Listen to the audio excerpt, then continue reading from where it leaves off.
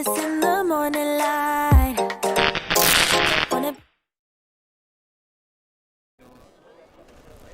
E te tini e te mano o te motu whānui I rarau mai ki tēnei pāpāhotanga o whakata. Tai ripirewa 2025. Tuatahi ake e mihi ana ki te mana whenua o tēnei rohe, ko ngā te tūpare toa tēnā, e manakina I mātou ki tēnei rohe ki Taupō nui ātia. O tira kamihia hoki ki a tongariro maunga e tū tata mai nei. A ka ati, ko Shikoni Hakaraya Turner tōku ingoa, no ngā tirau koa ngā timania poto me te aroa ahau. My name is Shikoni Hakaraya Turner. I am one of your commentators for today. Called Blair Munro Toa.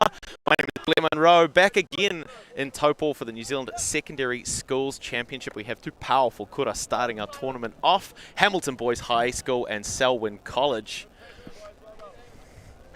Now, Shikoni, this is a bit of experience in commentary, providing commentary for a few other sports, but this is your first time watching today, watching Ultimate Frisbee, is that correct? Yes, that is correct. How fantastic. Hopefully, our kura will be able to put on a fantastic show for you today and tomorrow. The sun is shining. Selwyn here on offense. Nice work, moving the disc up that far sideline. Selwyn playing out of the black uniforms, Hamilton Boys High School, from in the red, black and yellow, the colours of our Waikato region. Rawe katoa te ārai mai te tima wherora. Great defence there by Hamilton. Absolutely, putting enough pressure there to keep that disc down on the ground and give them an opportunity to swing back the other way. E ki tēnei tātou e tākoro tahi ki te tahi. Te tima ārai, Selwyn looks like they're putting on a man-on-man defence here. Hamilton to keep the disc moving. Big high few and a fantastic... Oh, beautiful. Awesome point there. Boys High School. Now, with that first point on the board, they started the point on defence, and so having generated a turnover and then converting that to a score, we call that a break. They're going to start the next point on defence as well. So, ke mua mā te kotahi, up by 1 at the moment for Hamilton Boys High from Katikati. E ki tēnei tātou whitsi mai ana tamanui te rai te ranganei. The sun is shining here in Taupō nui ātia, putting on some good weather here for our competition today. Kume from Hamilton, touching down deep into the end zone for Selwyn. Some nice early movement of the disc. Neke hangako o kōpai. Long shot up the sideline. Out of bounds. So that is going to provide Hamilton with another opportunity to push back towards the right-hand side of your screen at the moment. Early days on this beautiful Tuesday morning. So it's going to take teams a little bit of time to kind of adjust to the conditions, but we're going to see the team that manages that adjustment first is going to be the one that starts to pull ahead. It's still anybody's game.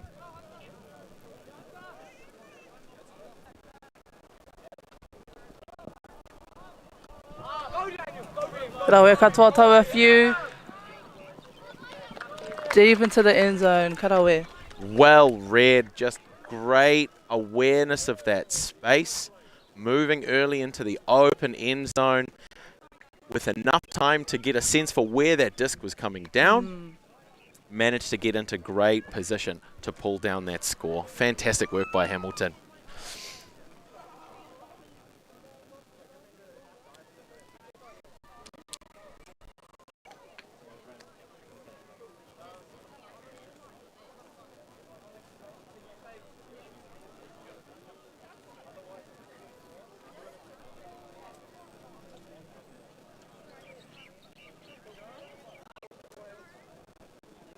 So for the third time, we're going to see Hamilton Boys High School coming out on defense.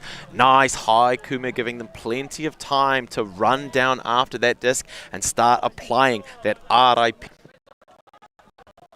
Selwyn managing to work the disc up the field. Nice short passes to start with.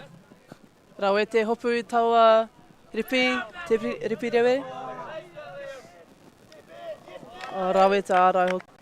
Love the vision on that, seeing that space on that far corner of the end zone, looking for a great opportunity there.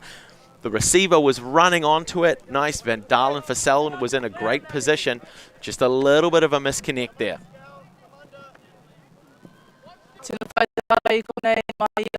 Great defense here from Selwyn College. Kapai. Awesome work there. Great work by Selwyn there. So a defender is considered all. So he was comfortable to run out of the perimeter of the field to secure that block. There's no penalty for doing that on defense. Seeing those same shots coming up. Is he going to connect this time? Tata. Absolutely. Again, it's just going to take a few of those attempts to dial that in. Yeah. So far, so that's their captain for Selwyn. That's Ollie Pitts, who's been doing some fantastic work in using his shot, his range, his library of throws. Ooh, they have a chance here to put one on the board. It's Van Dalen to pick up the disc. Finds Pitts. Beautiful work there Nice. from Selwyn. Snuck through.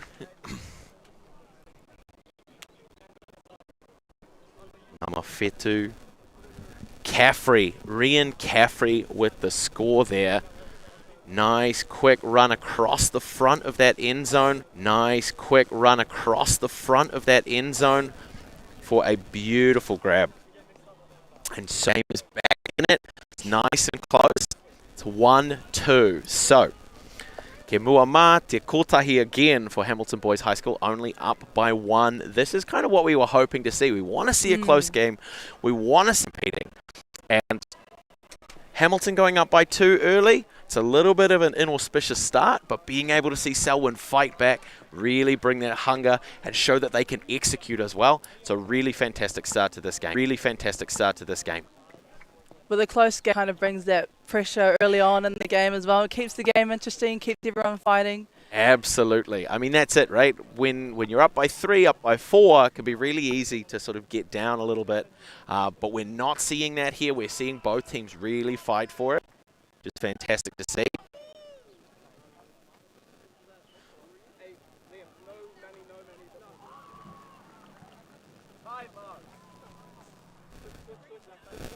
So with the pull going out of bounds, boys are going to be able to bring it into a spot about the sort of centre in the middle of the field.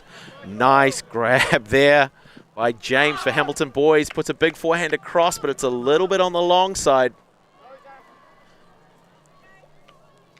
Nō hea te ingoa taua ki mana te whira. What is the name of that spot in the middle of the field? Yeah, so we would call that the brick mark. So they're marked out with a couple of X's here on these painted fields. It's just a spot a little bit in front of the defensive end zone in the middle of the field. We're seeing Rian Caffrey streaking deep. Nice big run. Nice quick pop through to Potts. Ka pai, ka rawe. And that is another point again for Selwyn College. Fantastic. Bringing it back to a 2-all game. That's what we're hoping to see. Nice and even. Really great movement too. A long shot up. Caffrey had plenty of space, managed to get underneath the disc, and then you could see the confidence of their captain as he ran behind, just making sure that Caffrey knew he was there to give him that early option, and then that nice quick continuation for fantastic work by Selwyn. Now, it's going to be an interesting thing to see because even though we're looking at some secondary school players, a lot of them have a decent amount of experience in our sort of national club scene, and a lot of the social leagues and things that they will play as well are in a 7-a-side format as to a 5-a-side format. So the field are a little smaller than some of our players might be used to, and it'll be interesting to see how some of those throw choices and how some of that spacing changes, and whether or not they're able to make that switch back to 5-a-side dialed in for the tournament today.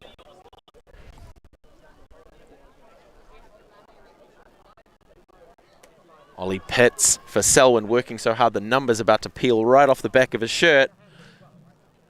Nice big kume down just around the brick mark, fielded by James for Hamilton. Nice quick early movement of the disc. Tino pai. Great intercept there from number 4.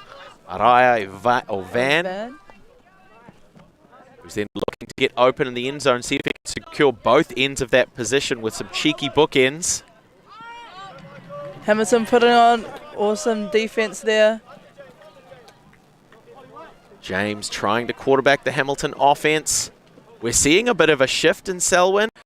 Pitts once again trying to make some calls, signaling the defensive assignments that he wants his players to pick up, but a nice through shot goes past the hands of the first receiver, finds. Awesome catch there. A fantastic whakataiapa by Hamilton boys to really secure that space to get up and go for that disc for the score to bring them back up by 1. Going back to the play that the Hamilton boys were doing, when they were on offense, a few of the players ran towards their end zone to try and open up that space a little bit more and get rid of their, get their defensive pressure off them a little bit before driving forward and creating that, running into that space as well. I couldn't agree more. We'll often see that happen where a dummy cut essentially will try and push deep, especially if you've got a player like, for example, Rian Caffrey, nice, tall, fast. A player like that who pushes deep can often spook not just his assigned defender, but defenders who are nearby to peel off, really make sure that he can't hit the disc. That leaves players unmarked in the upfield space and allows for opportunity to make smaller disc movements. Caffrey right on the sideline, goes back to Pitts. Nice movement around finding McIver. It built up a huge head of steam. Now we're seeing Hugh go deep, marked by Caffrey. Caffrey's going to be the one who gets it. You've got great sort of similarity in height, similarity in speed. There are very few moments where the defense is nowhere to be found, particularly on some of these deep cuts, which is just really great to see that both teams are keeping up that pressure, that pehi.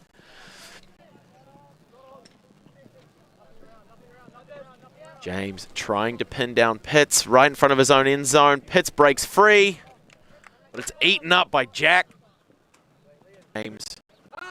Nice laser beam through, but it's not going to connect. Selwyn with another opportunity here. A long field ahead of them, but a chance to bring back the game and keep it to a tied score.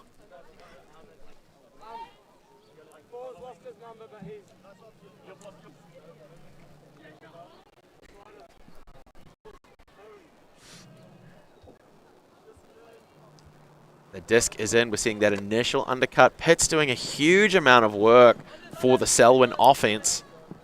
Pushing towards that far sideline, finds Jones. Jones marked by Follow. Hamilton hooky, great defense from Hamilton. Little bit of tiny argy-bargy. A reminder for the folks watching at home, Ultimate is a non-contact sport. Incidental contact doesn't seem to have affected the play, and so both of these players just can move through it. James putting a laser beam up. A huge jump. What a phenomenal effort on that one. Just managed to brush past his fingertips. Selwyn to swing back the other way towards the left-hand side of your screen.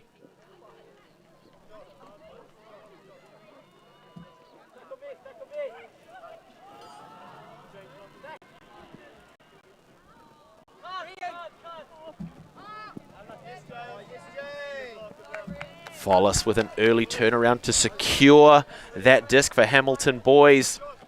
And then some nice early give and go movement.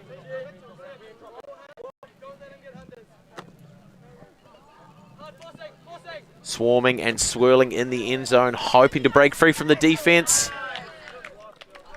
Huge pressure there from Jones.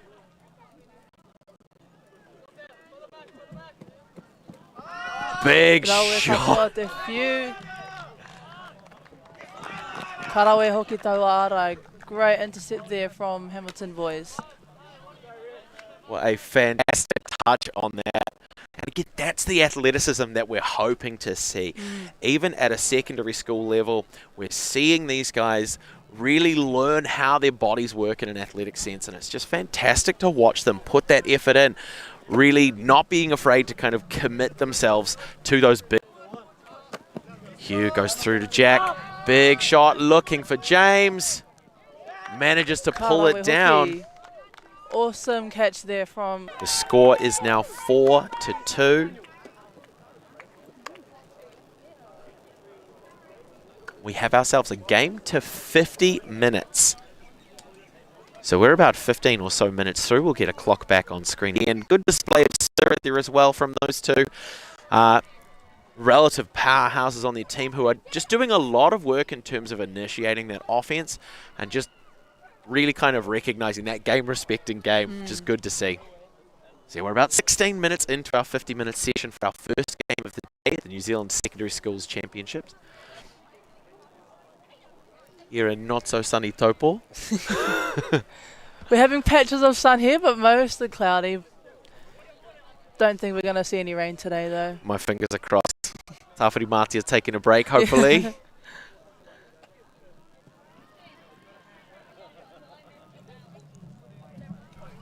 Tino teitei taua whiu. Pull there. Fielded early by Van Dalen, finds Pitts. Nice quick movement going through to Rosier. Little snap through to Jenkins. Can't find the security on that one.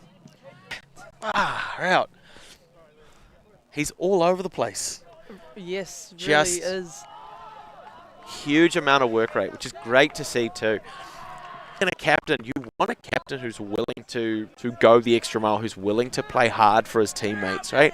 Seeing some good leadership from the front, just fantastic. So Van Dalen getting the disc right in front of Selwyn's defensive end zone, puts through to who can't get the big shot up. Rosier in that lane. I think there might have been a little bit of a touch on that. Awesome grab there. Stolen by James. And Hamilton boys are quick off with their pulls. Sinclair there. Fantastic grab on that far sideline. Nice little run through score there, sorry. We'll see that again. Nice long shot. Here it is. A quick 1-2. Laser beam up the sideline. Run on for Sinclair for Hamilton boys to put another notch on that score post. We're now looking 5-2 in favour of Hamilton over Selwyn. Hamilton just extending that lead a little bit there. And they're doing fantastic work on defence. So it's not to discredit what Selwyn are bringing at all. I think we're finally seeing Pitts take a substitution. It's 7 points in a row. I don't think he's left the field. I could be wrong. But again, it's that leadership, that willingness to work hard. So finally taking a little bit of a rest. We'll see him back on the field shortly. Darlin as well on that Selwyn line, who are going to come out on offense. Hamilton's defense has been doing a great amount of work for them, generating those turnovers, helping them to control the disc a little bit more. We'll see if they can keep it up.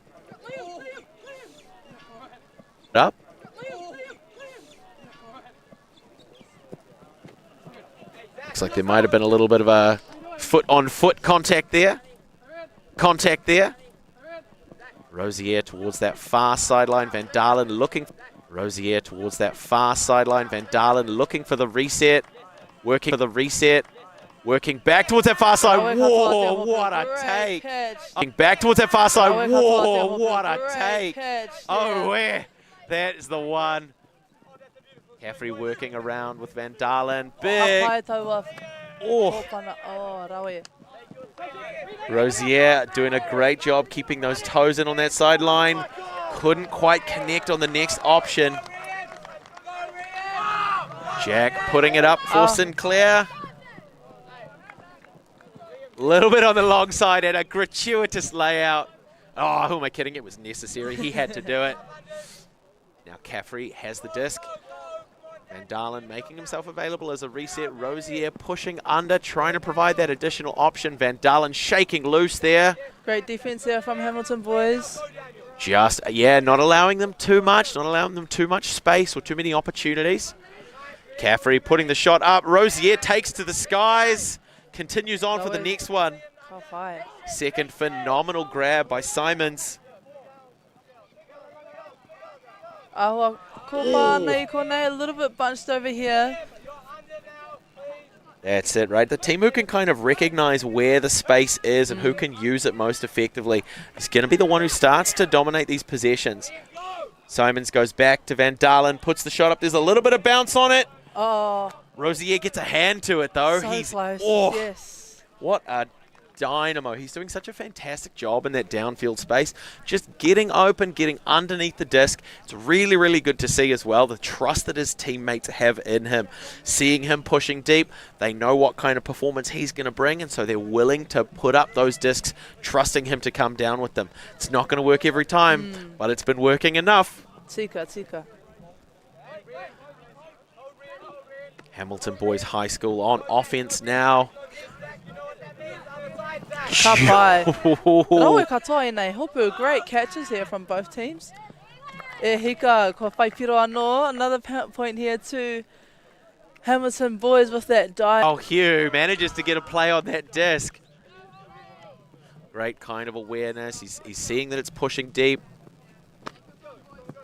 Hamilton with an opportunity here. Hoping to widen the score up even further. Up one enough. That's going to be a turnover and an opportunity. Beautiful intercept there. Yeah, again, those two players, we're seeing those sort of high fives after those dynamic plays. It's good to see as well with regards to Ultimate, where the sportsmanship, integrating it into how we conduct ourselves. It's just fantastic to see players congratulating each other, even their opposition, on how they play, how they do. Things are going well with things are going not so well. Simons again. The nice blue bucket hat doing some fantastic work in that midfield. He's pushing deep. He's open. Ai ko wawahi a te whira nei. A bit more space here in the field. Selwyn there creating, opening it up a bit more. Rosier with the disc. Could not get it. And it happens as often as you might think it does when we're trying to... It happens as often as you might think it does when we're trying to focus on our foot placement to make sure that our first point of contact is in the end zone.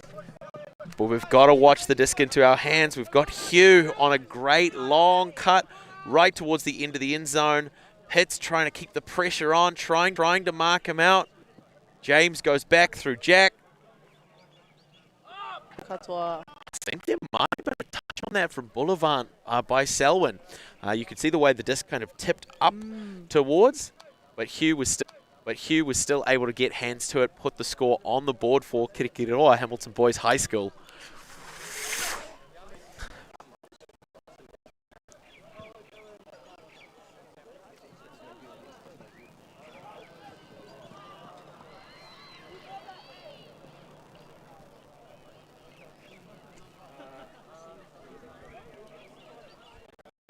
Not going to come out on offense again. Now, it's interesting, we don't necessarily have this information, Ciccone, but one of the cool things about this is, particularly at a youth level, you see a lot of people come to Ultimate through other sports. And sometimes you get you might have some players who transition across from rugby who are just absolutely amazing at straight line speed. And then it becomes a question of, okay, well, how do we integrate some of the other skills that are required from them in Ultimate to really create a nice, well-rounded athlete who can... The game is quite athletic, I'm seeing here today. For those that aren't aware, this is my first time that I've been to an Ultimate competition, and you can just see the athleticism of these players, you know, secondary school students. Exactly, and it's one of those things where just through developing their familiarity, you know, if you take the love of the game that they have now and just they're developing athleticism as it comes, you know, they for a long time, you know. So Van Dalen has the disc to initiate things. Pitt's coming back for a reset opportunity, decides instead to go to Jenkins, who finds Jones on the far sideline, marked by a very dynamic Hugh. Lots of busy hands. Great pressure here, defensive pressure. Working that sideline from Van to Pitts. Going to put that one on the board. The score is now 7-3. Still in favour of Hamilton, but at only 27 minutes into our 50-minute game, it's still anybody's match. It's one of those things. A game of Ultimate's not over. It's one of those things. A game of Ultimate's not over until the final point is scored. Ki tēnei te timo Selwyn e kōrero rautaki nei Selwyn College, speaking bit of strategy there before they kick it off. And we're about to see what that strategy does for them. They haven't had as many opportunities to start off on defense, but that's where a lot of these really good breaks tend to happen. Just taking a few seconds, planning out a bit of strategy. Are we sticking to the match defense that's working well for us, or do we want to change things up? Do we want to look at playing a zone perhaps?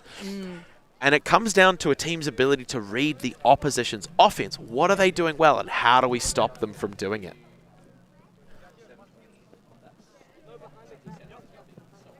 Oh, Van Dalen nearly gets a bite. James is pushing deep. We see the call for the switch. Pitts is underneath it. Good touch. Fantastic. Again, both of those two players working really well against each other. It's a matchup that I'm really enjoying seeing. You can see Selwyn College slightly reading the Hamilton boys play. Absolutely. Pitts finds Jenkins on that near sideline, marked by Jack. Comes through. Enough of a touch from Hamilton boys to generate the turnover. Great positioning there by Baker. Despite it's that awareness that makes the difference. Big hammer fake, gets the turnaround, manages to sneak through a laser beam to Hugh. Comes crossfield to Jack. Double coverage in the end zone means that he can't look for that first opportunity, but he gets to find James right on the doorstep. And now it's making the moves. If everyone's moving all at once, there's too much going on. Nice quick diagonal cut right across the front of the dead point on the board and make it 8-3 for Hamilton Boys High School. It was a good little pop there from the side as well. And that's really what it comes down to. It's one of those things where particularly when the defense is trying to apply a lot of directional pressure. So really taking away as much of the field as they can from the thrower's perspective and also from players in that downfield space, using that as an opportunity to kind of for the defense to close those windows. So some of the players at this tournament that we're going to see throughout the rest of the day and also tomorrow who have really dialed in some, I guess, like pretty sneaky throws, they're going to put those skills on display to really capitalize on what little windows they're given by a really strong defensive structure.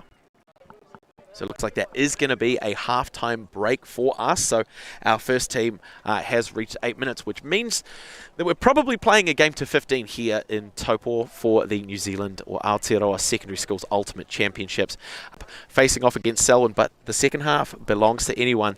My name is Blair Munro. My name is Shikoni Hakurai-Turner. And we will be back with you for the second half of this game very, very shortly.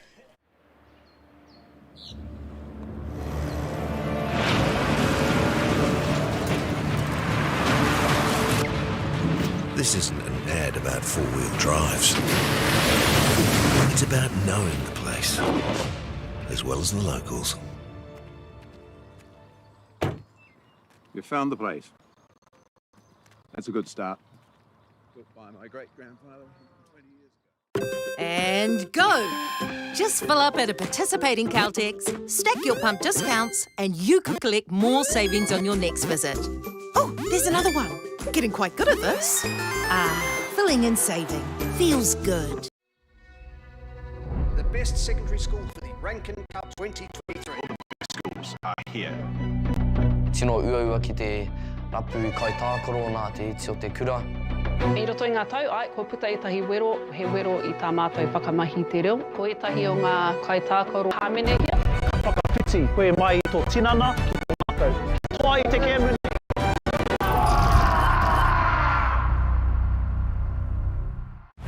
At Apollo Projects, we create better outcomes because we never make any assumptions. Like this privately owned swimming centre that was still in the planning stages. The owner spent 8 years to project viable, but the design was continually budget, a design he was paying for. So he called Apollo to help because he trusted us to deliver. We got to know the critical success factors of the business. The current building plans had lost sight of what was needed. We took a fresh approach, starting with the most important aspect of the facility, the water bodies. Then balanced the critical success factors.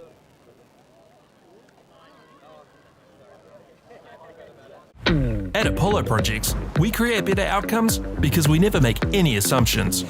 Like this privately owned swimming centre that was still in the planning stages.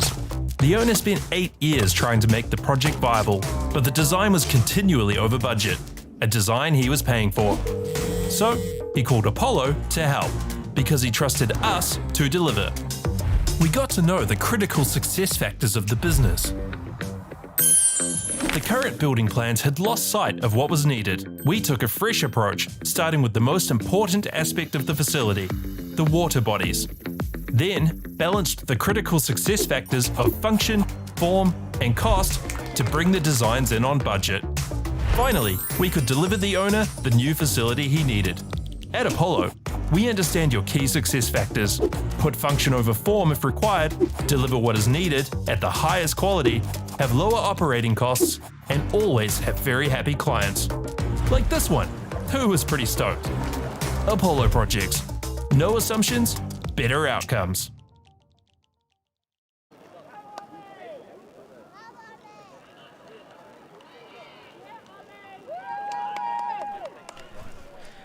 Ka pai kua hoki mai anō mātou te haurua tuarua, back again for the second half of the game. We are here in beautiful, slightly sunnier Taupō for the Aotearoa Secondary Schools Ultimate Championships. The first game of our day, we have Selwyn College versus Hamilton Boys High School. Hamilton Boys High School coming out on offense for the second half. Two powerful kura putting on a fantastic display for us. Jack looking to put a pin in this first point early.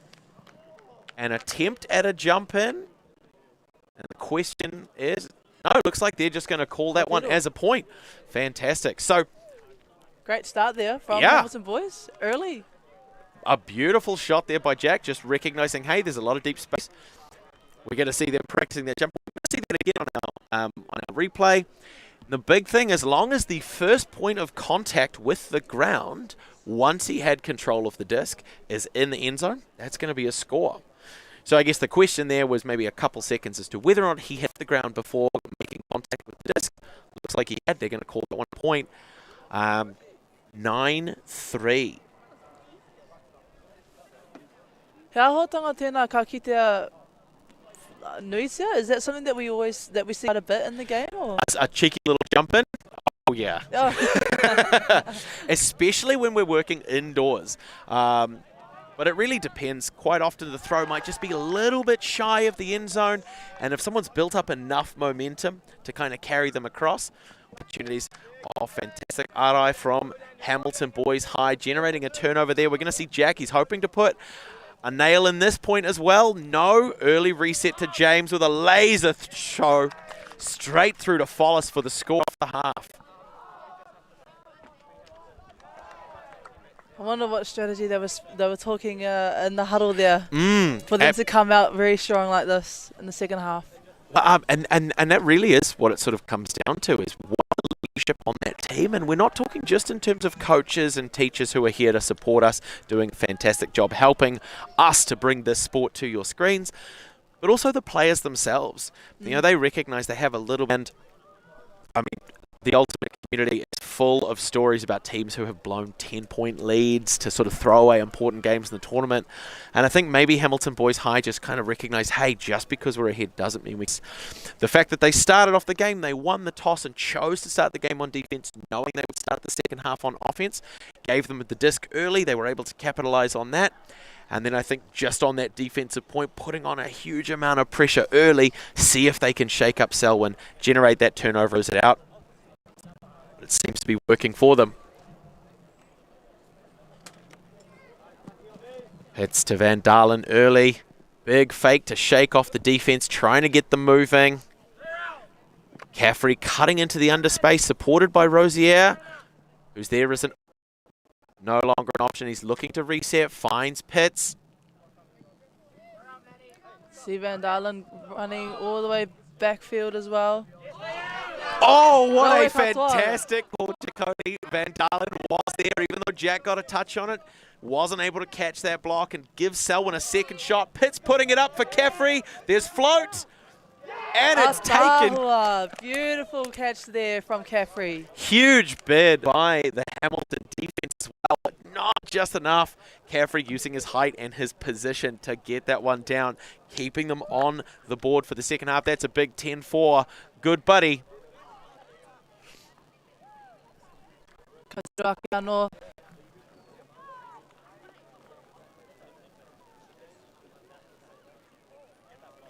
So we see again that Van Dalen finds Pitts.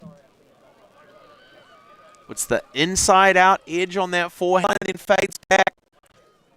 Just enough height that it fell back over the top of the defense, out of his reach, right into the outstretched hand of Caffrey. What a good takedown for that one to put Selwyn on the board for the second half.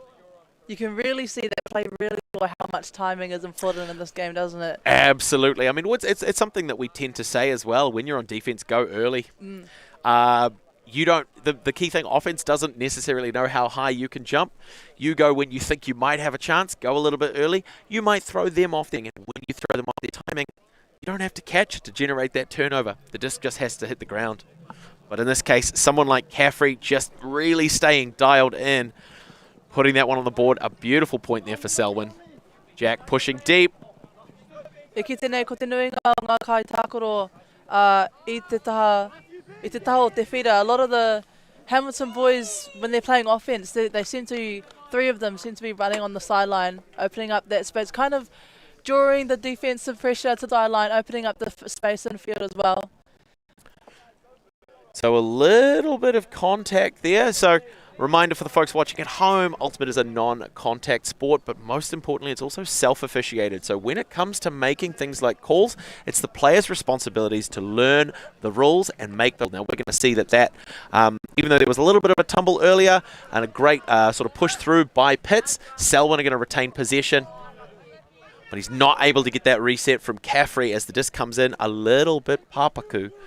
So Hamilton boys have it here at around their brick mark, so they don't have a huge amount of ground to make up if they want to put this one away. Rosier on defense, marking against Jack. Too much coverage from the Selwyn. He has to go to the other side, and once again, as you said, that timing is everything. Yes, saw that again in that play. Beautiful touch there as well from Pitts as well. And I think that's one of the other things that really comes into it. And whether Pitts on the field, for example, who does a huge amount of work, who applies a great amount of defensive pressure, that can be enough. Just knowing that's the person marking you, that can be enough to throw off your timing a little bit. You want to go early, even though Pitts didn't make that initial play. We saw a great attempt by Hippolyte to pull that one down. Just knowing who was defending him, maybe thought he had to go a little earlier than he did. But we're going to see Hamilton Boys High School with an opportunity to cut back again. Jack approaching the disc to pick up, marked. You want to go early, even though Pitts didn't make that initial play. We saw a great attempt by Hippolyte, the disc to pick up, marked by Rosier. Finds the forehand, hits one more time. Ano, ko Pitts tērā. Like an iron wall. He's just not going to let anything go past, which is fantastic to see. Caffrey managing to shake free of Sinclair.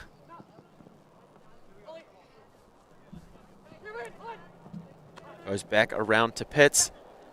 Rosier trying to push into the underspace, hoping to give them an opportunity there. McIver with the disc for Selwyn now. Rawe te ara I konei mai hamutana. Great defensive pressure here from Hamilton. Oh, what a haukati. What a fantastic run through by Hamilton boys to snatch that one. Marked by Van Dalen. James has to push wide to Jack. Not gaining any yards from that, but maintaining a good position. Cutting back towards the midfield. Going again. Nice aggressive push up the line. Going to manage to keep those toes just in bounds. Karawe hoki. Fantastic. Just really good play there by Hamilton. That quick break. So cutting through. That beautiful haukati there. Nice interception. All of a sudden the momentum swings the other way. Hamilton boys have to be heads up. They now know they're on offense. And there's that brief second, some people call it the disappointment gap, where something you've done maybe is what led to that turnover, and it's about that ability to be able to make that switch from offense to defense, but just as importantly, when you were on offense and now coming back the other way. So it's about who can sort of capitalize, who can make that gap, that turnaround as small as possible. If the defense is or I guess if they were the offense, the sooner they can make that pressure back to defense, you can often see a really quick swing of momentum in both directions, and then it's almost as though none of that happened. Hamilton doing a fantastic job now. Te kaumatahi to Hamilton Boys High School, far to Selwyn College. Now again, we said that we have a game to 50 minutes, so we're sitting around the 43-minute mark at the moment. We're going to see Caffrey raise his hand to give that signal for the brick. So bringing that disc towards the midfield. He's going to be marked by Jack. His reset. The captain for Selwyn College, Ollie Pitts. Marked by Michael James for Hamilton Boys High School. In the downfield, we're going to see a nice early cut. Good pressure from Jenkins. Can't quite get free. There's a lot of pressure on that defense there. Van has it on the undercut, marked by Hugh. Caffrey working towards the sideline, finds Jenkins. Oh, the attempt at the greatest. You love to see it, folks. So again, because the disc's inbound status is determined by either it contacting ground or a receiver's positioning with the ground, Van being in midair when he made contact with the disc as it went out of bounds, it's totally still in bounds. So if that had been a catch by Selwyn, it would have been a valid play. We're instead going to see Hamilton Boys swinging back. Nice big shot from James, but it's not going to turn around enough to come back in bounds. I reira te sirohanga, I reira te whakaro. The thought and the vision was there. Absolutely. Even if the field was just a little bit crooked, a little bit wider, that would have been just a fantastic highlight reel there. But we're going to see an opportunity here. Pitts trying to circle around, keeping James on his back shoulder. Manages to get the disc. Oh, te haukoti kona. Great intercept there from Hamilton.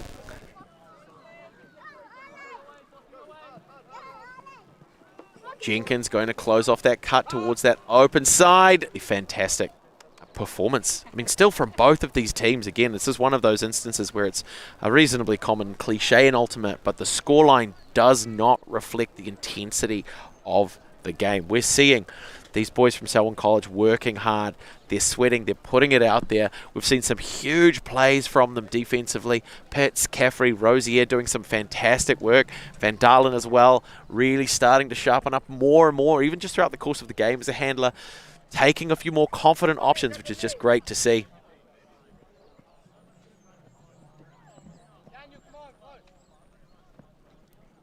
Runga nei ngā kaitākoro e mawhiti koro ana hoki. You can hear the communication on the field as well from all the players, particularly the Selwyn team. A little bit of a laser beam through, finds Van, back to Pitts. Just a bit of miscommunication there between Pitts and Caffrey.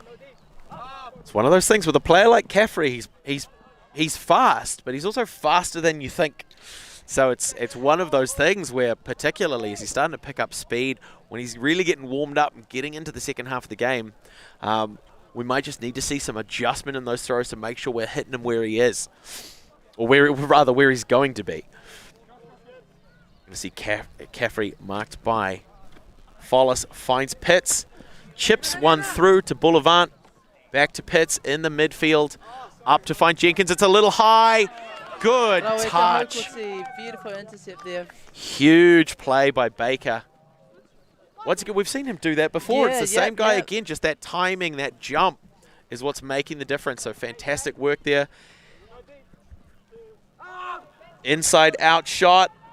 Oh, trying to give him the bookends, trying to help him close out that possession. Once again, that inside throw is such a beautiful option as it starts back towards the field. But again, second time, maybe we need someone to come and scuff up these end zones a little bit, maybe give us a little bit more playroom to work with. Attempt by Pitts to try and bring that one back in bounds. I think it was a little bit far for him. We're going to see Hamilton Boys start on that near sideline. Jack, once again, reasonably close to the brick mark. So not a huge amount of field for them to eat up if they want to put another one on the board. James looking for Follis, can't find. There's a lot of clutter in that end zone. Selwyn College doing a great job of eating up that space, not giving the Hamilton players enough room to make something happen. Hugh not able to reel that one in. We're going to see Jenkins pick up and initiate. Nice shot through to Caffrey. Puts it nice and high. Baker nearly gets another bite of that one. Van to Caffrey. It comes in just a smidge low.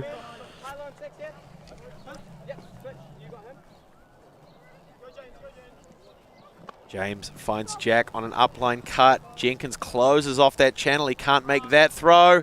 Slightly overcooked. Oh, beautiful catch there. How did he catch that through the player? That was fantastic to see. Hopefully we'll get to see that on a replay as Hamilton Boys High go 13 over Selwyn College's 4.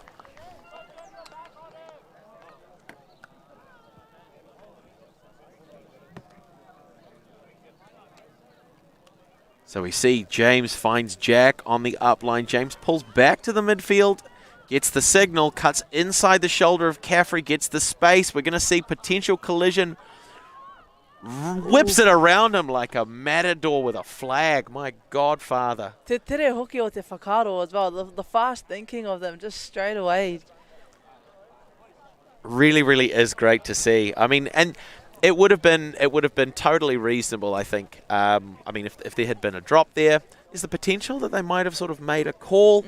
But it does raise the question of as to, who'd picked the cleanest line when the defence had sort of peeled off and was committing to a straight line. Was that something that the receiver could have seen and responded to? And so that might have been a potentially interesting discussion. But I think, safety first being a priority, it's probably best that it didn't come to that. Well done by James for managing to minimise contact through that play. That was just fantastic to see.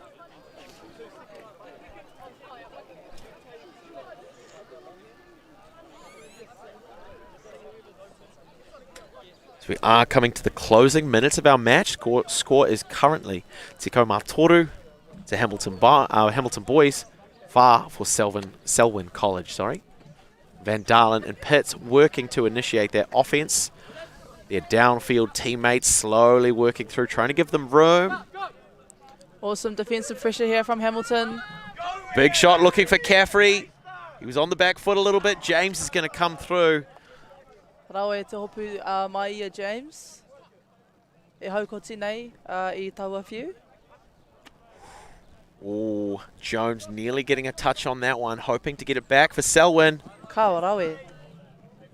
Great intensity from Pitts as well. Great use of the field from Hamilton Boys here as well. E hara I te mea e kōpā na te whira.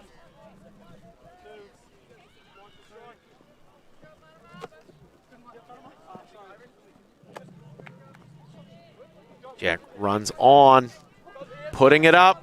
Van Dalen was, are we going to see a call? No, we're not. Looks like that one was going to be clean. Oh, no, Pitts is offering a perspective. Just double checking that we're not wanting to make a call about that one.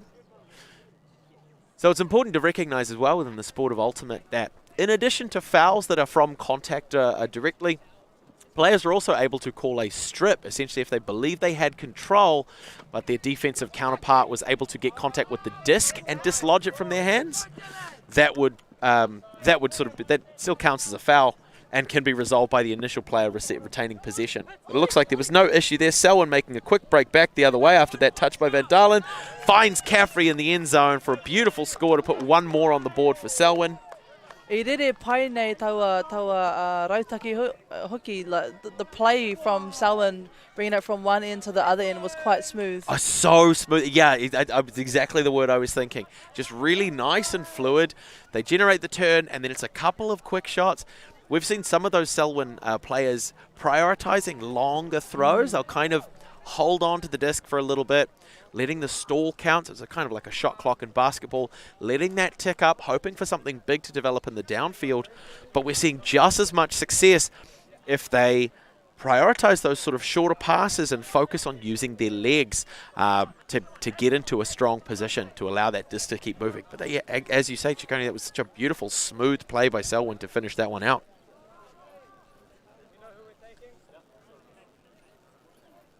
Selwyn on defence now. Pitt's having a quick look at his watch. Does he have time to pull this game back? Who can say?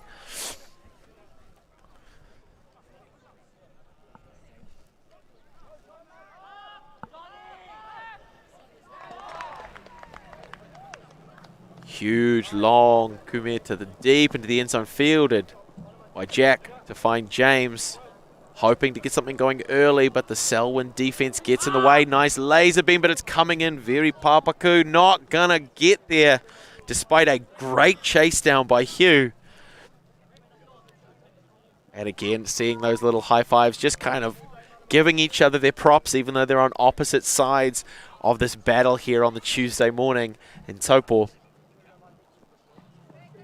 Hits to Caffrey. He's looking for Jones deep in the end zone. It's not going to happen. Decides to come back midfield to Simons. Can't quite secure it.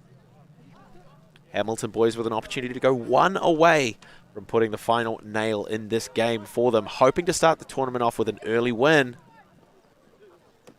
James putting a little curvature around. Finds Jack.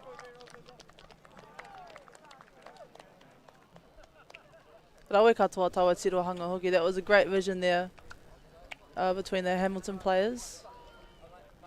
And I think that what it comes down to is it's about their ability to develop chemistry off or outside of the context of just this just their set of secondary school. So as I mentioned, quite a lot of our players, particularly as they push towards those senior years in secondary school, they get a bit more club exposure. They start playing for sort of senior development teams and things, looking to maybe sort of compete at a sort of second division nationals event.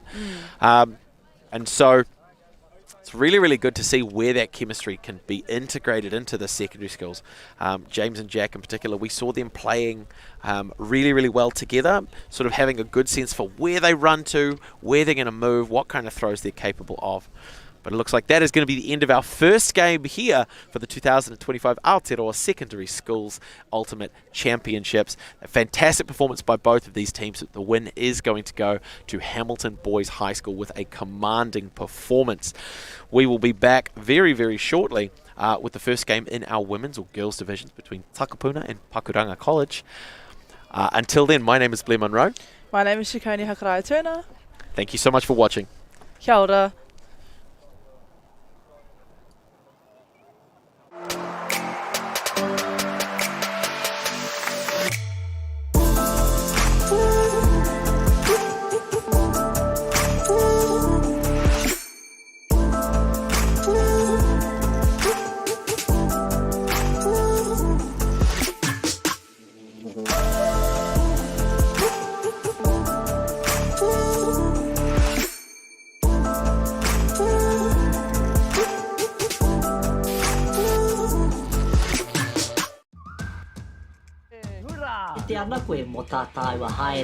Learn Pūrākau.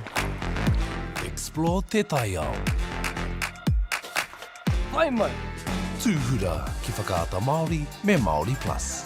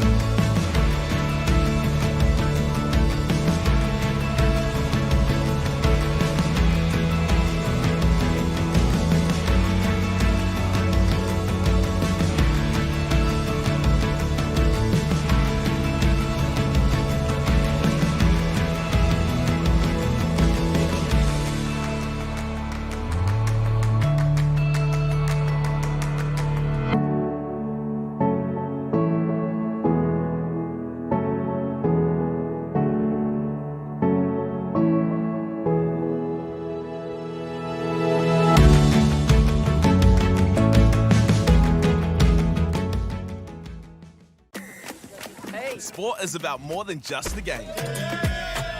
It's about going from teammates to best mates. It's the high fives and helping hands. It's learning when to back yourself or back your buddies. It's actually being excited to get out of bed early on a Saturday. Sport is about more than just the game. That's why Caltex is proud to help fuel school sports. At Apollo Projects, we create better outcomes because we never make any assumptions. Like at this dairy dryer. The cladding on the building that houses the dairy dryer needed to be replaced. So they called us up. First, we inspected the cladding. The cost implications of shutting the dryer down were huge, particularly from the loss of production, which is much higher than the actual reclad costs. So we came together as a team. We said, why don't we replace the cladding while the dryer is still operational? No one had ever done that before, which meant working with the client on hygiene requirements. We wrapped the dryer in 2 layers to create a hygiene envelope, while the old panels were removed and the new ones installed, all while the dryer continued to work. By thinking outside the square and working as a team, the project was completed with no disruption to production, and it was a world first. Apollo Projects. No assumptions, better outcomes.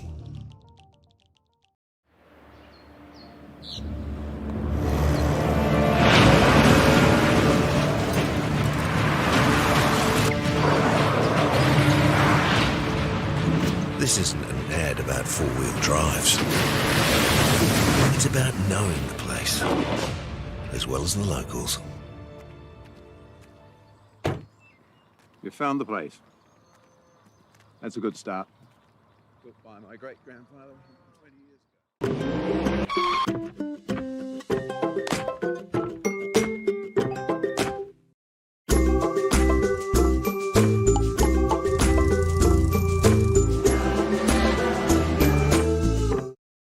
Okay. Let's go then, eh?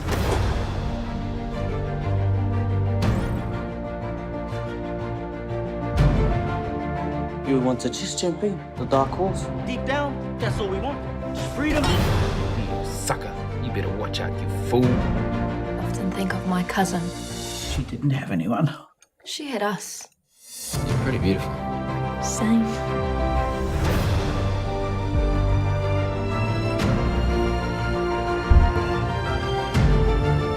We're going to get you back, Mata. I promise. Kiriata no Aotearoa, ki whakaata Māori me Māori Plus. Hurrah! E te ana koe mo tā tāua haerenga. Learn pūrākau. Explore te taiao. Hai mai! Tūhura ki whakaata Māori me Māori Plus. I'm Trevor Johnson and I'm a sheep and beef farmer from the Forgotten World Highway. Some of the country we bought was quite steep and difficult. We have pushed those blocks to pine trees. 1,000 hectares into forest and 7,000 hectares will stay in grazing. To me, it's just the best use of land. If you've got land that is not so productive, it's a marvellous way of increasing your income. Always on the move? You can keep up to date with Alti TV on all of our social media channels. Like, follow, subscribe, share us with a friend, or send us a message just to say hey. Thank you for supporting us in our mission to grow Ultimate everywhere.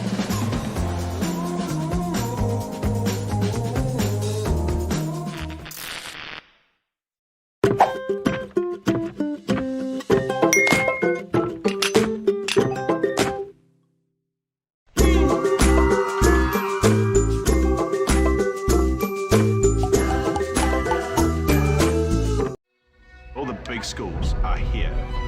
Tino uaua ki te rapu kai tākaro nā te iti o te kura. Ka whakawhiti koe mai I tō tinana ki tō ngākau.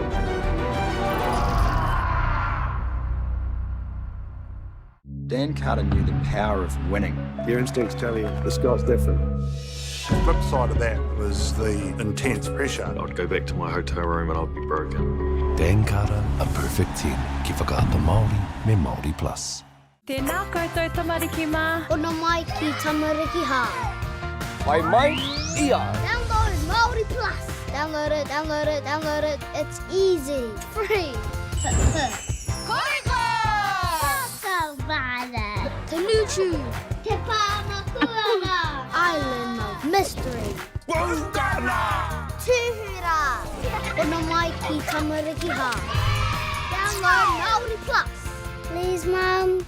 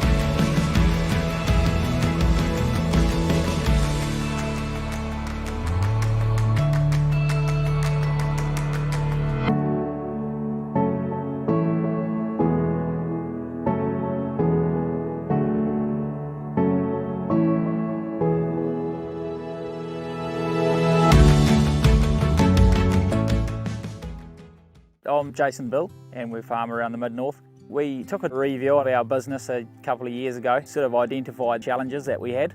One was profitability, and we'd noticed on our steep hill country we're getting more and more erosion. We looked around to diversify, looked at forestry to plant on our steeper country. For us, it really addressed those concerns. By doing the forest farm model, we feel like we're getting the best of both worlds. And I'm really excited and I really do believe in this model. I think it's the way of the future. Want to catch a fuel bargain with Caltex and Supergold? Scan your Caltex app, Flybys or Airpoints for 6 cents off per litre with Pumped. And show your Supergold card for an extra 2 cents off. Ah, feels good. The forest should never have been taken off this steep hill country that's eroding, and it makes absolute sense to afforest those hills. What we're doing here is using the exotics to help that process get established. We're looking at a managed transition process where those pines are progressively thinned as the native understory establishes. We're trying to do several things here. Soak up carbon, establish native forest, and we're trying to improve biodiversity. You're achieving an awful lot with one program of activity. We're going to have Māori getting ownership rights recognised in the takutai moana. So they created legislation, foreshore and CBD. How can you allow this to happen in the 21st century? What it is the same old faces, the Ken Mears, the Harawira families, the haters and wreckers. It's about time we started looking to a new future. What you can do in 50,000 turn up. No time to fluff around today? No worries. Just swing into Caltex and pay for fuel with Pay an App to speed on through. Ooh, yeah. Feels good. Use it at your local participating Caltex. Get the Māori Plus app. Download now on Google Play or the App Store with exclusive viewings and 100% ad-free. Quite like top tier. Watch us anywhere, anytime. Make Māori Plus your mate and stream now. At Apollo Projects, we create better outcomes because we never make any assumptions. Take this for example. This wine turret doesn't look very well designed. So we called the tank manufacturer to check. We asked, why is the turret away from the side of the tank? They said, because it's always been that way. So we had to think. What if the turret was next to the catwalk? Sounds good. So that's what we did. Now the wine turret is better designed, better value, easier to use, and safer. I think that deserves a toast. Apollo Projects. No assumptions, better outcomes. And go! Just fill up at a participating Caltex, stack your pump discounts, and you can collect more savings on your next visit. Oh, there's another one. Getting quite good at this. Filling and saving. Feels good. Okay, guys, twice the cell. You've got half the cell. Ladies and gentlemen, This isn't about what we wore back in the day. we're going to go now. Going once, going twice. No more offers. Scored! It's about being trusted to get a better result for our clients since 1973. Global warming is incredibly serious. We need to cut emissions, but we need to also absorb carbon out of the atmosphere. Growing trees is the only tool we have in the toolbox for taking carbon out of the atmosphere that we can do at scale. Pinus radiata takes carbon out of the atmosphere at about 5 to 10 times the rate of native planting. And so what New Zealand Carbon Farming are doing is planting the Pinus radiata to absorb the carbon, and then they're transitioning that forest into native forest so that we get the biodiversity benefit. At Apollo Projects, we create better outcomes because we never make any assumptions. Like this multinational company's cold store build contract. All proposals were submitted, but the costs were just too high. So the client chose Apollo to help.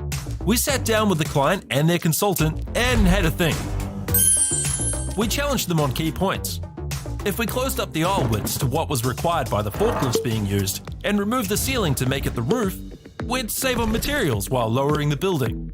With the building now the right height and size, the walls can move away from the boundary, removing the firewall requirement, leading to a 20% reduction in cost and now coming in on budget. Now the building is right-sized, the total cost of ownership is lower, it's safer to build and maintain, and it's on budget. Apollo Projects. No assumptions, better outcomes. Sport is about more than just a game. It's about going from teammates to best mates. It's the high fives and helping hands. That's why Caltex is proud to help fuel school sports. Okay. Yes. Okay. Yeah. This isn't about long-distance calling, technology, or living overseas. Do I have one more bid? Thank you. We're going to go once. We're going twice. And we are sold to the Kiwi phone bidder from Manchester. It's about Bailey's finding buyers that others can't. It's a real privilege, but for us, we want to see others get involved in this. This is not a selfish thing for Apollo. This is about how can we get, whether it's construction or other businesses, to get involved in this. The best secondary school hockey teams battle for the Rankin Cup 2023. All the big schools are here. Tino ua ki te rapu kai tākaro nā te iti o te kura. I roto i ngā tau, ko puta etahi wero, he wero i tā mātou whakamahi te reo. Ko etahi o ngā kai tākaro kua hāmene hia. Ka whakawhiti koe mai I tō tinana ki tō ngākau. Kia toa I te kēmu nei. We're going to have Māori getting ownership rights recognised in the taku taimwana. So they created legislation, foreshore and CBD. It's about time we started looking to a new future.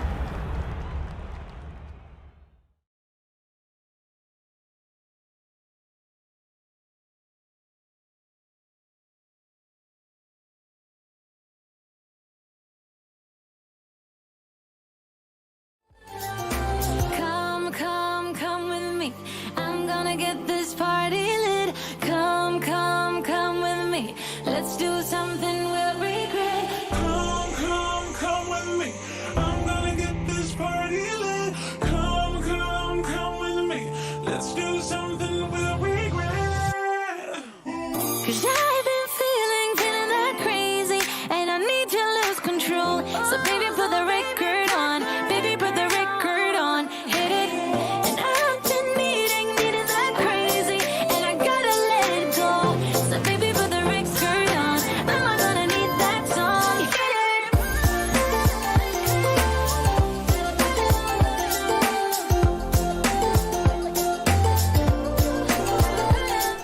Ka whai e te iwi, nau mai hoki mai anō ki tēnei pāpāhotanga o whakaata Māori. Ko tēnei te kēmu tuaroa o te rangi nei, ko te kura, te kāreti o Takapuna e whakataitai nei ki te kāreti o Pakuranga. We have our second game today for the day. We're Takapuna College will be playing against Pakuranga College. I believe this is our first round for the Women's League.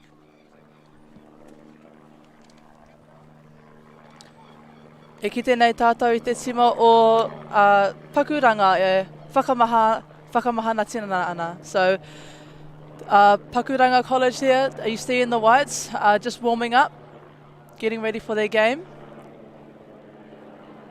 Ka pai me te tima o Takapuna hoki. E whakamahana tinana ana.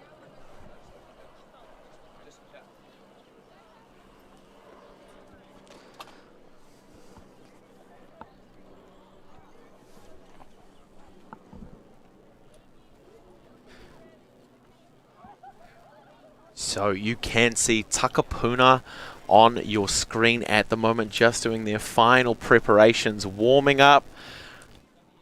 Little bit of dynamic work, but we're seeing on the other side of the field, Pakuranga College, their women's team already starting to get into some quick early sprinting, some change of direction, some fantastic work to try and make sure that they're primed and ready for the demands of Ultimate as they put on a show for us here in Taupō at the 2025 Aotearoa Secondary School Championships. My name is Blair Munro. I'm joined with Chikoni. Yep.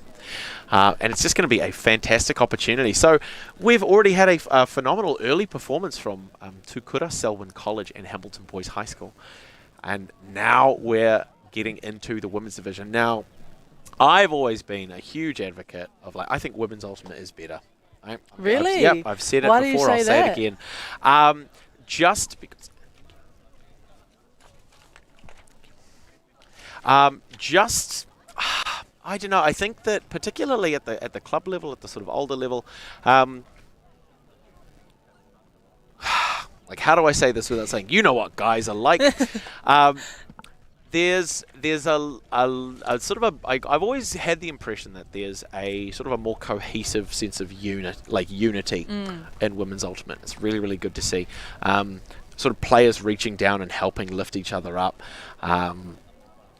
Don't get me wrong, the athleticism and the skill level on display in men's or open ultimate is still fantastic to watch, but just for my money, getting to watch like women's ultimate played really, really well, I don't know, something about it. I'm assuming there's going to be a different dynamic we're going to see in this game, isn't there, compared to the game that we just saw? I would imagine so. Not just because the wind is starting to pick up a little bit, which is going to have an impact on the throws. So we'll probably see some maybe more conservative option taking just because of that wind. Although we don't have as much insight into the prep that these teams have put in, so they might have had a lot of practice throwing in the wind. They might be feeling really dialed in for that, but it does change things a little bit, particularly as the wind is changing throughout the day. It's about that team's ability to adapt to what they are doing. Ka whaia ki tēnei te tima o Takapuna e hui hui kotahi nei.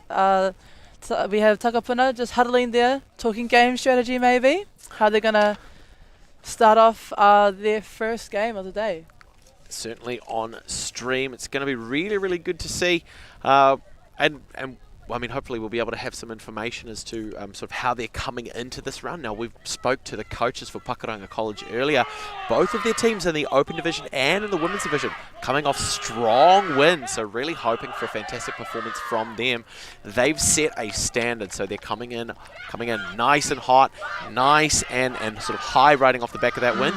We'll see how Takapuna manages to match that energy. So it's really, really good moments here for us. Kei te rongo kei te ngao, te hihikotanga, te ihi te wihi tawana. Can already feel the energy coming from both teams, both sides. It's going to be a great game.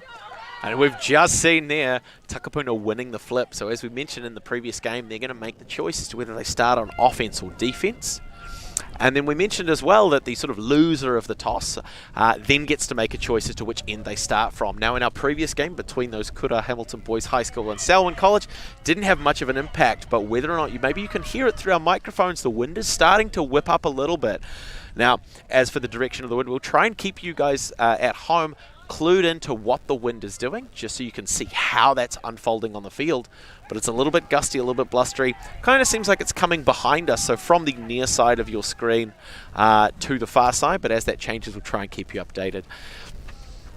Already seeing Takapuna with a little online huddle, already getting ready to go. Pakuranga College going to start on defense.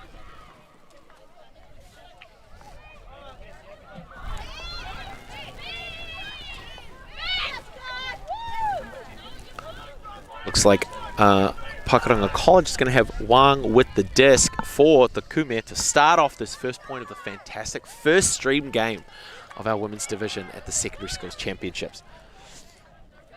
We see the hands up, signal for readiness. Nice and long, a little bit of float underneath it. Can see Takapuna, sorry, Pakuranga rushing up there as well, getting on defense. So Takapuna starting early, starting off nice and slow, chipping through, lots of small passes. Good touch by Wang to generate possession for Pakuranga. Nice big movement to get those fakes happening right on the doorstep. We've got Christie looking back towards the midfield. A little bit overthrown. Takapuna with another opportunity now to put their first point on the board.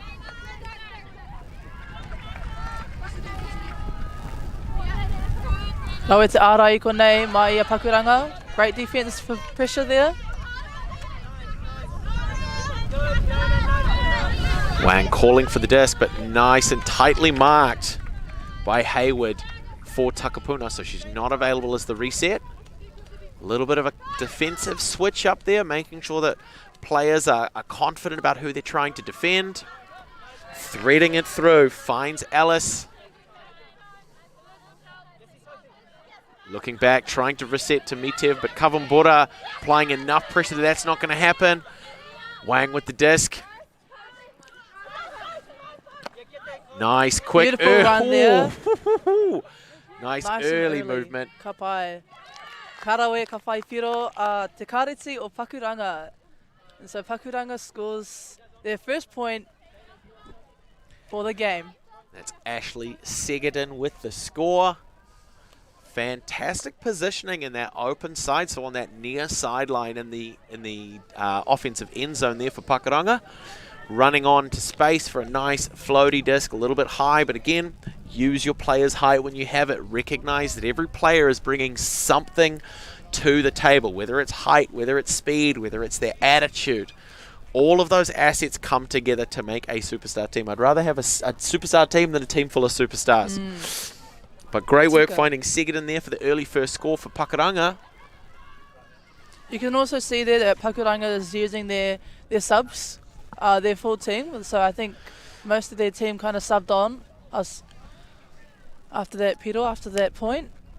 And that is fantastic to see. I mean, looking back at the sort of the Hamilton boys versus Selwyn game, they had a couple of key players, I think, who played maybe a disproportionate share of the points. They kind of helped the team to gel. They provided a really solid anchor for the rest of the team to work well around. It's good to see that already off to an early start. We're seeing those substitutions happening, so they're spreading the disc, they're spreading the opportunity as well, really well throughout the team, which is kind of what it's all about.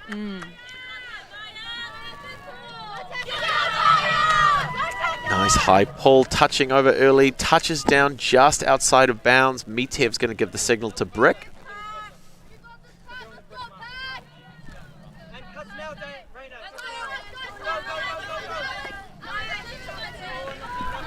Ozzy Terry getting the reset, working around, finding Ramsey.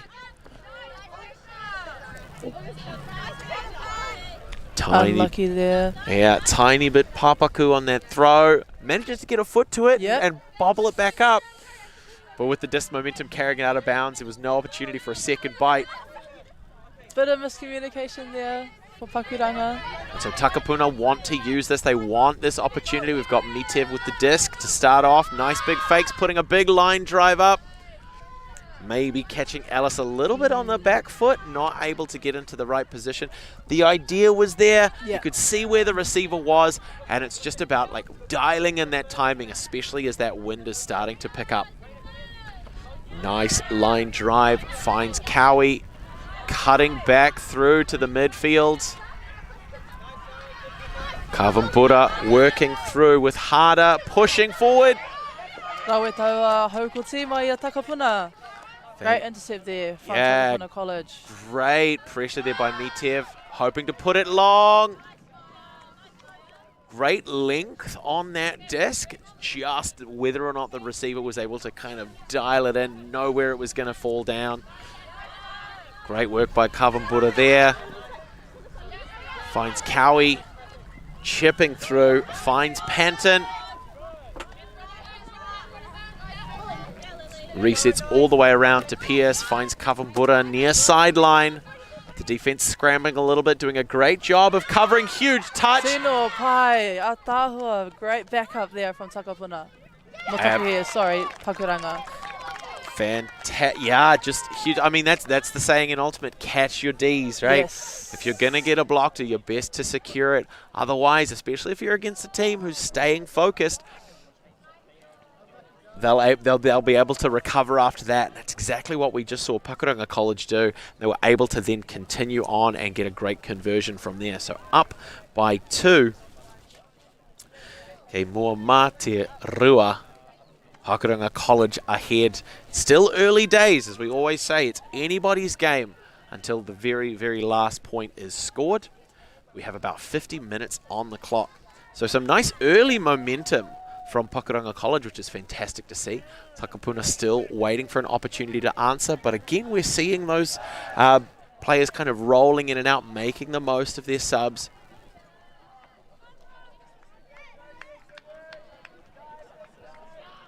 Although it might be a case where Pakuranga College, they've actually split their team into lines. So they'll have one line who start on offense, maybe some really fast players who have great hands. They can sort of they're given the disc early to start. And then a defensive line where the players grind a lot more, right? They work really hard, they apply pressure, they're a bit squirrely maybe. They can stick to their players, generate those turnovers, and then close them out. So Marine Carl with the disc for Takapuna. Marked by Panton. Huge amount of pressure. Manages to get away. Finds Ward. Still available. Oh, just out of bounds. Not gonna be able to keep possession there. Kavumbura puts a long shot up. Long. Oh, just may have overthrown it there. And again, as that wind starts picking up, just with the wind at your back, you can let the disc go and it's going to go an extra 10 meters. So it's just about those tiny little adjustments that these teams are going to have to make as they adapt to the conditions for the second game. Still early in pool play throughout the course of the tournament. Atawa te ara I konei, great defensive pressure here from Pakuranga. E whakakopa nei te whira, just bunching the field a little bit with their defensive pressure, trying to make a mistake, trying to make Takapuna make a mistake. And it's just off the fingertips, but it's a really good opportunity here for Pakuranga, managing to reset to the middle field for Kavumbura. Again, to the backup. Panton with a quick 1-2 punch to Cowie to finish that point for Pakuranga. Takapuna doing a really good job of keeping the disc moving when they're facing off that aggressive pressure from the Pakuranga defensive side. It's just a little bit of, I guess, errors kind of slipping in. So if they can tighten those up, they'll be able to maintain possession. They're able to find space. They're not being forced to make like big mistakes. All right, so they have that control. They kind of know how to communicate. They know how to cue their other players where they want them, when they want them to move into space. It's just where's that sort of that next gear that we can see them really come back into this game.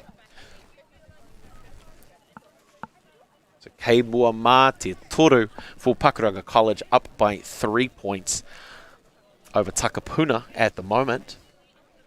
Takapuna taking a moment. Both sides actually having the coaches on the line, giving those couple of comms, maybe a little bit of adjustments. The experience that they're trying to help these youth inherit and just giving them a little bit of external perspective. Hey, here's what's going really well. Here's what I want to see instead. And we'll see whether or not those adjustments make a difference as Takapuna College are going to come out on offense. Te kareti o Pakuranga e tohu nei kei te rete rātou. You can see Pakuranga there signalling that they're ready.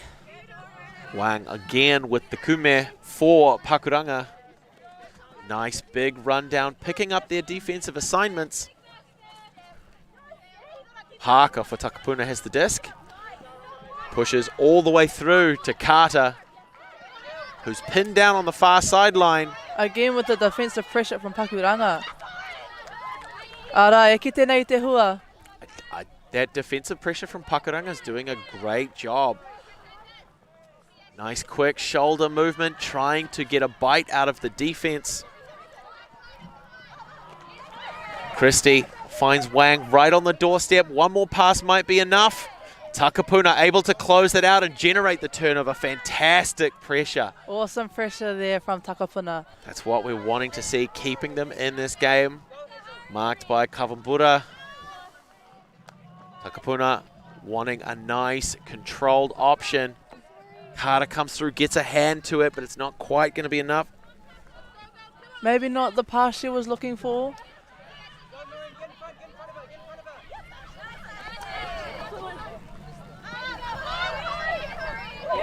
Rau e te haukutsi tēnā mai Takapuna. Great intercept there from Takapuna.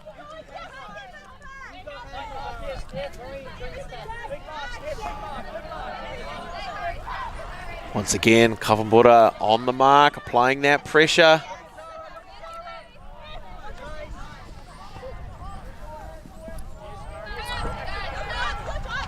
Hayward has the disc now.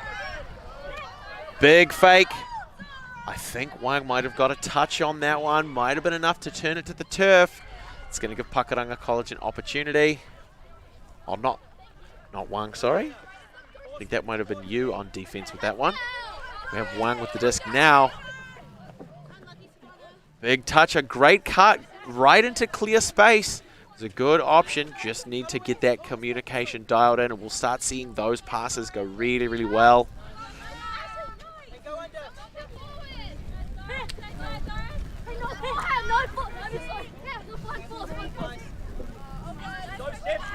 Pakuranga with an opportunity, putting a big shot up. Kawambura. Beautiful read, great rundown to put that one on the board for Pakuranga College. Beautiful vision there. Awesome execution. E kite I te hononga I wainga I ngā kai tākoro Pakuranga. You can see that connection between the players and Pakuranga. You can see there the cut developing early. As soon as that turnover happened, Christie approached the disc. Kawambura was like, right, I'm out. Huge, deep cut. And one of the best things about that throw from a sort of a technical perspective is that recognition. Hey, Kawambura's running in a straight line down the field. So if we can put that disc over her right shoulder or over her left shoulder, she's got the opportunity to turn, track it, find it, and then use that extra speed to get her into position to pull that one down. If the throw had come straight over her head, would have been a lot more difficult for her to get into a good position. So great work by Christie to recognize all that far side field space, floating the disc out and allowing Kawambura to really put the gas on and go for it. Speaking of gas, team, one of our sponsors for the event, Caltex, so huge thanks to them, who keep your engine running so that you can get your kids to the field so they can get their engines running. So it looks like we're going to have a timeout called here. So we've got Takapuna on the screen. So down by 4. It's probably a great opportunity to just maybe arrest Pakuranga's momentum a little bit. They've had a bit of a runaway. They've had a series of turnovers where they've been able to convert those into scores. Takapuna need to maybe change something up. And so they're taking this opportunity to just think, right, what is working, what isn't working? What adjustments do we need or want to make to get us back in this game?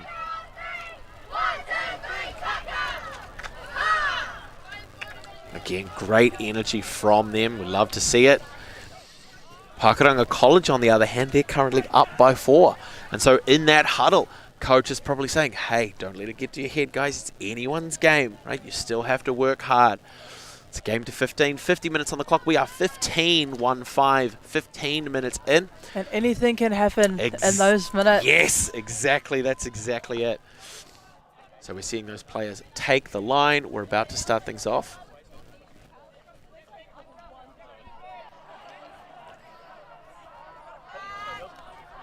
Looks like that defensive line for Pakuranga College taking the field. We've got Kavumbura with the pull.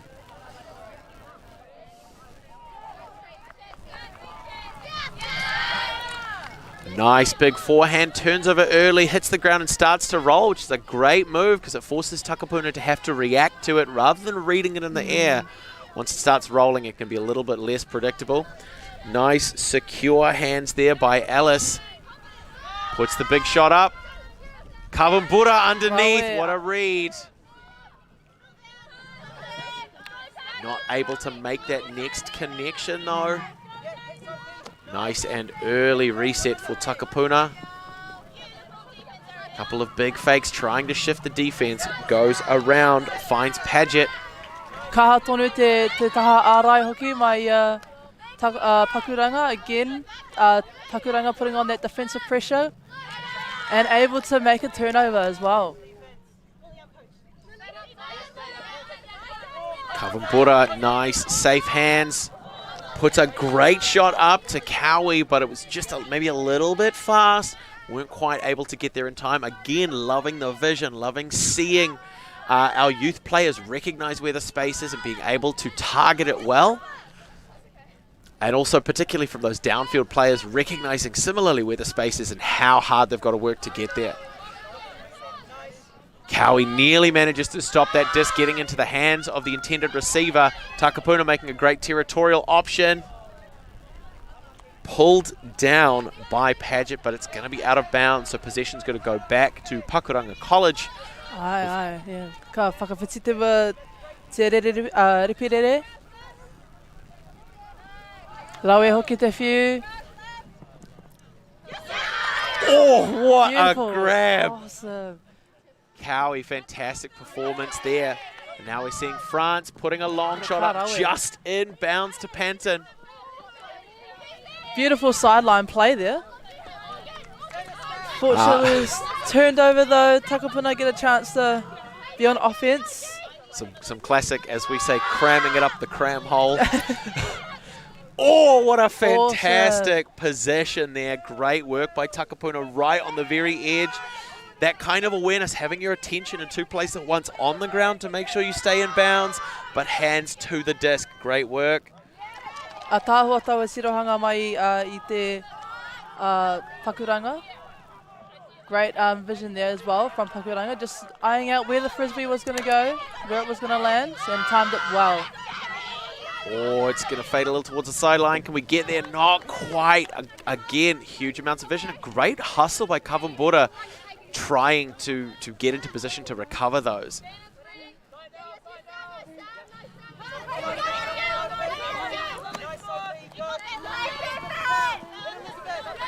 Carter with the disc for Takapuna. Chipping back through. Managing to find Ramsey. Pressure, but they're getting the movement coming through, which is fantastic to see. Rawe katoa tawa ārai. Woo-wee! All right, and it cuts back both ways. The knife of ultimate bears two edges. And three. Pressure. And this is so Ciccone, this is one of the things that I was mentioning in the previous game. Quite often, if you've got those teams where they're right, I'm playing defense now, and if they're able to make that switch, quite often we can see that momentum quickly swinging back. We saw a block, and then a block, and a block. Nice and hungry. All of these ladies on the field at the moment working hard to put a point on the board for their teammates. Yes, it's awesome to see how quickly they are to just switch. And another one, Kavumbura, like great that. awareness.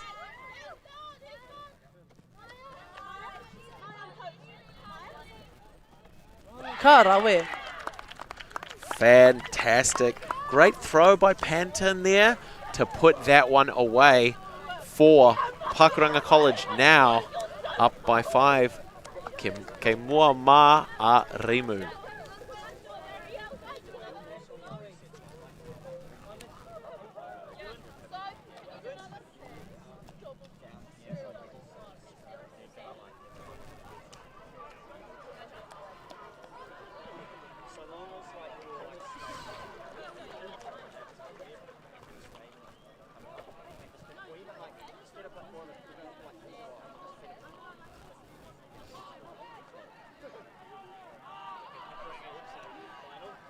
Ka pai. So if you were the coach of Takapuna, what would you be saying to your team right now? That's a great question, Chikoni. I mean, I think the biggest thing at this moment, particularly at this level, is the fundamentals are there. It comes down to patience and a little bit of decision making. A lot of the time, particularly when we're practicing or just even throwing a Frisbee around, there isn't always the same pressure that we feel when that defense is there. If the defense isn't there, quite often those throws come out beautifully, they come out nice and clean, and so it might just be a case of pretend the defense isn't there, right?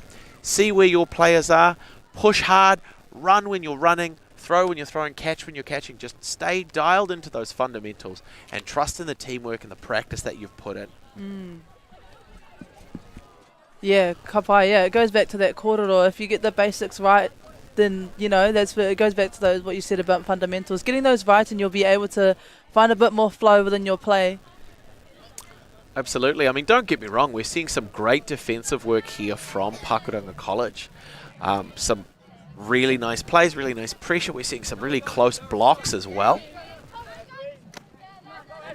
But again, these fundamentals are here. So we've got Paget now for Takapuna with the disc. Managing to push the disc back. They're being pinned down a little on this near sideline right in front of our cameraman Rex. Takapuna going short and sharp here. A territorial option. So again, that stall count was getting a little bit on the high side. So when you're in possession of the disc, you have 10 seconds as counted by the nearest opposing player, provided they're within about 3 meters. You have 10 seconds as counted by that opposition to relinquish control of the disc. And I think the stall count there got up to about 8. So just giving that opportunity. Hey, what if we just... Oh, great work. Te hopu o tawa repirewa.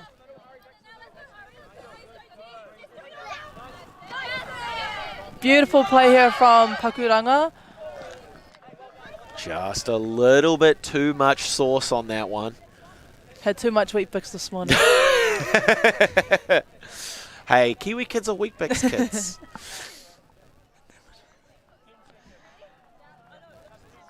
All right.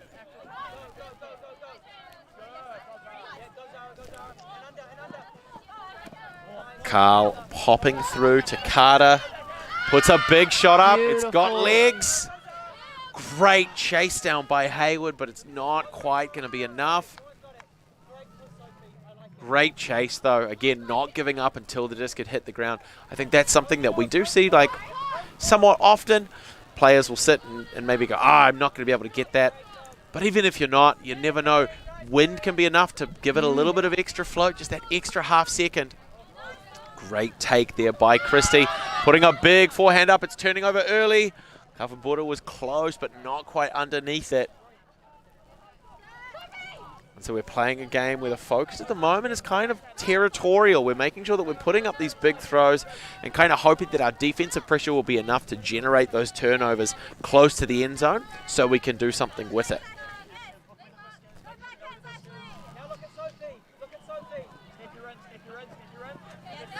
Katikati so tight on defense, yeah. She's quite good on not only defense but also on offense too. Rawe te hopu, mai Takapuna. Paget finds Carl.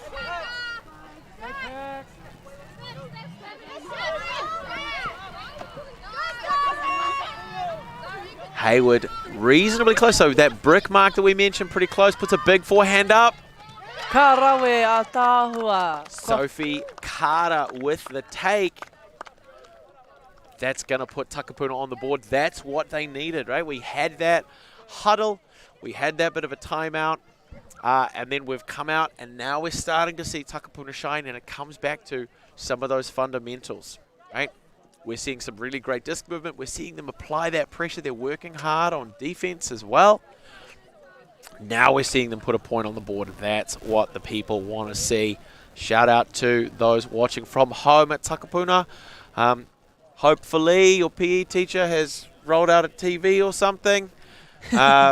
Giving you an opportunity to watch, okay? They're doing it for you folks, yeah?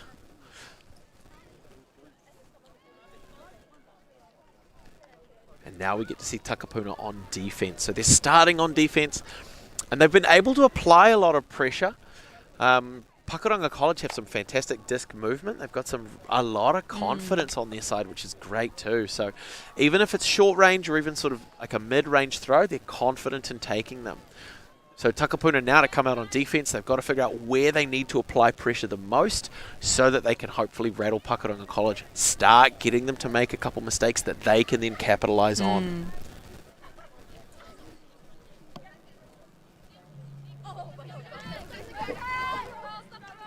Nice pull, starts to roll, so Pakuranga College are a little bit slowed down. They put that's a big left hand. Oh. Great recovery to get into position for the disc, but not able to get hands to it in a way that lets them keep possession. So Takapuna have an opportunity here now.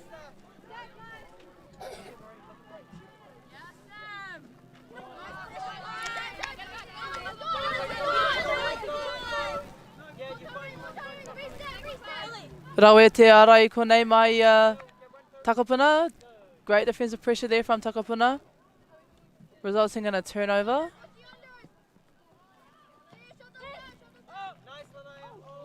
Oh, that was a beautiful throw too. A nice aggressive undercut as well. Maybe came in a little bit high, kind of threw her off a little bit. But these are the kind of things that get ironed out over the course of a tournament. Oh, great put by Kavumbura. Managed to get Panton underneath it, but I think she was kind of turning a little bit. How I mentioned before, how we had that great score by Kavumbura on the left-hand side of the screen, where she pushed deep in a straight line and the disc came in over the shoulder, giving her plenty of time to turn around into it. That's the kind of difference that we want to see. Just a little bit more space, throwing out to space and letting our players run onto the disc. Making some really nice quick turnarounds as well, which is awesome to see. So that switch from defense to offense is happening nice and sharply. Great work by Cowie to pull that one down. One more on the board for Pakuranga.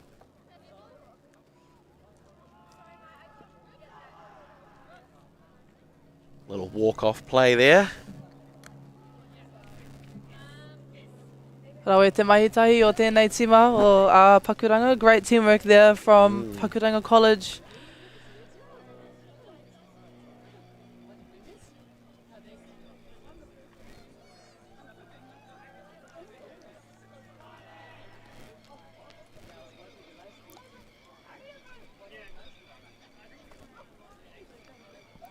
Ka pai ki tēnei tātou I ngā kaiwhakahaere o te tima o Pakuranga e kōrero tahi nei, wānanga rautaki nei. You can see Pakuranga College coaches just having another kōrero with their team. Maybe speaking more strategies, seeing if they can do anything else to score more points. Yeah, I mean, and that's the thing too, right? When we look at, we're playing essentially either a game to 15 or a game to 50 minutes. We still haven't had a half time yet, which is another little bit of a break they can use to sort of consolidate. Looking at the sort of coaching staff, we've got some reasonably high profile, high level ultimate players from our club community from a sort of national stage who are getting involved and helping to share their wisdom and experience with these secondary school teams. And we'll see sort of how well that gets transmitted across and what kind of effect that has on the gameplay for both Takapuna and Pakuranga College. it's awesome to see those experienced players coming back and teaching and coaching the secondary school players. You know, it just helps to grow the game even more as well, grow that passion within these young ones. So hopefully take it up at a higher level as well in the future. So we've just had a disc check. I think someone's cleat might have clipped the disc as they came down. So we're just going to swap out a fresh one. If they're dented or damaged, they just don't fly right. We can't have that either. Oh, exactly. Not in a national competition. No, of course not. There we go. Those are the secure hands that are going to set the tone for this point for Takapuna. Hayward calling for cuts early. Just outside the hands of Parker. Great movement here from Kawambura. Oh! Hayward parked out in the deep space. A snake in the grass, not going to let that one past. And that might be one of the adjustments that Takapuna have started making, recognizing where you've got players who maybe have a little more experience at reading the field, putting them into the deep zone, into the downfield, so that they can do a great job of providing additional support and pressure on defense when they need to. Nice early movement. Feeling a little stranded, calling for that. There we go, getting the disc back. Awesome movement from Takapuna. Kawambura wasn't able to get a bid on that one. Hayward with the disc. We've got two players on that near sideline pushing deep. Disc's going to fade up high and away. So that's going to come down out of bounds. It's going to give Pakuranga College an opportunity that Takapuna really didn't want them to have.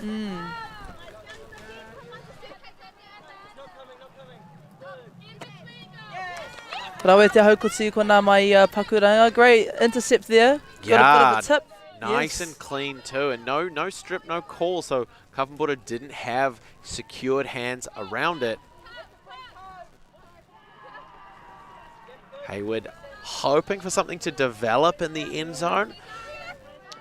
The cuts are kind of swarming around. There's nothing with enough attention sort of demanding the disc.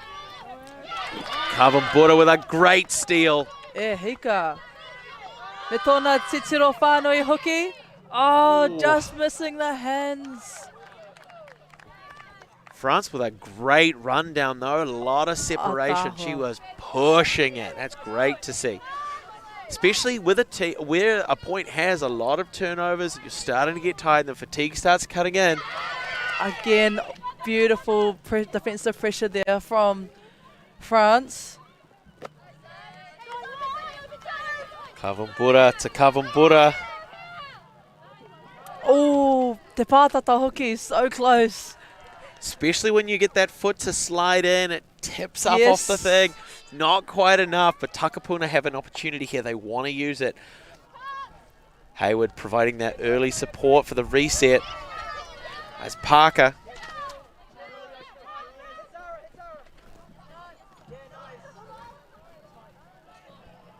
Paget pushing into the deep space. It's coming high. Hai te kume, teitei te kume. That's a tough catch at the best of times, coming down directly overhead, edge first. The sun as well in your eyes. It's a tough catch. Yes, the weather has picked up here in Taupō Nui Atia. We've got a bit of sun as well, a few clouds, but e pakia I tonu ana te rā. France put it through. Ka rawe hoki, te hopukina o taua ripirere. Yeah, what a fantastic grab that was. Oh. Kei te rongo I te ngā o te hihikotanga. We can feel the energy starting here, can't we, in this game? It really is great to see. But it's about the team that can kind of control that energy too, particularly if you see something fantastic happen from one of your teammates. You want to follow on from that, you want to add to that, but we've got to keep those heads cool and keep calm. Hayward on a nice reset. Rawe anō mai a France. Beautiful work. Me tōna a heinga ki te whai pero hoki. Great work by Segedin to finish that one off.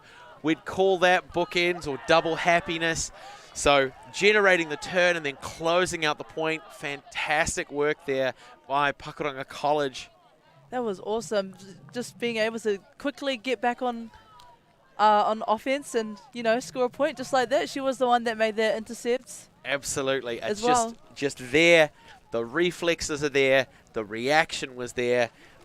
Reading that throw, I guess, like really trying to tap into what your opposition's trying to do. And it's amazing to see how it changes over the course of a game as well. Particularly if you're matching them up against the same player, you start seeing their patterns. You start noticing what they do. And it's absolutely a learned skill, but it's one that if you can teach kids, teach our youth players as well, to be on the lookout for early. Look at what they're doing. What do their fakes look like? When they move, what does their first step look like? How do I position myself so that I can do my best job against what I'm being given? And it's really great to see the level of these players increasing even just over the course of the game.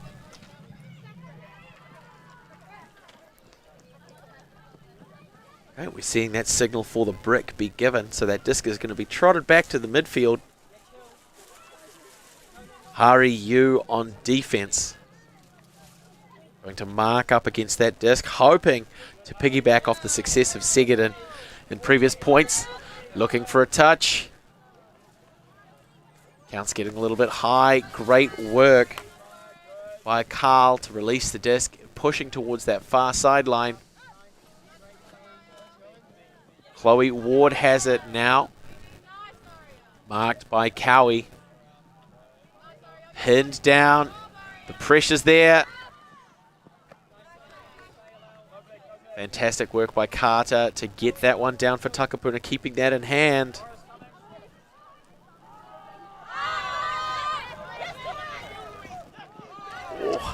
Unable to make it. Heoi anō. Kua whakawhiti atu te reperere kia Pakuranga now. Pakuranga getting a turnover. The big rip. Ka rawe. Beautiful. Hopu from Cowie running so fast her hat gets left behind. Ka rawe. Beautiful cueing as well by Wang. So not just moving with the disc, but signaling to those players in the downfield, hey, here's the space I want you to run into. Here's where I want you to be. And just giving that extra information. When you have the disc, when you're in the upfield and you're looking downfield, you can see so much more. And it's great to see these players recognize the responsibility they have to communicate that to their teammates. Here's space over your shoulder. You can't see because you're looking at me, but that's where I want you to run. And then being able to sort of have the confidence to reward them with the disc when they do really helps to kind of set everything in stone to really gel together as a team. So that is going to bring us to the end of our first half. The score is currently 8-1 in favour of Pakuranga College. Takapuna having off to a little bit of a slow start, but we are seeing those improvements. We're seeing them gel together. We're seeing that pressure slowly get ramped up. We will see what changes, if any, those teams want to make for the second half to see if they can really find that next gear and come back strong in the second half. But until then, my name is Blair Munro. My name is Shikoni Hakaraya Turner. And we will be back with you very soon.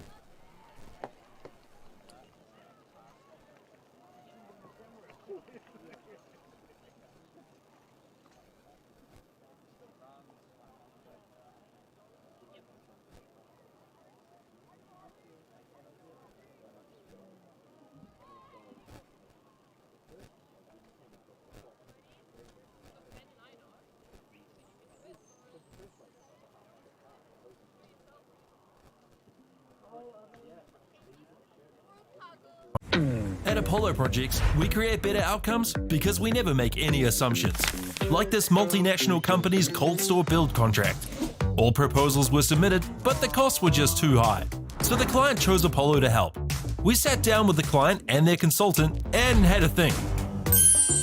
We challenged them on key points. If we closed up the aisle widths to what was required by the forklifts being used and removed the ceiling to make it the roof, we'd save on materials while lowering the building. With the building now the right height and size, the walls can move away from the boundary, removing the firewall requirement, leading to a 20% reduction in cost and now coming in on budget. Now the building is right-sized, the total cost of ownership is lower, it's safer to build and maintain, and it's on budget. Apollo Projects. No assumptions, better outcomes.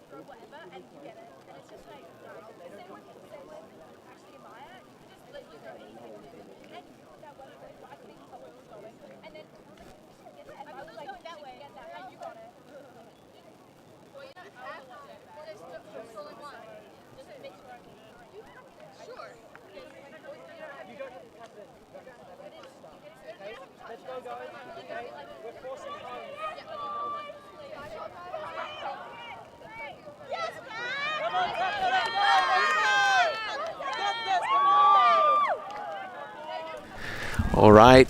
Kia ora te whānau. We are back for the second half of the second match of our stream coverage at the Aotearoa Secondary Schools Championships. We have Pakuranga College in the light uniform. Quick movement on offense, maybe a little too quick, who are going to give it back to Takapuna, who have started this half down by a few points. But it's still anybody's game. My name is Blair Munro. My name is Shikoni Hakaraya-Turner. And just, it's been a fantastic display so far. We're in the second round of our stream coverage. That, I think, might be Segedin's second hand block of the game, at least. Just doing fantastic work, that getting that read on the opposing thrower's disc. Rawe katoa tau a few. Just a fantastic score by Hara from Pakuranga College. Again, Pakuranga coming out fast from the gates. Yeah, it's a really great way to set the tempo for the second half. During our break, we were actually talking about this exact thing. So Pakuranga College won the toss to start with. They decided to start the game on defense, knowing that that means they start the second half on offense. And the benefit there is if they're ahead by a few, they can really use that as an opportunity to set the pace for the second half. So the score is currently 9-1 to Pakuranga College, who are on screen at the moment playing out of the light uniforms. And they've already, both Pakuranga teams in the open division and in the women's or girls division have both had fantastic performances, taking both of their games in the first round to the 15-point mark. Conditions between the first game and second game have changed a little bit. Wind's starting to pick up. We're getting a bit more sun, which means a little bit more heat. That's going to cause a bit of sort of air movement and change, and we're seeing how these teams are adapting to this. Wang with the kume for Pakuranga College. It's fading out towards that near sideline. We're seeing the signal given for the brick by Elizabeth Ellis for Takapuna.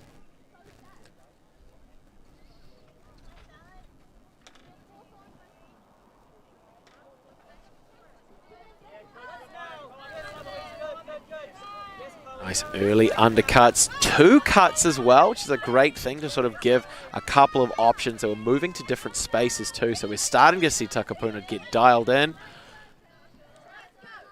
You can see they're going for more of a short, sharp play here.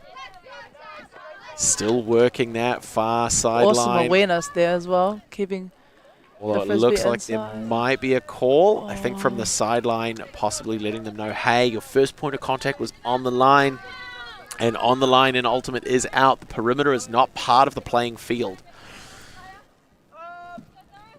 Hanton finds Wang right on the doorstep. Segedin yet again. Hoki. Te hononga o tēnei tima, the connection between this team is It's really, really solid. really solid, yes. Particularly like on those kind of mid-range and especially those short-range passes, it's that awareness of how fast your teammates are. Do they have a really aggressive first step? Can they get away from their defenders? And if they do, how far do I have to throw? How fast do I have to throw? How do I get the disc right in their path where they can grab it? And we've seen that quite a lot from Pakuranga College. I mean, we've seen some fantastic long options for them. They've scored off really, really sort of aggressive downfield passes. But it's that stuff there as well. So those nice quick movements, little 1-2 step, just like Ciara used to sing about. Just shaking free of the defense, getting nice and open, and managing to pull away a score. Maybe that's part of their warm-up playlist, Ciara. Honestly, it's a Jazzy Fizzle production.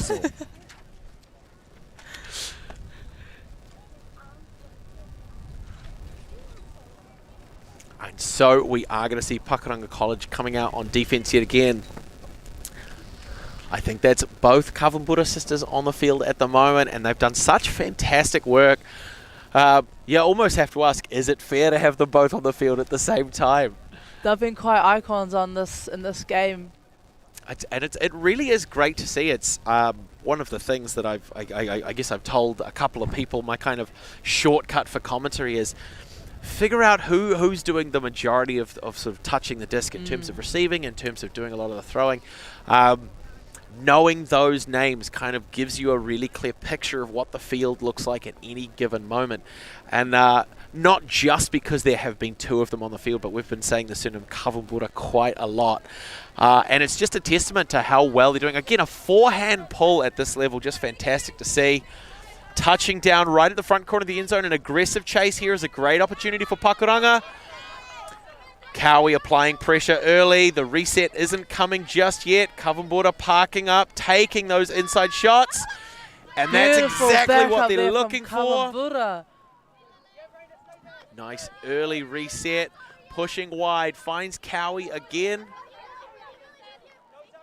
Nice and aggressive cut. Pulling defense out of the way.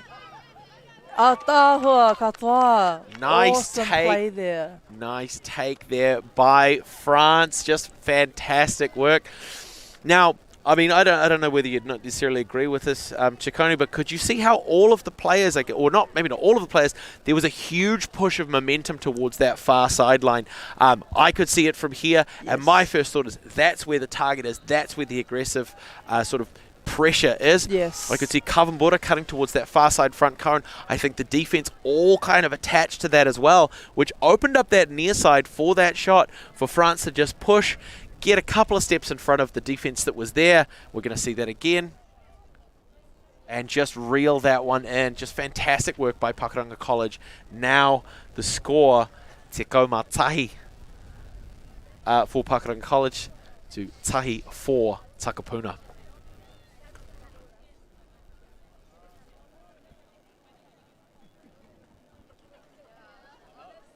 Ka pai ki te ana i ngā kaitākoro e kōrero tahi nei, kōrero taki nei.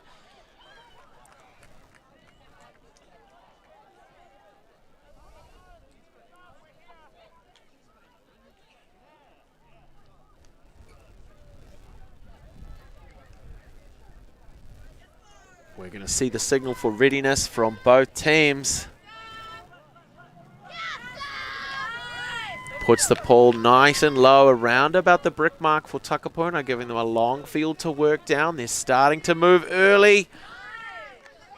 Great attempt there with the backup, having both cuts moving. We actually see that quite a lot in sort of in Japanese ultimates. So when we see Japanese teams playing, quite often you'll have two players cutting for those discs. generally one pushing a little bit deeper in case the wind or there's a tip or something. But, you know, it can often work having players be ready to provide backup. Speaking of backup, great work there by Ellis to just make sure that that defensive was secured. Fantastic touch by Pierce to keep that one back in the hands of Pakuranga as we push back the other way, working towards the far side, the right-hand side of your screen. Cowie. Rawe taua few, Hooky. That was a great throw. Nice heights and also great depth and just awesome timing as well from the Pakuranga team. It's just all of those kind of pillars for a good score. The throw, the timing, the spacing, the offense running onto it. All of those were there, and it just put it nice and high, gave Cowie a great opportunity to get up underneath it and pull that one down. It is great to see also the backup there as well. Yeah, we could see those other Pakuranga players recognizing, hey, if something goes like, I need to be close enough to get involved if it doesn't work, but I also need to trust my teammate and give her enough space to really take control of the situation. I mean, some of the more dynamic sort of highlights and game-ending throws that we've seen throughout New Zealand Ultimate, not just at the secondary school level, at the kura level, but also at our club and national level and overseas. It's, I mean, we jokingly call them a sort of a hospital pass, right? The throw goes up, and there might be 4 or 5 underneath it, and one of them's going to get the disc, and the other 4 are going to get a medical bill. But quite often, it's that recognition. You have someone who hangs back and says, if it comes off somebody's fingers, if no one else manages to get it, I need to be far enough back that I can react to it and do something positive for my team, but I don't want to just contribute to the huddle that's going to throw off the intended receiver. So Pakuranga College, Te Kaumarua now.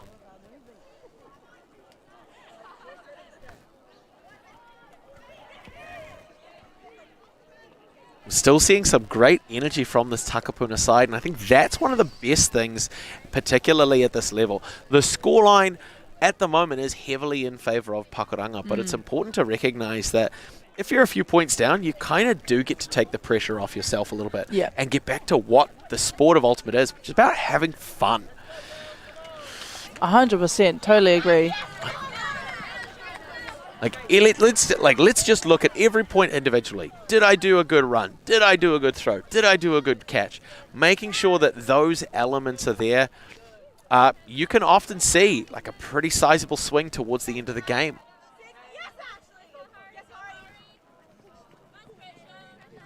Not able to find that connection though, Pakuranga, to pick up.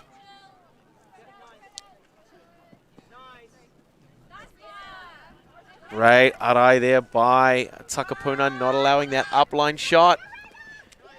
And securing. There we go. That's what we said, right? It's the energy. Do I do something good on this point that I could be proud of, regardless of what the scoreline is?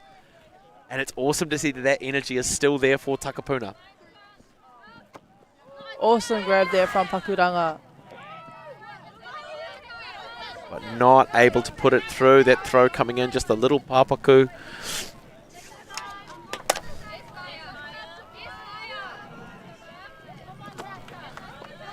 Karawe te hopu i kona. Christie to Wang. Finds Panton. They're just having a question as to whether or not the disc was in. So we might actually get a chance to have a sneaky check on a replay. We'll see. Ultimately, it does come down, though, to what the players themselves decide. It's a self-officiated sport. Looks like they're going to have called that in. She had possession before she hit that line. Great. Yeah. Beautiful read there just to stay in the way, see where that throw was coming.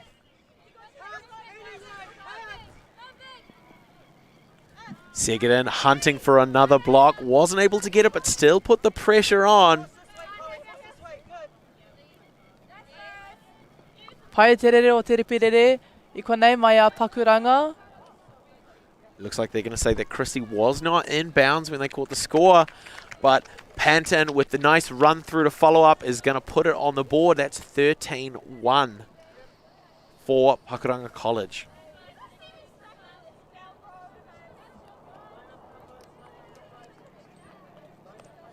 Now, just wanting to double check. So it looks like that's going to be the end of our game. So because of the different divisions that we have here at the Aotearoa Secondary Schools Championship, so some pools are slightly bigger and some pools might be playing to 13.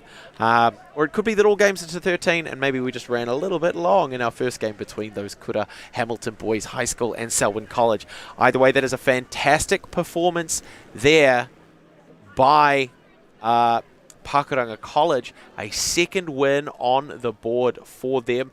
A great display by Takapuna as well.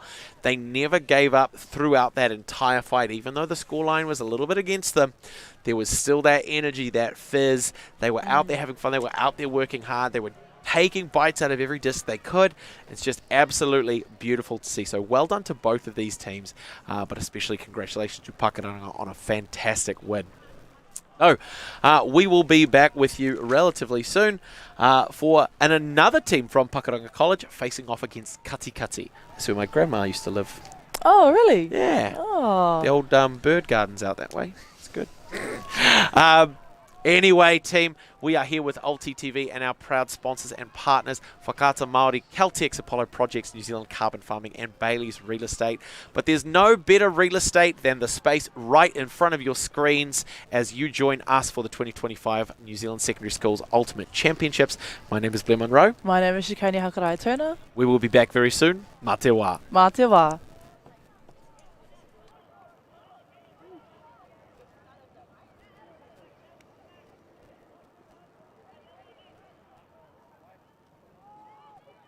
I'm Trevor Johnson and I'm a sheep and beef farmer from the Forgotten World Highway. Some of the country we bought was quite steep and difficult. We have pushed those blocks to pine trees, 1,000 hectares into forest and 7,000 hectares will stay in grazing. To me, it's just the best use of land. If you've got land that is not so productive, it's a marvellous way of increasing your income.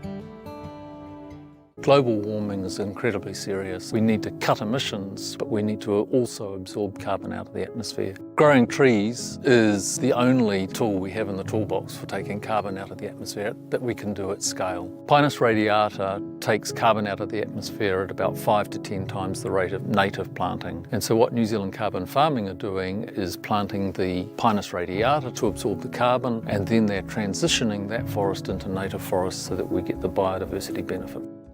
Okay. Let's go then, eh?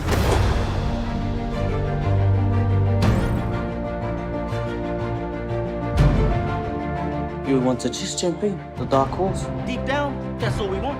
Just freedom. You sucker. You better watch out, you fool. I often think of my cousin. She didn't have anyone. She had us. You're pretty beautiful. Same.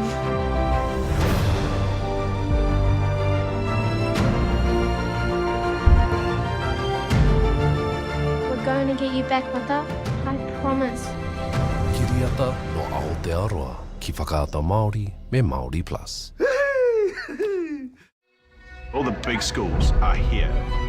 Tino uaua ki te rapu kai tākaro nā te iti o te kura. Ka whakawhiti koe mai tō tinana ki tō ngākau.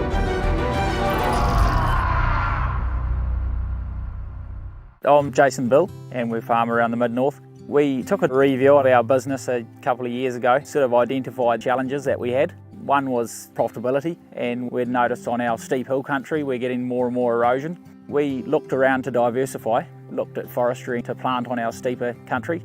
For us, it really addressed those concerns. By doing the forest farm model, we feel like we're getting the best of both worlds. And I'm really excited and I really do believe in this model. I think it's the way of the future. Always on the move? You can keep up to date with Ulti TV on all of our social media channels. Like, follow, subscribe, share us with a friend, or send us a message just to say hey.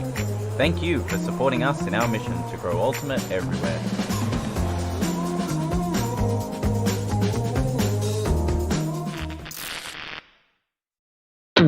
At Apollo Projects, we create better outcomes because we never make any assumptions.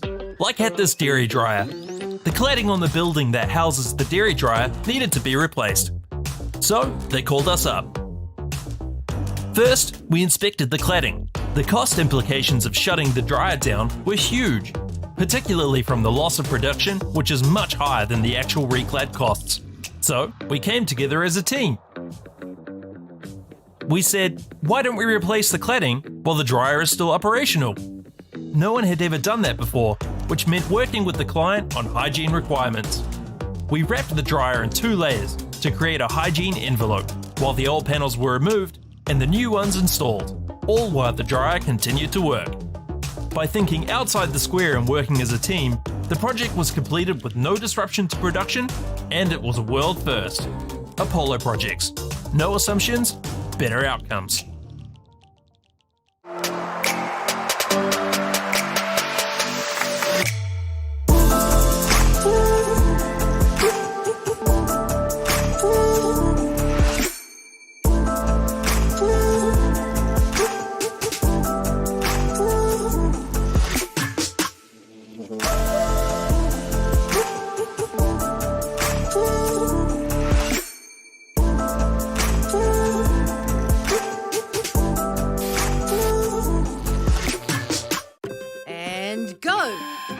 Fill up at a participating Caltex, stack your pump discounts, and you could collect more savings on your next visit.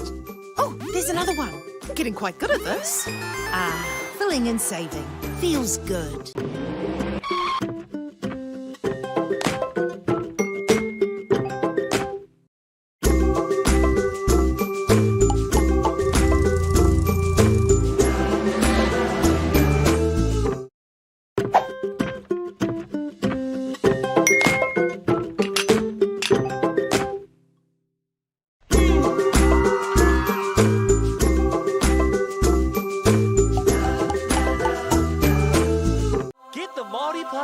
Download now on Google Play or the App Store with exclusive viewings and 100% ad-free. Quite like top tier. Watch us anywhere, anytime. Make Māori Plus your mate and stream now. It's a real privilege, but for us, we want to see others get involved in this. This is not a selfish thing for Apollo. This is about how can we get, whether it's construction or other businesses, to get involved in this. We're going to have Māori getting ownership rights recognised in the taku taimana. So they created legislation, foreshore and CBD. It's about time we started looking to a new future. I te ana koe mo tātai wa haerenga. Learn pūrākau. Explore te taiao. Hai mai. Tūhura ki whakaata Māori me Māori Plus.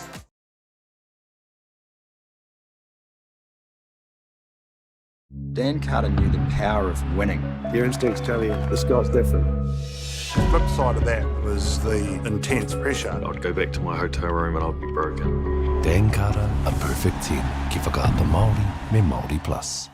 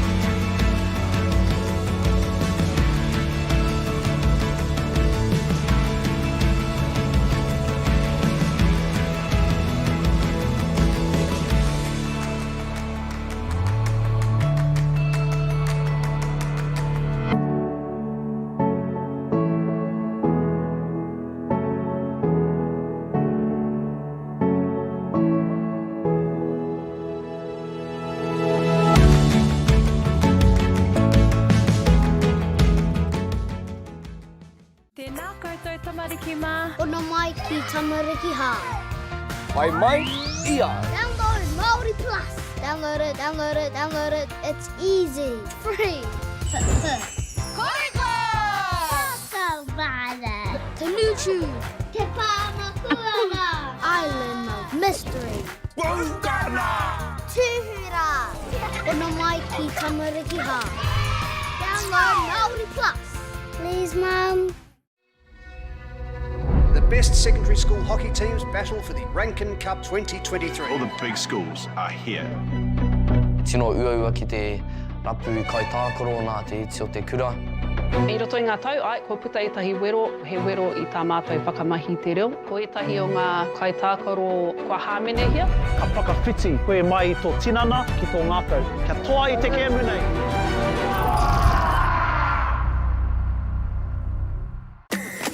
Hey. Sport is about more than just the game. It's about going from teammates to best mates. It's the high fives and helping hands. It's learning when to back yourself or back your buddies. It's actually being excited to get out of bed early on a Saturday. Sport is about more than just the game. That's why Caltex is proud to help fuel school sports. At Apollo Projects, we create better outcomes because we never make any assumptions. Like this sports facility. The client sent out their brief. And when it came to the 4 submissions, we impressed the client with a proposal that went over and above. Because we'd done things differently. We'd pulled together a team of experts, looked around the world for inspiration, and exceeded the client brief. We even brought it in on budget by reducing fees and prioritising function over form. At Apollo, we're more innovative, create specialist project teams, deliver on our promises, and build to the budget. Apollo Projects. No assumptions, better outcomes. Funding is a real challenge. We know that a lot of schools face that ongoing, and the reality is if you go to a lower decile school in New Zealand, you are less likely to be able to afford to participate in sport. Obviously, having come through it myself with kids and being one of those kids myself who played sport, I know how much it defined who I was. And now being able to go, I can't fix it all, but we can help and try and give to those people who are going through tough times. It's a real privilege, but you know, for us, we want to see others get involved in it. This is not a selfish thing for Apollo. This is about how can we get, whether it's construction or other businesses, to get involved in this. There's a lot of things that kids miss out on, and so to have businesses step up and want to be involved and to help is a game changer for schools. It really is.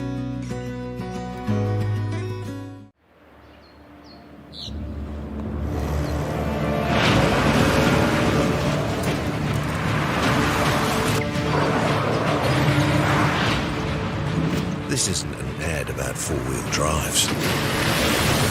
It's about knowing the place, as well as the locals. You found the place. That's a good start. Built by my great-grandfather 20 years ago. The forest should never have been taken off this steep hill country that's eroding, and it makes absolute sense to afforest those hills. What we're doing here is using the exotics to help that process get established. We're looking at a managed transition process where those pines are progressively thinned as the native understory establishes. We're trying to do several things here. Soak up carbon, establish native forest, and we're trying to improve biodiversity. You're achieving an awful lot with one program of activity. No time to fluff around today? No worries. Just swing into Caltex and pay for fuel with Pay an App to speed on through. Ooh, yeah. Feels good. Use it at your local participating Caltex.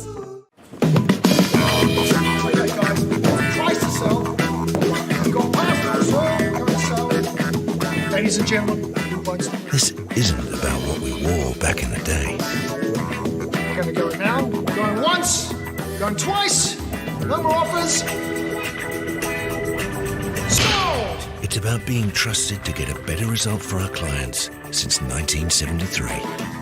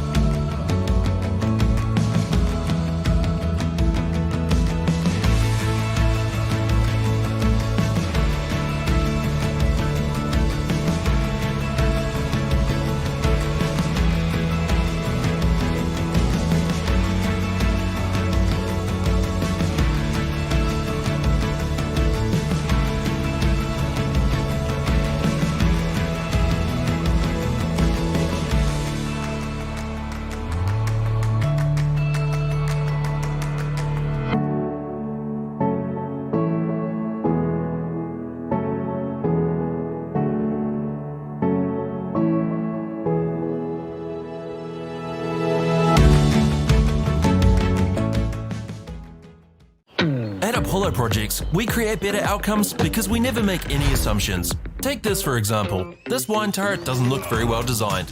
So we called the tank manufacturer to check. We asked, why is the turret away from the side of the tank? They said, because it's always been that way. So we had to think. What if the turret was next to the catwalk? Sounds good. So that's what we did. Now the wine turret is better designed, better value, easier to use, and safer. I think that deserves a toast. Apollo projects. No assumptions, better outcomes.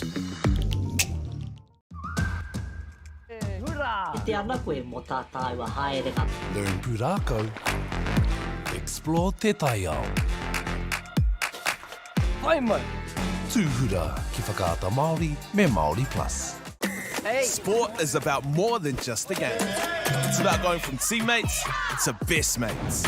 It's the high fives and helping hands. That's why Caltex is proud to help fuel school sports. Whoops, running on empty? Enjoy a 6 cents per litre fuel discount at your local Caltex with Pumped every day. Ah, feels good, eh? Get it at any participating Caltex. Want to catch a fuel bargain with Caltex and Supergold? Scan your Caltex app, Flybys or Airpoints for 6 cents off per litre with Pumped. And show your Supergold card for an extra 2 cents off. Ah, feels good.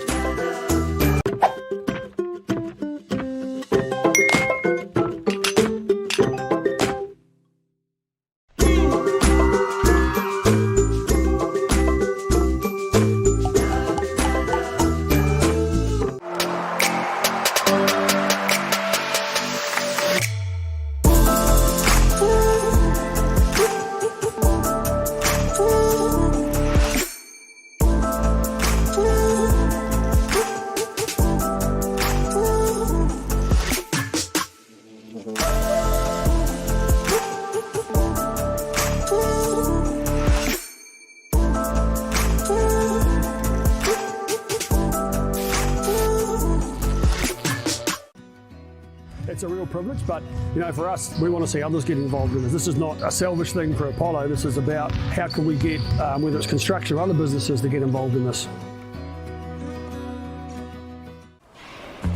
Always on the move? You can keep up to date with Alti TV on all of our social media channels. Like, follow, subscribe, share us with a friend, or send us a message just to say hey. Thank you for supporting us in our mission to grow Ultimate everywhere.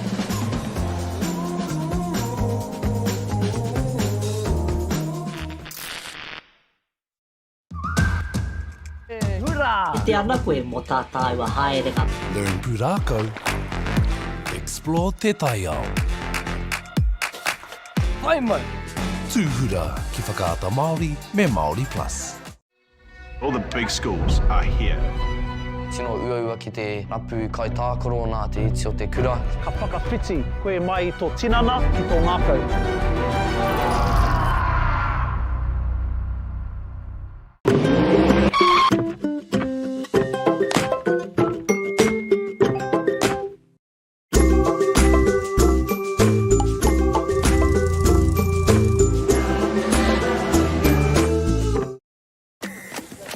Sport is about more than just a game. It's about going from teammates to best mates. It's the high fives and helping hands. It's learning when to back yourself or back your buddies. It's actually being excited to get out of bed early on a Saturday. Sport is about more than just a game.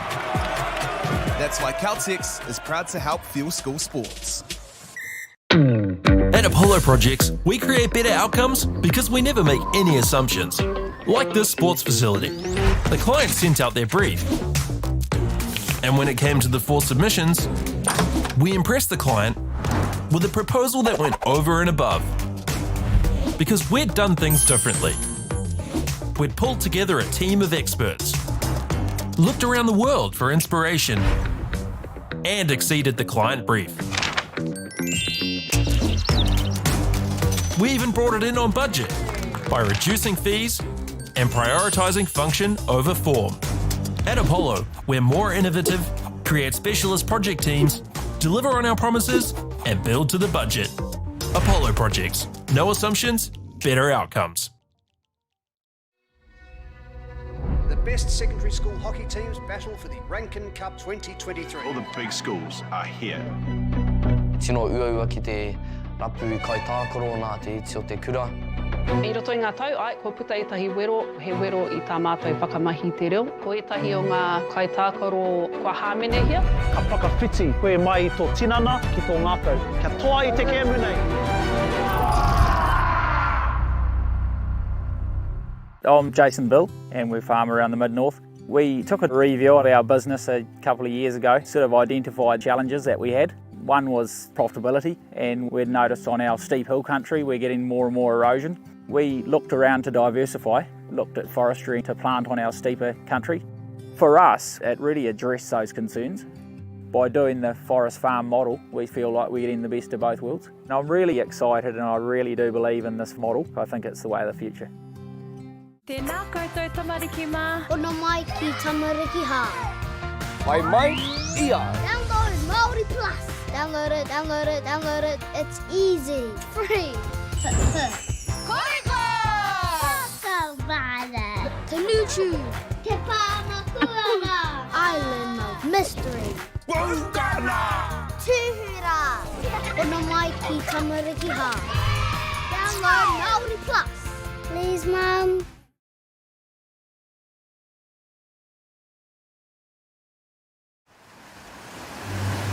We're going to have Māori getting ownership rights recognised in the taku taimana. So they created legislation, foreshore and CBD.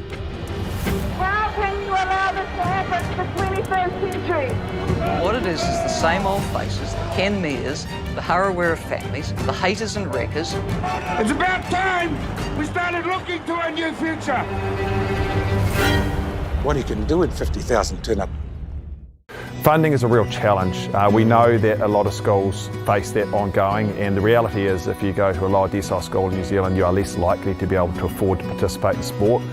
Obviously, having come through it myself with kids and being one of those kids myself who played sport, I know how much it defined who I was. And now being able to go, I can't fix it all, but we can help and try and give to those people who are going through a really tough time. It's a real privilege, but you know, for us, we want to see others getting involved in this. This is not a selfish thing for Apollo. This is about how can we get, whether it's construction or other businesses, to get involved in this. There's a lot of things that kids miss out on, and so to have businesses step up and want to be involved and to help is a game changer for schools. It really is.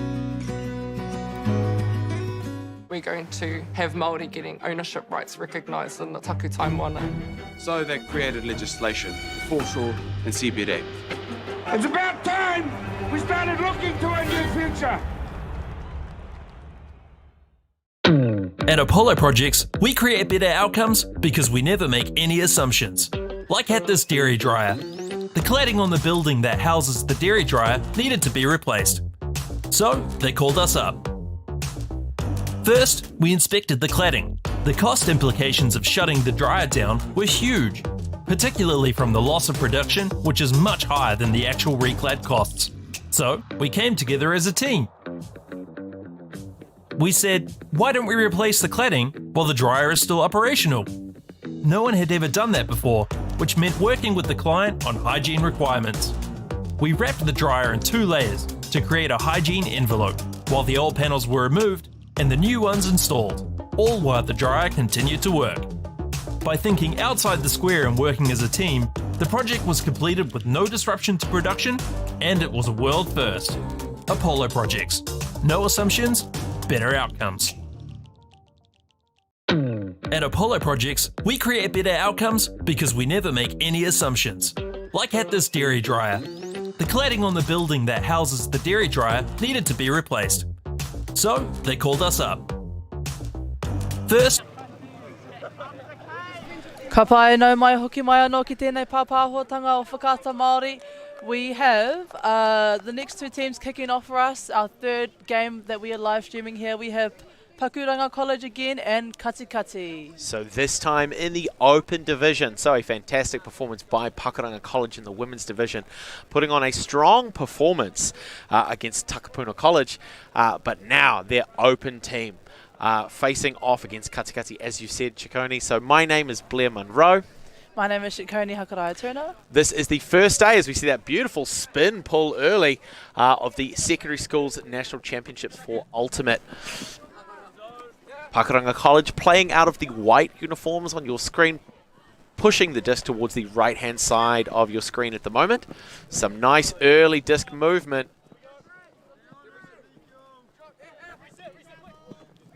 Awesome momentum here from Pakuranga College.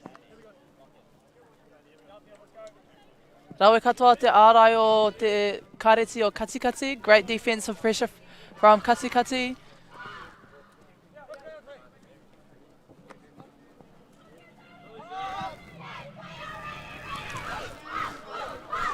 Alright, so we're going to see that disc get turned over. Katikati with an opportunity to push back towards the left-hand side of your screen at the moment. A nice early reset finds Russell. Bouncing the disc around to Deutsch on the near sideline. Nice early movement to Verbeek. It's coming in low. Beautiful throw there. Very nice and smooth. We've got Russell again on disc. Puts it up nice and high. Well secured by Lee for Pakuranga, making sure that does not find its way into the hands of the intended receiver, keeping the score 0-all.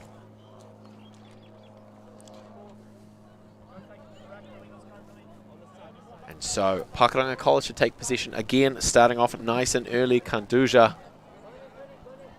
Looks like that's going to go out of bounds possibly, so we're going to see that picked up by Russell for Katikati again.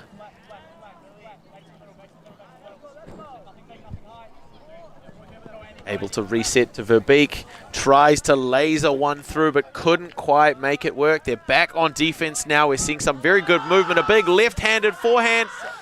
Lee in hot pursuit, but Russell has the gear. What a chase, yeah, far out. Nice big, big around shot.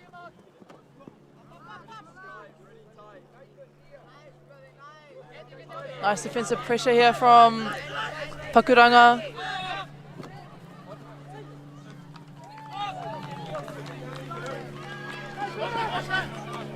Tiro ake te tere o tēnei kemu. The fast play of the Katikati team. Just missing it by a snip.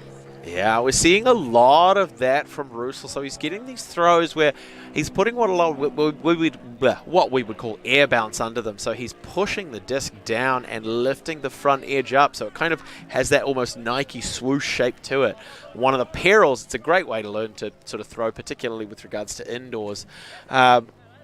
And it does have its place, but when it's kind of one of those dominant things that's happening in your throw, it can lead to opportunities where the defense can get up underneath the disc, or possibly you can have the disc a little too high for your receiver. So we'll see how he makes those adjustments to his throws. He's doing a lot of dynamic work for the team at the moment. Big touch, not quite able to get it.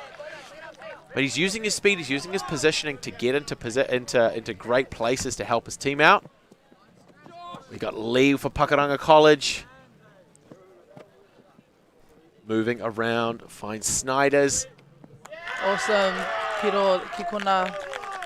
Great teamwork there from the Pakuranga team. Absolute beauty there. Great work, pushing towards that far sideline, getting a fantastic score. See again, that was Lee, right on the doorstep. A little bit smothered, decides instead to come back around. And that's when we see Snyder put one up towards the far side. And again, defense was on his back shoulder, so he wasn't going to be able to make a play on that disc without drawing contact, which is a really, really great move there by the receiver. We see the cut starting to develop now. Rawe te tirohanga o Snyder as well. Great vision there from Snyder. Yeah, just a really nice, and it's good to see as well, like, one of the things that tends to happen a lot on Ultimate Frisbee, throwing on either side of the body. So a forehand throw or a backhand throw. Quite often left-handed players, particularly at relatively early on in a player's development, left-handed players can throw things off. Rather than talking about forcing towards a direction, so the far side of the field or the near side of the field, people often talk about forcing a particular throw, forehand or backhand. If you've got someone who's left-handed, the the throw, the mark or the defense you're setting up is on the wrong side of the body, and that can often confuse players at a relatively early stage in their career. So can open up a lot of opportunities. Now, we haven't seen a huge amount of that because lefties aren't that common. He put a lot of heat on that one, but a little bit Pakuranga as it touches turf early. It's going to give the disc back to Pakuranga with an opportunity to put a second one on. Laser show straight through the middle, floating it out. Just a little bit overcooked. Nankeeble wasn't able to run that one down. Great defensive pressure there from Katikati.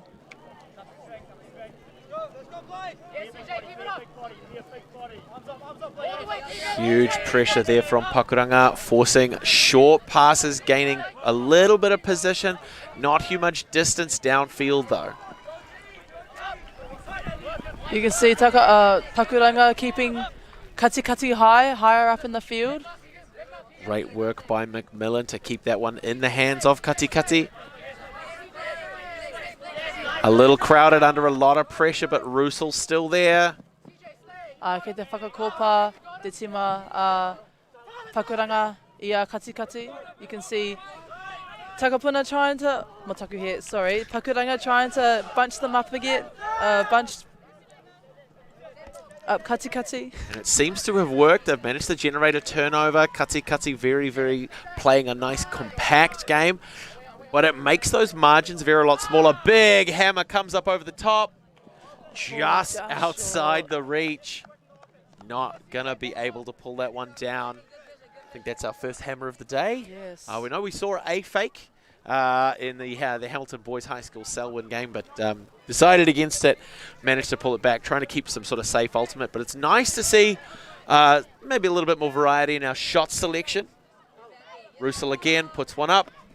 Finds Wells near sideline.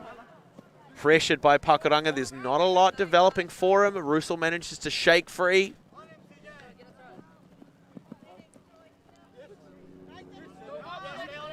The count's getting a little high. He has to put up something.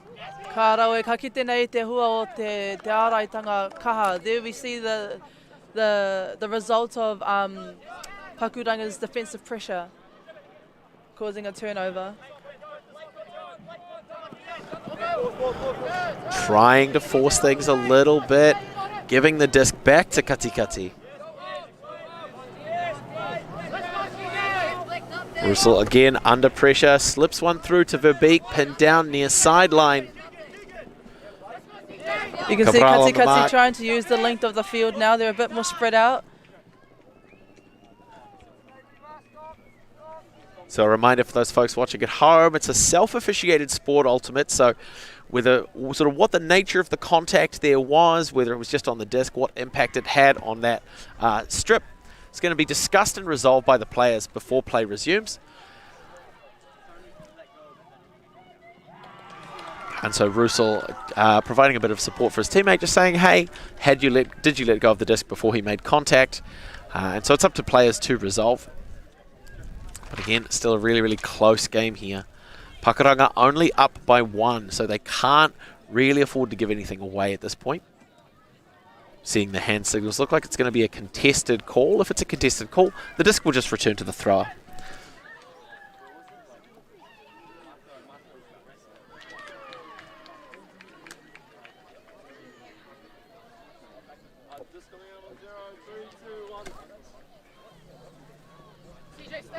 Now, okay, we're seeing McMillan with the disc for Katikati. Putting a nice forehand up, but it's a little overcooked. It's going to be eaten up nice and early by Snyders, who puts a long shot up. T manages to get a hand to it, couldn't pull it down. McMillan, a lot of movement as he receives that disc. It's Russell now. Puts a little bit of a blade up, looking for Sim. Rawe te hopu ki kona mai Russell.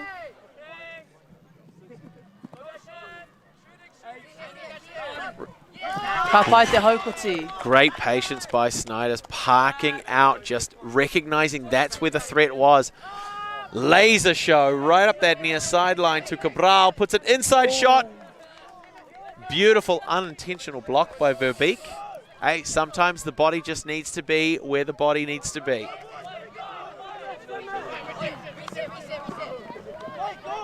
Snyder's with a big leading pass, looking for Nankival. Manages to put it away. Pakuranga's second score of the game.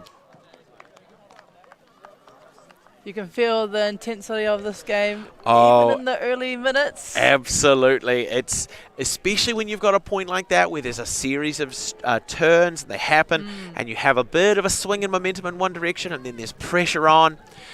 And some of those errors are controlled by the defense. They're making them happen. They're closing those windows. They're forcing the offense to make choices that are maybe not the best choice. And others, there's a couple of executions. So it's a little bit of a grab bag for what's causing some of these turnovers. And it's about which team can really focus up, stay nice and dialed in, get their execution back under control. And then it really puts the pressure back on the defense to have to generate those turnovers.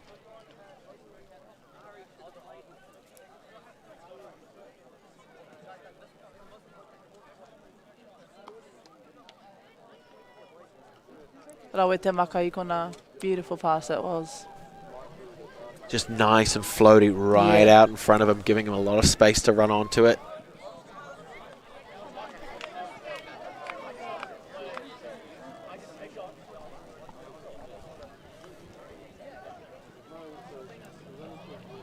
Maui with the kume, nice and long towards the end of the field. Fielded once more by Russell. You can see Pakuranga rushing up as well to get on defence. Nice attempt by Maui, slipping a hand through, couldn't get it.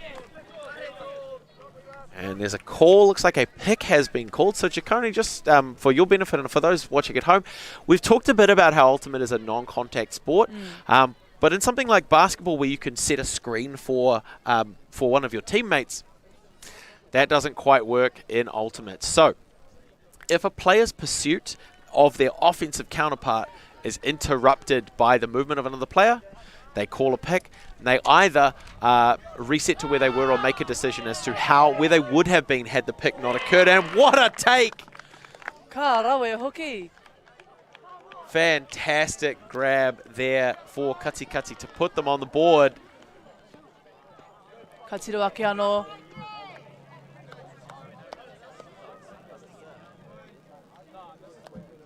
The disc has gone up. We're going to see it again. Tāhua. Beautiful vision, beautiful execution. It's Russell for Katikati who's doing a lot of the work for them.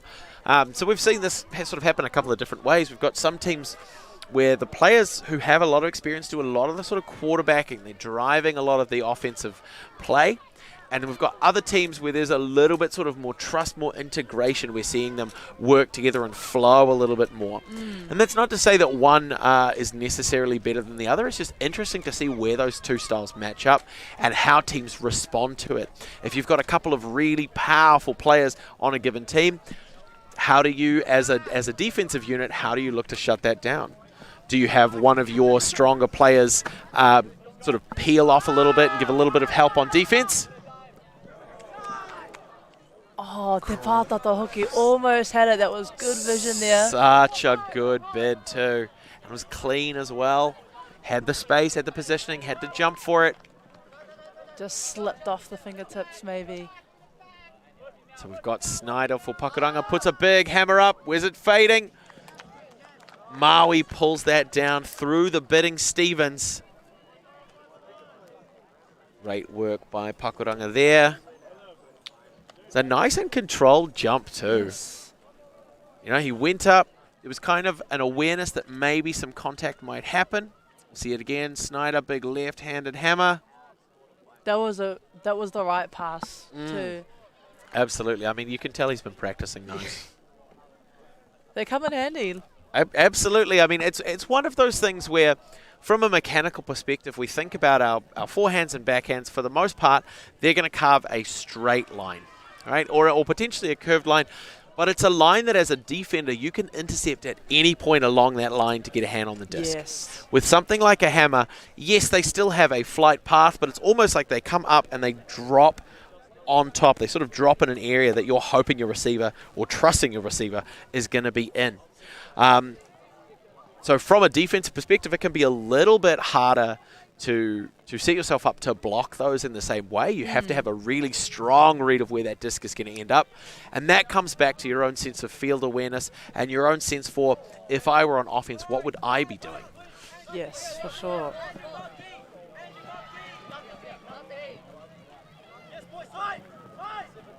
Hope trying to shake free of his defense. Russell decides he has to go up and over the top. Kanduja applying enough defensive pressure, picking up the disc to initiate. Maui's open on that near sideline. Russell getting involved. Not going to be enough. No. Back-to-back scores for number 33. Toru Tekau Matoru for Pakuranga College. You can see instantly as soon as Pakuranga get a turnover, number 33, Maui, ends up always diving to the end zone. Yeah, and when you've got the sort of the security that he's displayed so far, that ability to kind of get into a good position, to go up and attack the disc early. Yeah. A player like that who pushes towards the end zone, it really does invite the teammates to throw for those cuts. And I think that's one of the biggest things that that we start to see those patterns developing in our youth and our secondary school players happening is, if a cut is good, you got to at least try to reward it. Even if you don't necessarily have the throw, I love to see that our players are taking those options. Hey, that cut was really good. I'm going to try and get the disc to you regardless, because I'd rather do that and reinforce that that's the kind of cutting movement downfield that I want to see than, no, I don't have that throw yet. I don't feel confident taking that throw.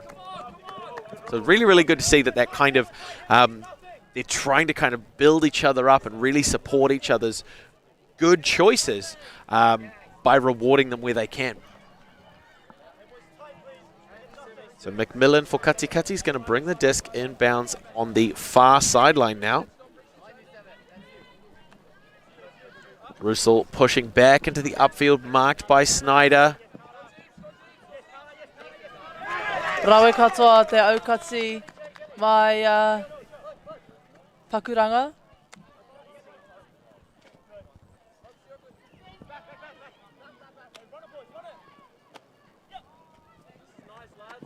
Lee finds Snyder. Nice fake there from Snyder's as well. Ka Rawe hoki. Beautiful take. Awesome. Beautiful play too. Yeah, just really nice movement there as well. Cowie on that cut towards that near sideline to pull that one down.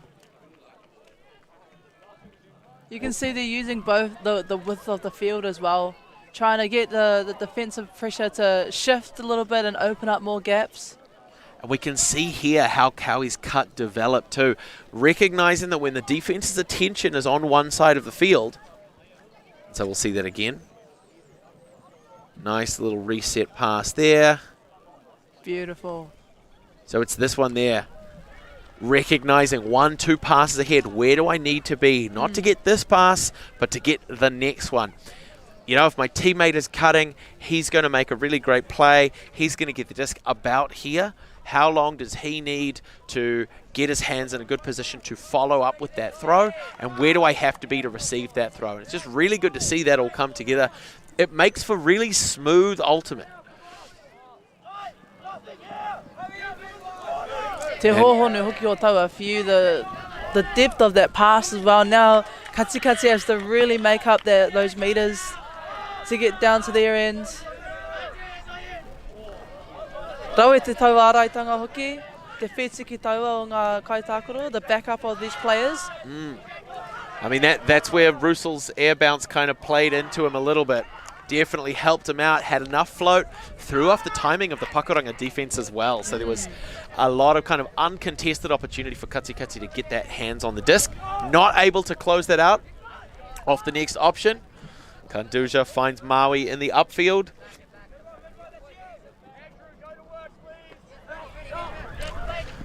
Nankival in a great position, but Russell turns on the afterburners to close that one. Laser show straight into the hands of Kanduja to give it back to Pakuranga. Finds Maui. Lot of float. Ka pai rawe te haukoti mai Russell. Maui with the huge block. Ataua taua haukoti. Beautiful intercept there by Maui. Whew.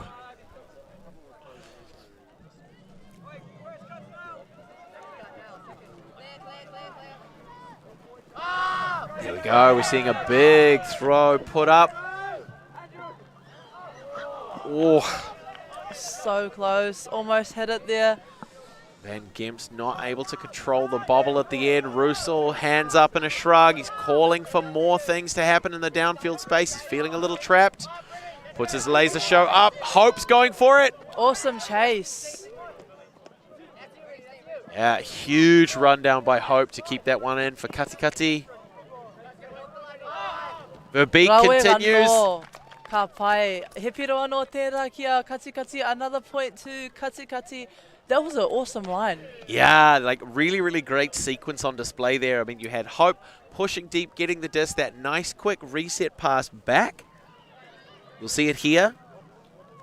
And then immediately pushing up, trying to put his defense through the spin cycle. But it's one of those things where the intention of the offense needs to be reacted to by the defense. So he knew that if he just pushed, start off with a deep cut and kind of angle it back towards the sideline, based on the positioning of his defense, the defense turning towards him is going to lose track of the disc and not know where he needs to be. So it's just those little things all coming together, doing really, really well for that sequence there for Katikati as they bring it back within 3.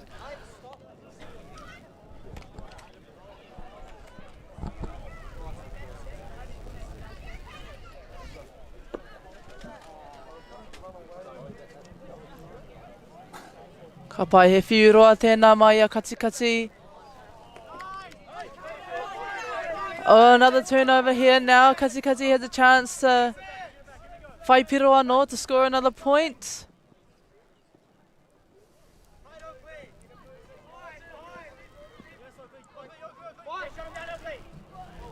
Oh, great pressure by Cowie on that defense there, really forcing Verbeek to work hard to try and get open, and it makes it a harder target to throw to as well.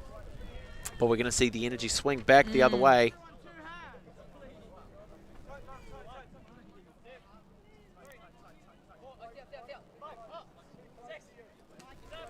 Russell putting it up, little too much.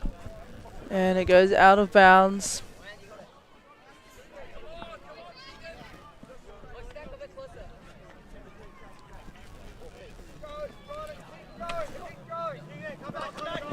Nice quick play here from Pakuranga. Snyder's putting it through, finding T. Struggling a little to find a reset. Gets one in Snyder's all the way back, pushing up that far sideline for Cowie. Laser throw. Beautiful. Atahua katoa. Great work. Cabral through to T for the close. Aye.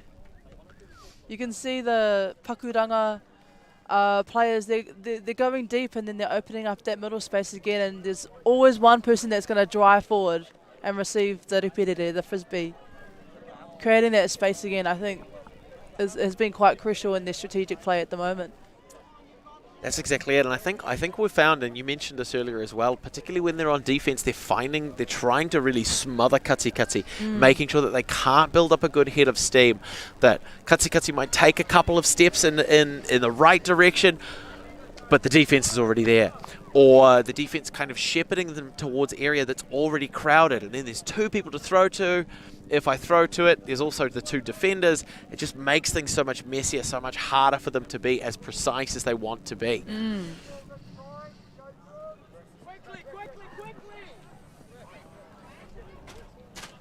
So as the disc skims out of bounds on that touch, it's going to allow Katikati to bring the disc up to the front end of their end zone. Russell on an early step back for the reset. You can see Russo trying to look for one of his players. Huge amount of pressure there from Wing, closing down those opportunities for him. Kanduja to pick up the disc.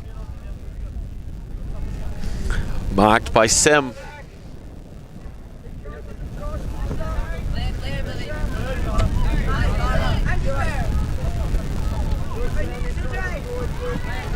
Fakes not getting a huge bite out of Russell. He's nice and calm on defense. Kanduja coming through to Maui on the near sideline. Gets a little bit of a slip. McMillan's under it. Nice and aggressive from McMillan is enough to kind of get Van Gemst a little on the back foot. Again, like throwing that pass behind the receiver when you know that the defender is on the wrong side of them. Great choice. Just can be a little difficult when it's coming right overhead. Which way do I turn? How do I get into the right position? He mihi tērā ki te rautaki ārai o Katikati. It's a testament to Katikati's defensive pressure. And now they're back on offense. We've got Russell again. Puts a blade up, but McMillan's got hands to it. Just a bit of miscommunication there from the Katikati players. Kanduja back in control. Finds Maui in the midfield. Slips through to Van Gemst. Has hands to it this time. Ka pai ki te ana e anga pera atu ana e tai ngā kai ārai Katikati.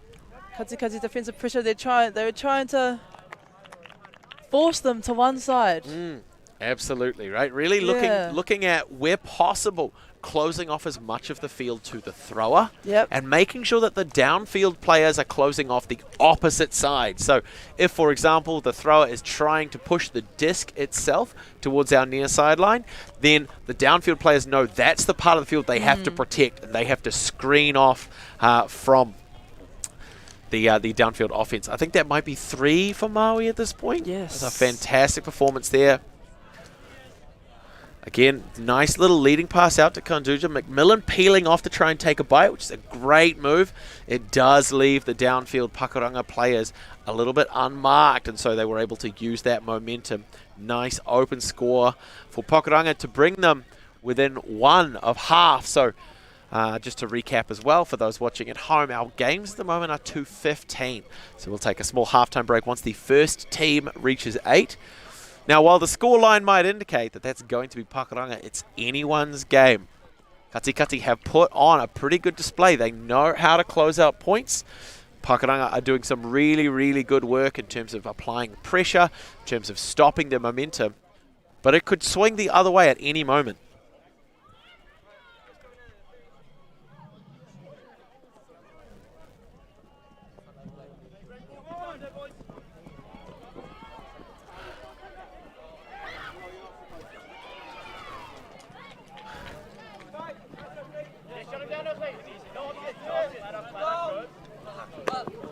Little chippy hammer over the top, finds Russell, puts a big backhand up looking for McMillan, but he's not going to get it because Snyders is there. And it comes back the other way. There's Verbeek with the defense.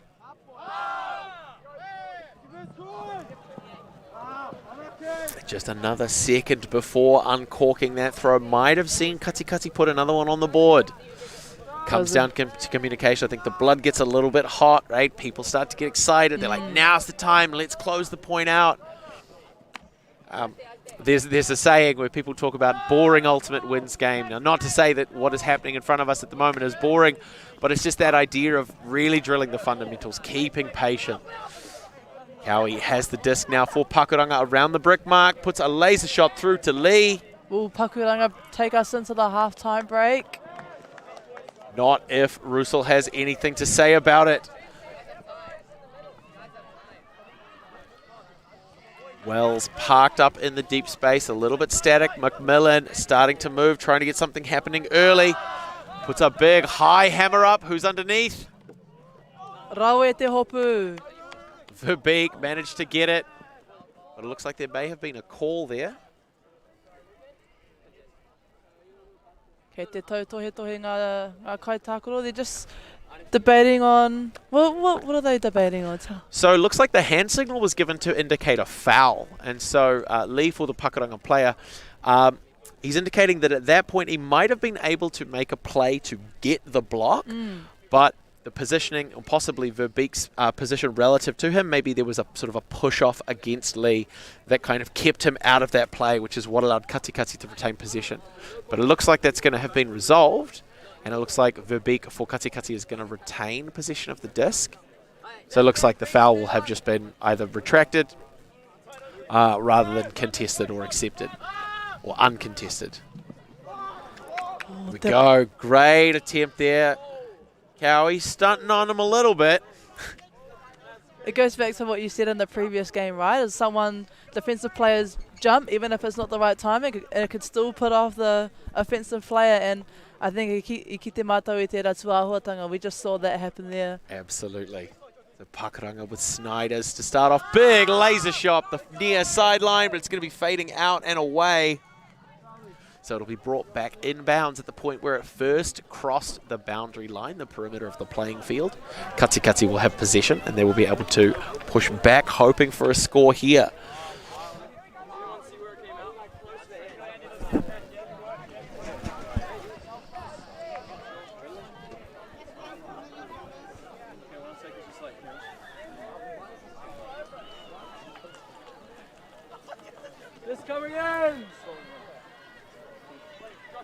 Russell getting a little frustrated. He's hoping something more is going to develop in the downfield space. Decides to put up a big backhand, looking for Wells. But it starts to peel out. Great whakataiapa there from Lee. Keep a great position, stopping Wells, getting a play on the disc.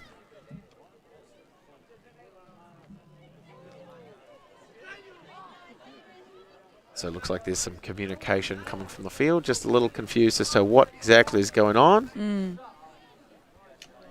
Possibly a foul call there from Wells on to Lee. Just giving them an opportunity as well to have a bit of a discussion about what happened. It's one of my favourite things about Ultimate is the fact that it is self-officiated. Yeah. So it comes to the players to have that conversation. Say, here's what I think happened, and I want to understand what you think happened. And then what's the best way to resolve this so that, like, how would play resume if that hadn't happened at all? He rawe hoki te rongo i a rātou tātaringa hoki o te kemu. It's good to hear like how the players also are analysing the games as well and their own play. So it looks like that's going to be a contested foul, and so the disc is going to return to the last uncontested possession, which was Russell on that near sideline, marked by Nankival.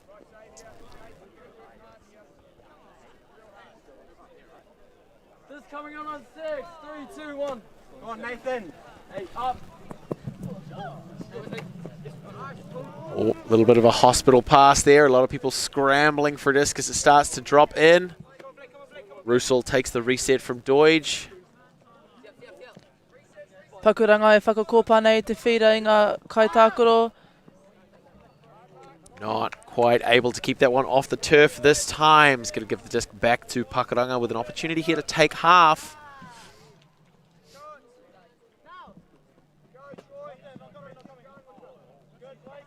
Snyders to Nankival.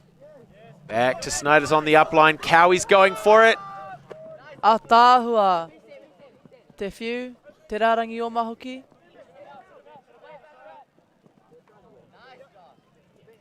Lee catching a beautiful, filthy little break throw. Back to Cowie, back to... Beautiful jump there, and the turn as well. Yeah, Lee doing a great job of pulling down discs that look like they're not going to go his way. Nankival manages a toe in to put this point on the board for Pakuranga to go 8-2 over Katikati and take the first half of the game.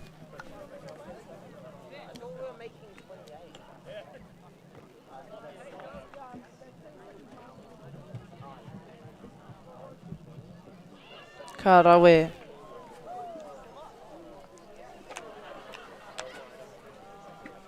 Going to get to see that again. Nice little chip pass away to Cabral.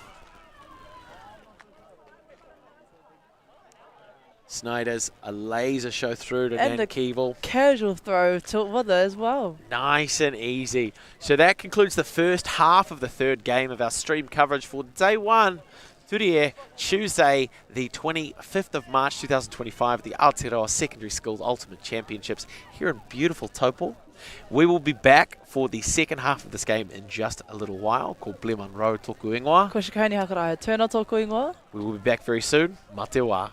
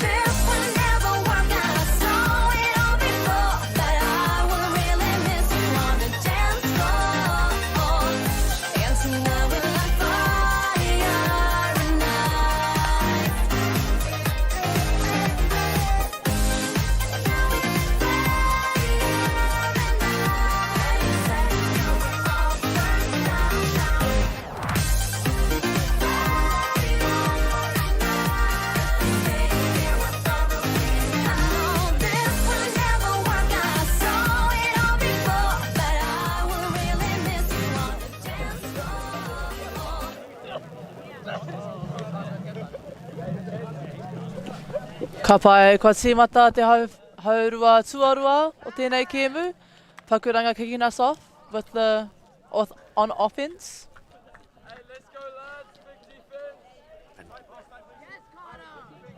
Once again, Russell with the disc for Katikati. Manages to reset to McMillan, marked by Maui.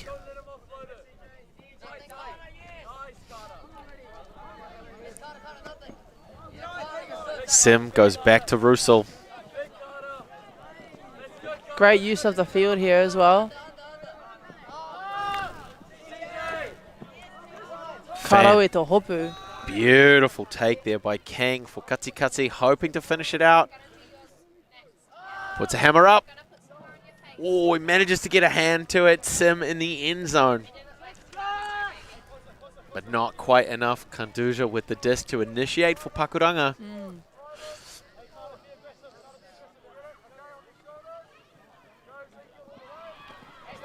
Finds Maui, puts a big bomb up. Rawe te haukoti, mai a Katikati.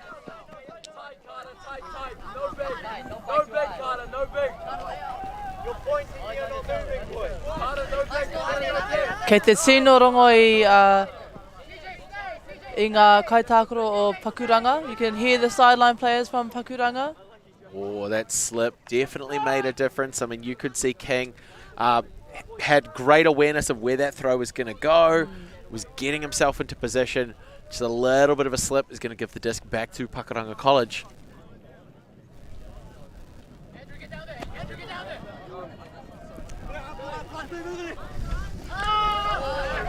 Teitei, taua whiu.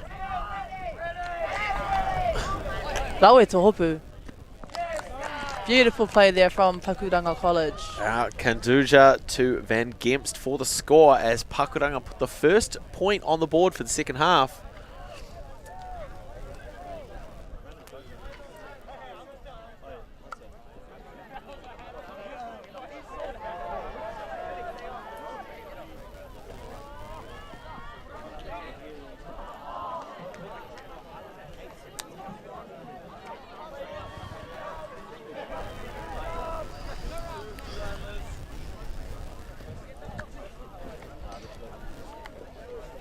Can feel the wind picking up just slightly. Absolutely. It's going to start to have a little bit of a play with the disc, so we might start to see some of these throws need to really get tightened in. Discs that go high, and it's one of those things as well where we're down here at the ground level. The wind that we feel is a lot stronger the higher up you go. So as we're starting to put those discs up, when those discs get a little bit of air underneath it, the wind has even more of a play than we'd expect. But King is underneath that one for the score. Although it looks like there may have been something happening downfield, or sort of rather in the upfield.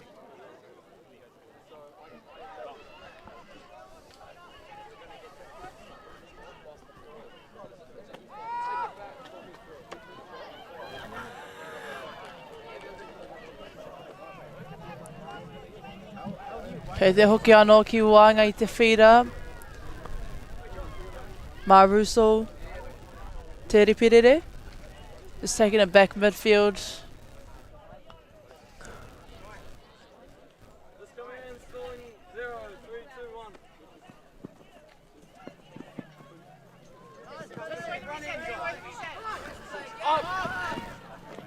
Russell finds hope on the far sideline. Pressured by Snyders. A lot of space opening up here as well on the field.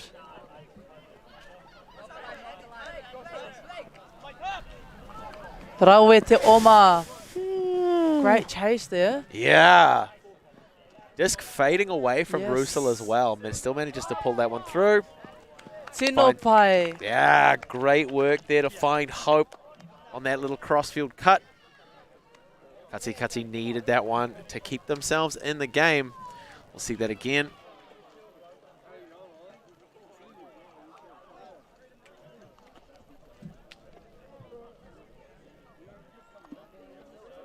Nice, quick change of direction there.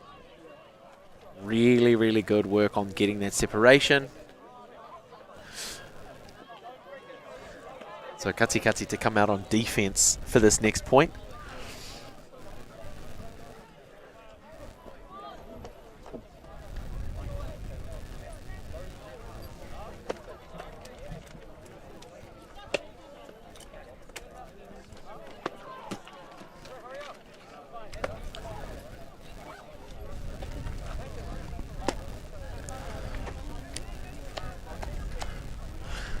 King with the big kume, putting it nice and long. Ooh. Now Pakuranga will retain possession outside of the secondary schools tournament, generally speaking in accordance with the World Flying Disc Federation rules. An attempt to catch the pull that results in a drop constitutes a turnover. Now it's great that our secondary school levels aren't enforcing that rule, as it encourages players to develop those skills of attacking the pull and really initiating the offense early. Katikati are going to come away with it after forcing a low throw. We're going to take a brief break as there's a second disc on the field. No break. Nope. And there's King taking it over the swarming Pakuranga defense.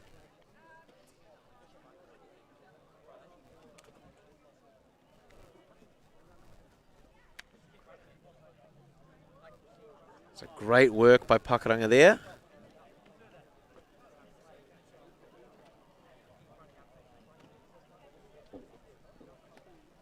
Fantastic work by number 4 for Katikati King. Miharo ke atu.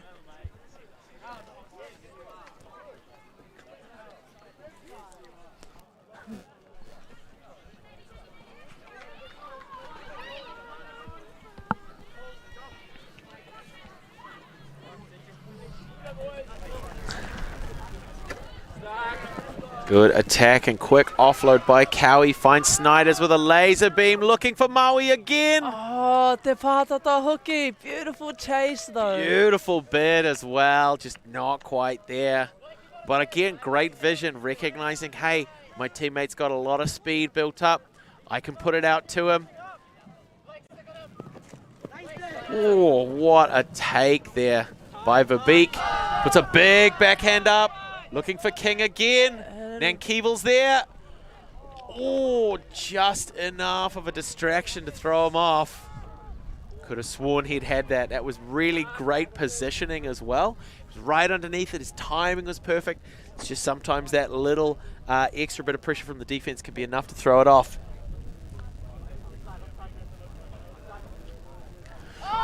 Snyder's going long, looking for Maui again. Beautiful catch from Maui. Not yet in. Where's the big chase? Kapai. Oh, Cowie takes to the ground to pull that one down. And that is going to put Pakuranga College's open team into double digits. The score is 10-4 over Katikati. Maui with a great read underneath that one. And then you'll see how Cowie sets up this cut, pushes, and then quick chop step to get around Sim, whose momentum just kept carrying him away from where Cowie was wanting to receive the disc. So we've got about 5 minutes left on the clock in a game to 15 or 50 minutes, whichever one comes first. Anzuja with the disc to set things off for Pakuranga's defensive side to come out, hoping to generate another turn, generate another break. Katikati hoping to close the gap in these last few moments of the game. Atahua te kume ikona, beautiful pull there. King not able to offload to Russell. Konduja to pick up, wanting to initiate. Decides to lose a couple grounds to keep it in the secure hands of Snyders, who drops a hammer over the top for Maui yet again. Come on, Matauafi, an easy pass there to Maui. Yeah, again, hey, you said it before, those hammer throws, those pops over the top, they've got their place. It's a nice little throw, and we're going to get to see it again. Konduja, a lot of pressure, decides to go for a nice safe reset. Snyders using that height, drops over the top. Beautiful. Now, it's an interesting thing, particularly with that that overhead throw, that hammer. It tends to curve away from the thrower's shoulder and then feed back in. So for a right-handed person, it pushes away to the left and then fades back into the right. So Snyder's in that position, recognizing where Maui was cutting from, so from the left-hand side to the right-hand side, means that throw selection was going to sit out in front and float down in front of him. So great selection there for that cut as well. Russell to pick up and initiate from the brick mark.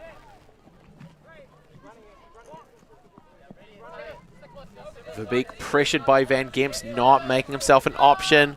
Russell instead goes to Deutsch, far sideline, Hopes pushing long. Atahua te hopu, great catch there, Anō. And finishes off with a quick little pop pass through to Stevens for Katikati to go within 5. A nice quick play there from Katikati College. And I think the best thing about that, we see the shot from Russell go up. It comes in a little low in front. Sorry, that was Deutsch. It's Deutsch's shot. You can see Stevens is there, recognizing that Hope gets it, and Stevens continues his momentum, which is the best thing you can do in that situation. Just take those few extra steps. Your teammate probably isn't or might not be in the end zone, so get in the end zone quick, carry that one through, and just give them a really easy option, and it worked for them. Verbeek with the nice spin kume.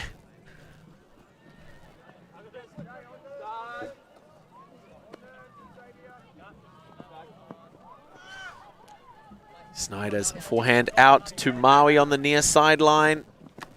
Chips one through again. That near sideline is covered really well by the Katikati defense. Atahuanga Rarangi Oma hoki, great driving there. And that looks like T in the end zone for Pakuranga College to be able to pull that one down. No, sorry, I take that back. That was Wing for the score. Great work. And we get to see that again. Just nice patient passing, waiting for something to develop in the end zone. And when there's that separation there, a player like Snyder is confident enough to take that throw and put it out in front. Pakuranga College going to 12.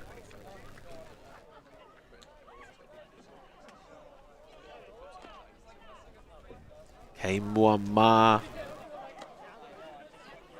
Te whitu. Whetu.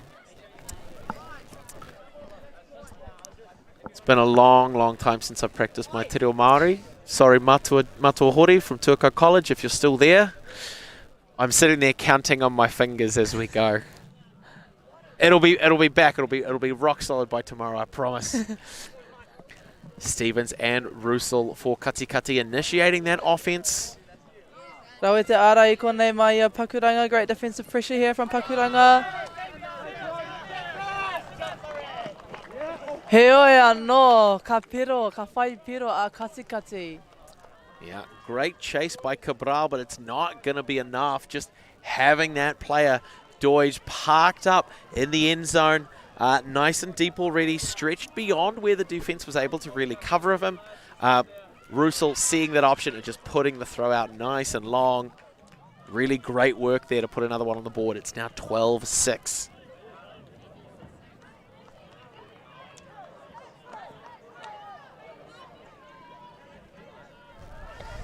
Nice hands there too.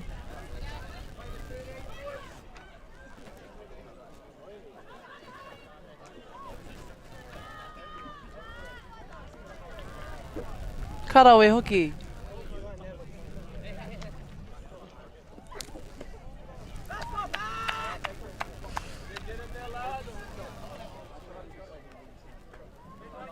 Looks like they're going to take it from the sideline rather than bricking. Russell on defense. Cowie putting a line drive up through, finds wing.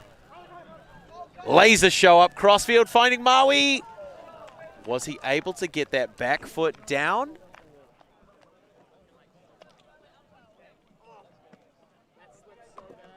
I think he did.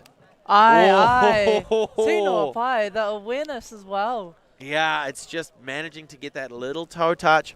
And I think because that's past our soft cap, our 50-minute cap, that is going to be the game. Pakuranga College going 13-6 over Katikati in the Open Division. Just a fantastic performance by both of these teams.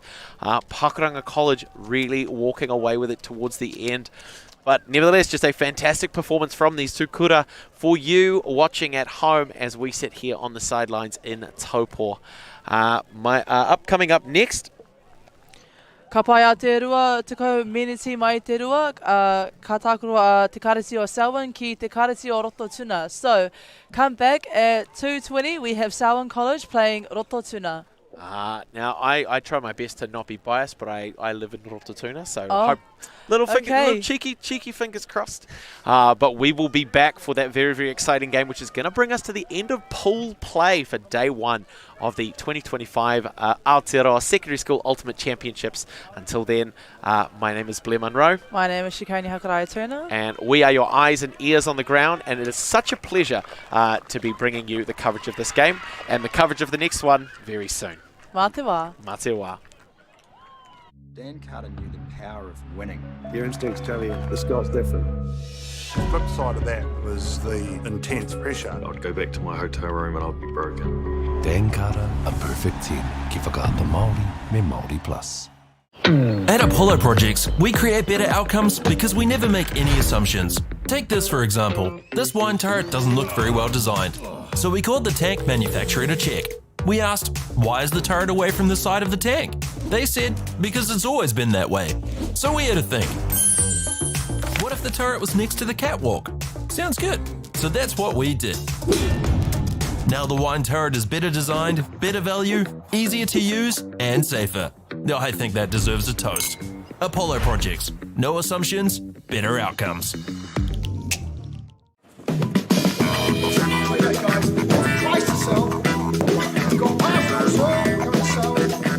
Ladies and gentlemen, this isn't about what we wore back in the day. We're going to go now. Going once, going twice. No more offers. Sold! It's about being trusted to get a better result for our clients since 1973. At Apollo Projects, we create better outcomes because we never make any assumptions. Like this multinational company's cold store build contract. All proposals were submitted, but the costs were just too high. So the client chose Apollo to help. We sat down with the client and their consultant and had a think. We challenged them on key points. If we closed up the aisle widths to what was required by the forklifts being used and removed the ceiling to make it the roof, we'd save on materials while lowering the building. With the building now the right height and size, the walls can move away from the boundary, removing the firewall requirement, leading to a 20% reduction in cost and now coming in on budget. Now the building is right-sized, the total cost of ownership is lower, it's safer to build and maintain, and it's on budget. Apollo Projects. No assumptions, better outcomes. Okay. Let's go then, eh?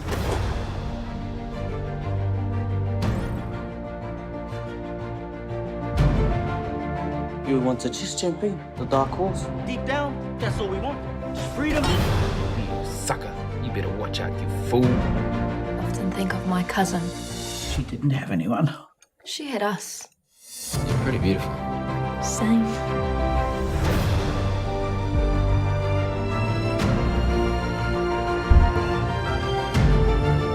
We're going to get you back, Mata. I promise. Kiriata no Aotearoa, ki whakaata Māori me Māori Plus.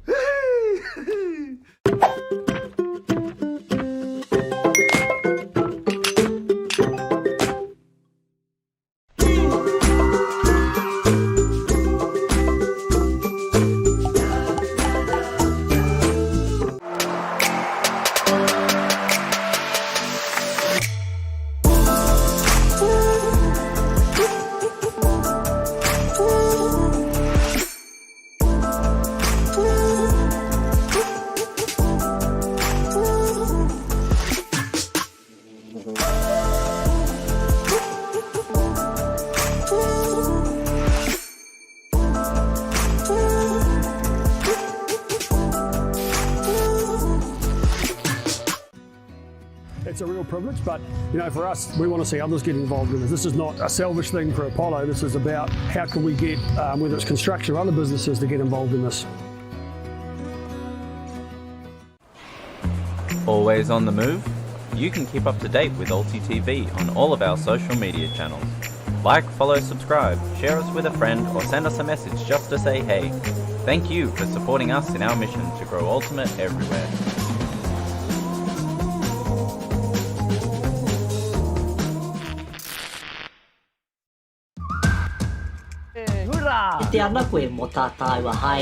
Learn Purako. Explore Te Taiao. Haima. Tūhura ki whakaata Māori me Māori Plus. All the big schools are here. Tino uaua ki te rapu kai tākorona te iti o te kura. Ka whakawhiti koe mai tō tinana ki tō ngākau.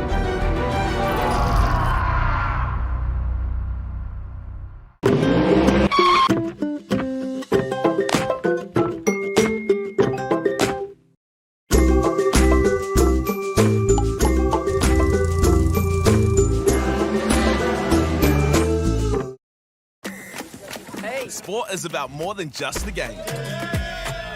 It's about going from teammates to best mates. It's the high fives and helping hands. It's learning when to back yourself or back your buddies. It's actually being excited to get out of bed early on a Saturday. Sport is about more than just the game.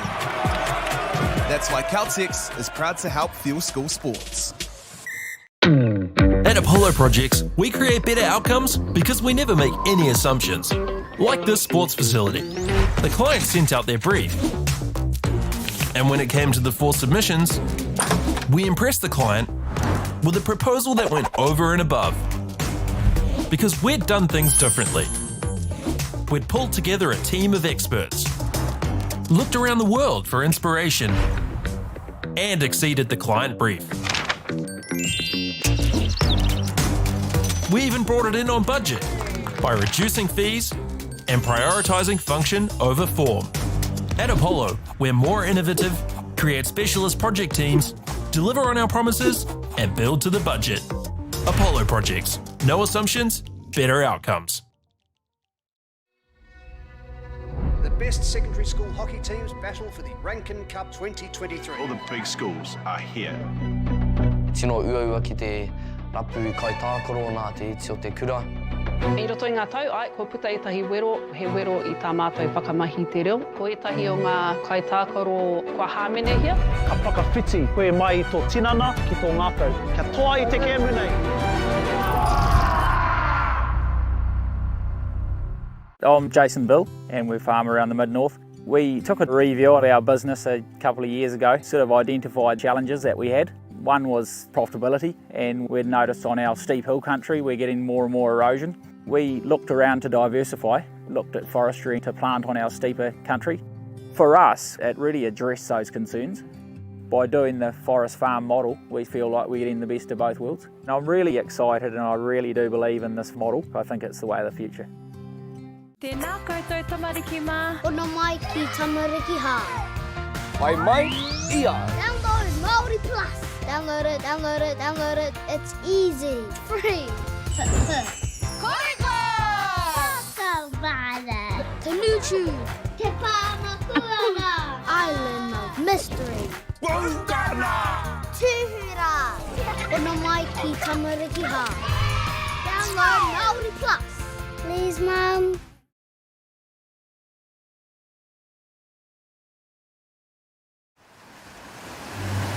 We're going to have Māori getting ownership rights recognised in the taku taimoana. So they created legislation, foreshore and CBD. How can you allow this to happen in the 21st century? What it is the same old faces, the Ken Mears, the Harawira families, the haters and wreckers. It's about time we started looking to a new future. What you can do in 50,000 turn up. Funding is a real challenge. We know that a lot of schools face that ongoing, and the reality is if you go to a lower decile school in New Zealand, you are less likely to be able to afford to participate in sport. Obviously, having come through it myself with kids and being one of those kids myself who played sport, I know how much it defined who I was. And now being able to go, I can't fix it all, but we can help and try and give to those people who are going through really tough times. It's a real privilege, but you know, for us, we want to see others get involved in this. This is not a selfish thing for Apollo. This is about how can we get, whether it's construction or other businesses, to get involved in this. There's a lot of things that kids miss out on, and so to have businesses step up and want to be involved and to help is a game changer for schools. It really is. We're going to have Māori getting ownership rights recognised in the taku taimoana. So they created legislation, foreshore and CBD. It's about time we started looking to a new future. At Apollo Projects, we create better outcomes because we never make any assumptions. Like at this dairy dryer. The cladding on the building that houses the dairy dryer needed to be replaced. So they called us up. First, we inspected the cladding. The cost implications of shutting the dryer down were huge, particularly from the loss of production, which is much higher than the actual reclad costs. So we came together as a team. We said, why don't we replace the cladding while the dryer is still operational? No one had ever done that before, which meant working with the client on hygiene requirements. We wrapped the dryer in 2 layers to create a hygiene envelope, while the old panels were removed and the new ones installed, all while the dryer continued to work. By thinking outside the square and working as a team, the project was completed with no disruption to production, and it was a world first. Apollo Projects. No assumptions, better outcomes. Want to catch a fuel bargain with Caltex and Supergold? Scan your Caltex app, Flybuys or Airpoints for 6 cents off the litre with Pumped. You beauty! And show your Supergold card for an extra 2 cents off. Ah, feels good.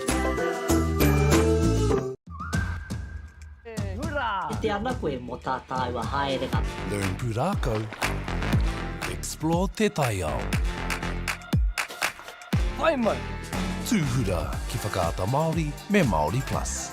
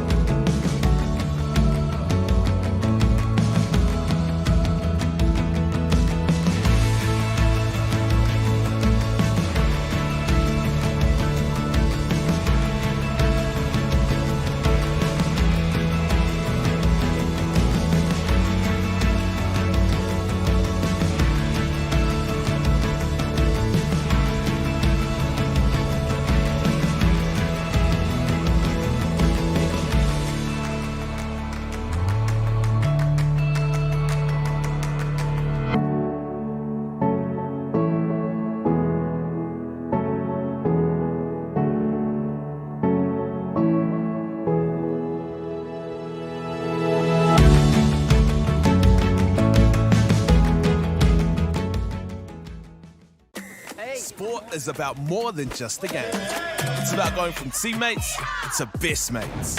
It's the high fives and helping hands. That's why Caltex is proud to help fuel school sports.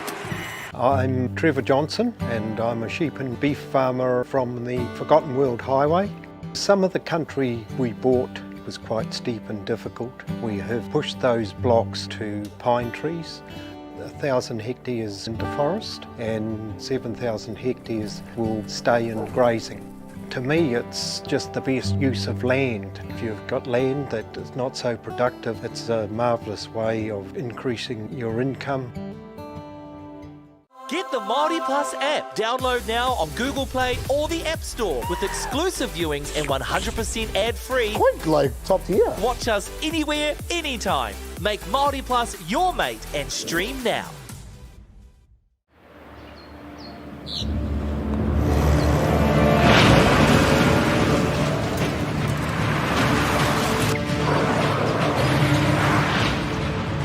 This isn't an ad about four-wheel drives.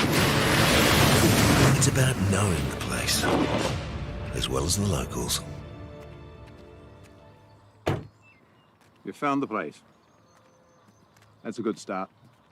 Built by my great-grandfather 20 years ago. And go! Just fill up at a participating Caltex, stack your pump discounts, and you could collect more savings on your next visit. Oh, there's another one. Getting quite good at this. Filling and saving. Feels good. The forest should never have been taken off this steep hill country that's eroding, and it makes absolute sense to afforest those hills. What we're doing here is using the exotics to help that process get established. We're looking at a managed transition process where those pines are progressively thinned as the native understory establishes. We're trying to do several things here. Soak up carbon, establish native forest, and we're trying to improve biodiversity. You're achieving an awful lot with one program of activity. No time to fluff around today? No worries. Just swing into Caltex and pay for fuel with Pay an App to speed on through. Ooh, yeah. Feels good. Use it at your local participating Caltex. Global warming is incredibly serious. We need to cut emissions, but we need to also absorb carbon out of the atmosphere. Growing trees is the only tool we have in the toolbox for taking carbon out of the atmosphere that we can do at scale. Pinus radiata takes carbon out of the atmosphere at about 5 to 10 times the rate of native planting. And so what New Zealand Carbon Farming are doing is planting the Pinus radiata to absorb the carbon, and then they're transitioning that forest into native forest so that we get the biodiversity benefit. Okay. Yes. Okay. Yeah. This isn't about long-distance calling, technology, or living overseas. Do I have one more bid? Thank you. We're going to go once. We're going twice. And we are sold to the Kiwi phone bidder from Manchester. It's about Baileys finding buyers that others can't. Whoops, running on empty? Enjoy a 6 cents per litre fuel discount at your local Caltex with Pumped every day. Feels good, eh? Get it at any participating Caltex. Dan Carter knew the power of winning. Your instincts tell you this guy's different. The flip side of that was the intense pressure. I'd go back to my hotel room and I'd be broken. Dan Carter, a perfect team. Ki whakaata Māori me Māori Plus. At Apollo Projects, we create better outcomes because we never make any assumptions. Take this for example. This wine turret doesn't look very well designed. So we called the tank manufacturer to check. We asked, why is the turret away from the side of the tank? They said, because it's always been that way. So we had to think. What if the turret was next to the catwalk? Sounds good. So that's what we did. Now the wine turret is better designed, better value, easier to use, and safer. I think that deserves a toast. Apollo Projects. No assumptions, better outcomes.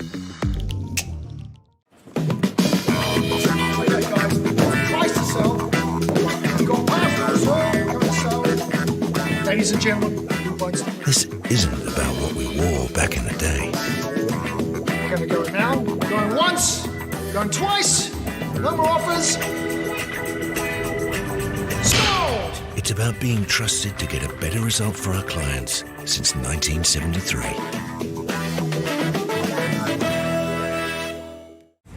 At Apollo Projects, we create better outcomes because we never make any assumptions. Like this multinational company's cold store build contract. All proposals were submitted, but the costs were just too high. So the client chose Apollo to help. We sat down with the client and their consultant and had a think. We challenged them on key points. If we closed up the aisle widths to what was required by the forklifts being used and removed the ceiling to make it the roof, we'd save on materials while lowering the building.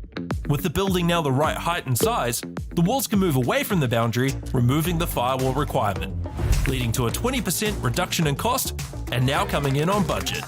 Now the building is right-sized, the total cost of ownership is lower, it's safer to build and maintain, and it's on budget. Apollo Projects. No assumptions, better outcomes.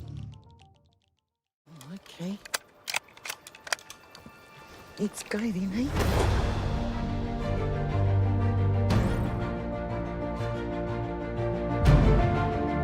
You want to just jump in, the dark horse? Deep down, that's all we want. Just freedom. You sucker. You better watch out, you fool. I often think of my cousin. She didn't have anyone. She had us.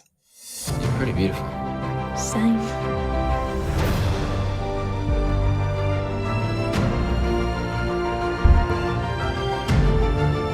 We're going to get you back, Mata. I promise. Kiriata no Aotearoa, ki whakaata Māori me Māori Plus.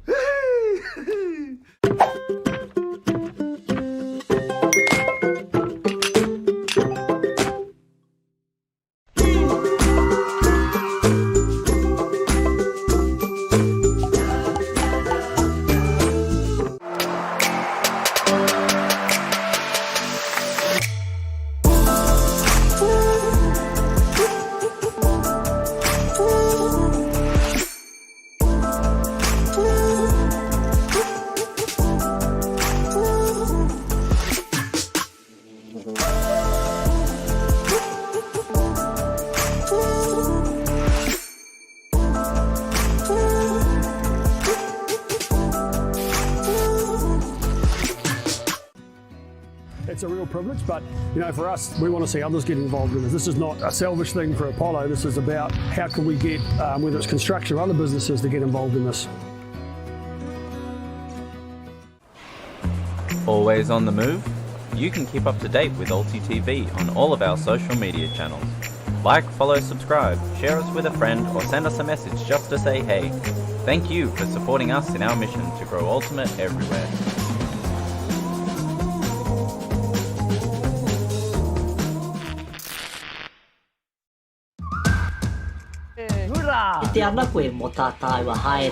Learn Pūrākau. Explore Te Taiao. Hai mai. Tūhura ki whakaata Māori me Māori Plus. All the big schools are here. Tino uaua ki te rapu kai tākoro nā te iti o te kura. Ka whakawhiti koe mai I tō tinana ki tō ngākau.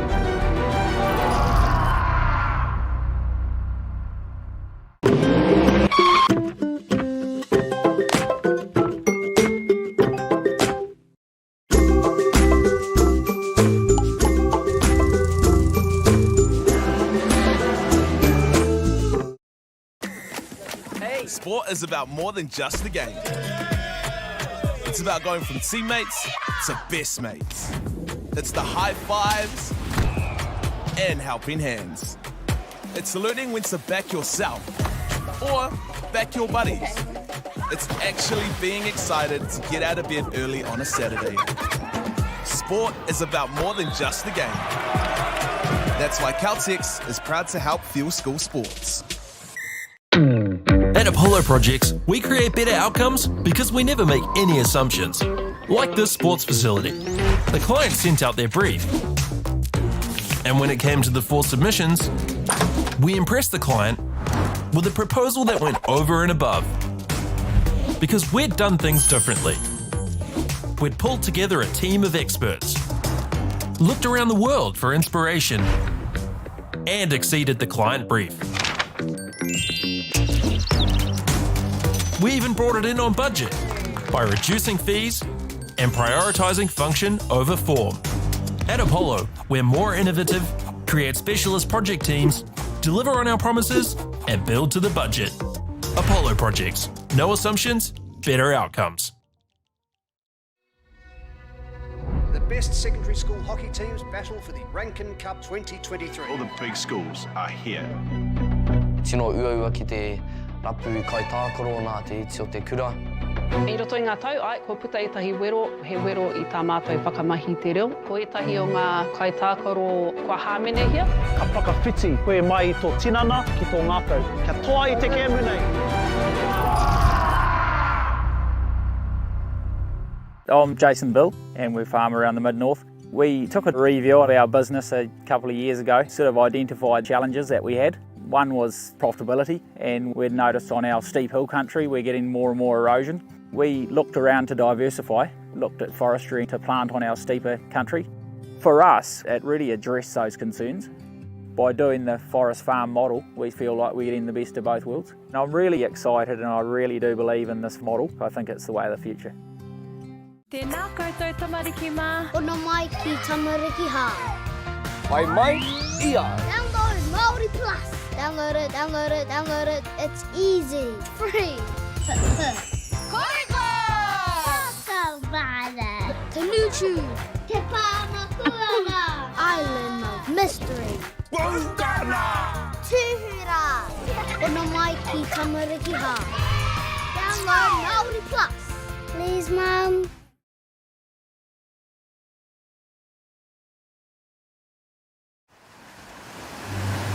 We're going to have Māori getting ownership rights recognised in the taku taimoana. So they created legislation, foreshore and CBD. How can you allow this to happen in the 21st century? What it is the same old faces, the Ken Mears, the Harawira families, the haters and wreckers. It's about time we started looking to a new future. What you can do in 50,000 turn up.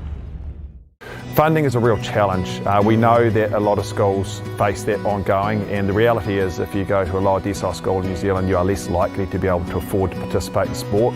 Obviously, having come through it myself with kids and being one of those kids myself who played sport, I know how much it defined who I was. And now being able to go, I can't fix it all, but we can help and try and give to those people who are going through a tough time. It's a real privilege, but you know, for us, we want to see others getting involved with it. This is not a selfish thing for Apollo. This is about how can we get, whether it's construction or other businesses, to get involved in this. There's a lot of things that kids miss out on, and so to have businesses step up and want to be involved and to help is a game changer for schools. It really is.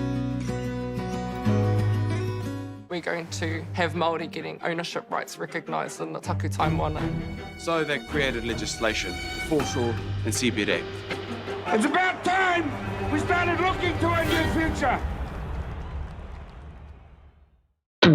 At Apollo Projects, we create better outcomes because we never make any assumptions. Like at this dairy dryer. The cladding on the building that houses the dairy dryer needed to be replaced. So they called us up. First, we inspected the cladding. The cost implications of shutting the dryer down were huge, particularly from the loss of production, which is much higher than the actual reclad costs. So we came together as a team. We said, why don't we replace the cladding while the dryer is still operational? No one had ever done that before, which meant working with the client on hygiene requirements. We wrapped the dryer in 2 layers to create a hygiene envelope, while the old panels were removed and the new ones installed, all while the dryer continued to work. By thinking outside the square and working as a team, the project was completed with no disruption to production, and it was a world first. Apollo Projects. No assumptions, better outcomes. Want to catch a fuel bargain with Caltex and Supergold? Scan your Caltex app, Flybuys or Airpoints for 6 cents off the litre with Pumped. And show your Supergold card for an extra 2 cents off. Ah, feels good.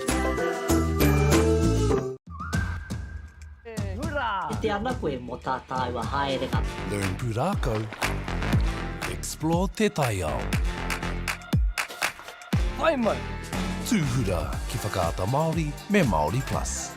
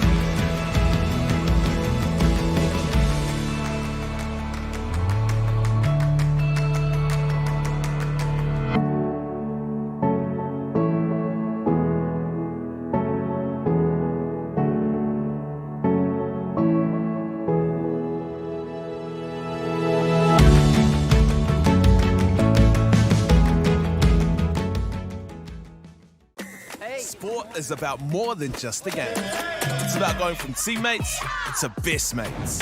It's the high fives and helping hands.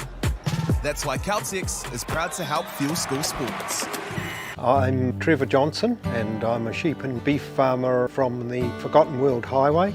Some of the country we bought was quite steep and difficult. We have pushed those blocks to pine trees. 1,000 hectares into forest and 7,000 hectares will stay in grazing. To me, it's just the best use of land. If you've got land that is not so productive, it's a marvellous way of increasing your income.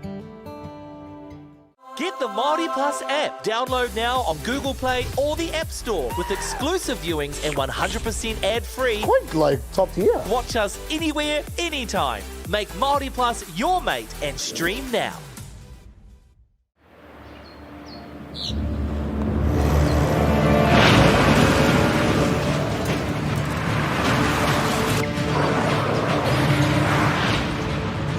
This isn't an ad about four-wheel drives.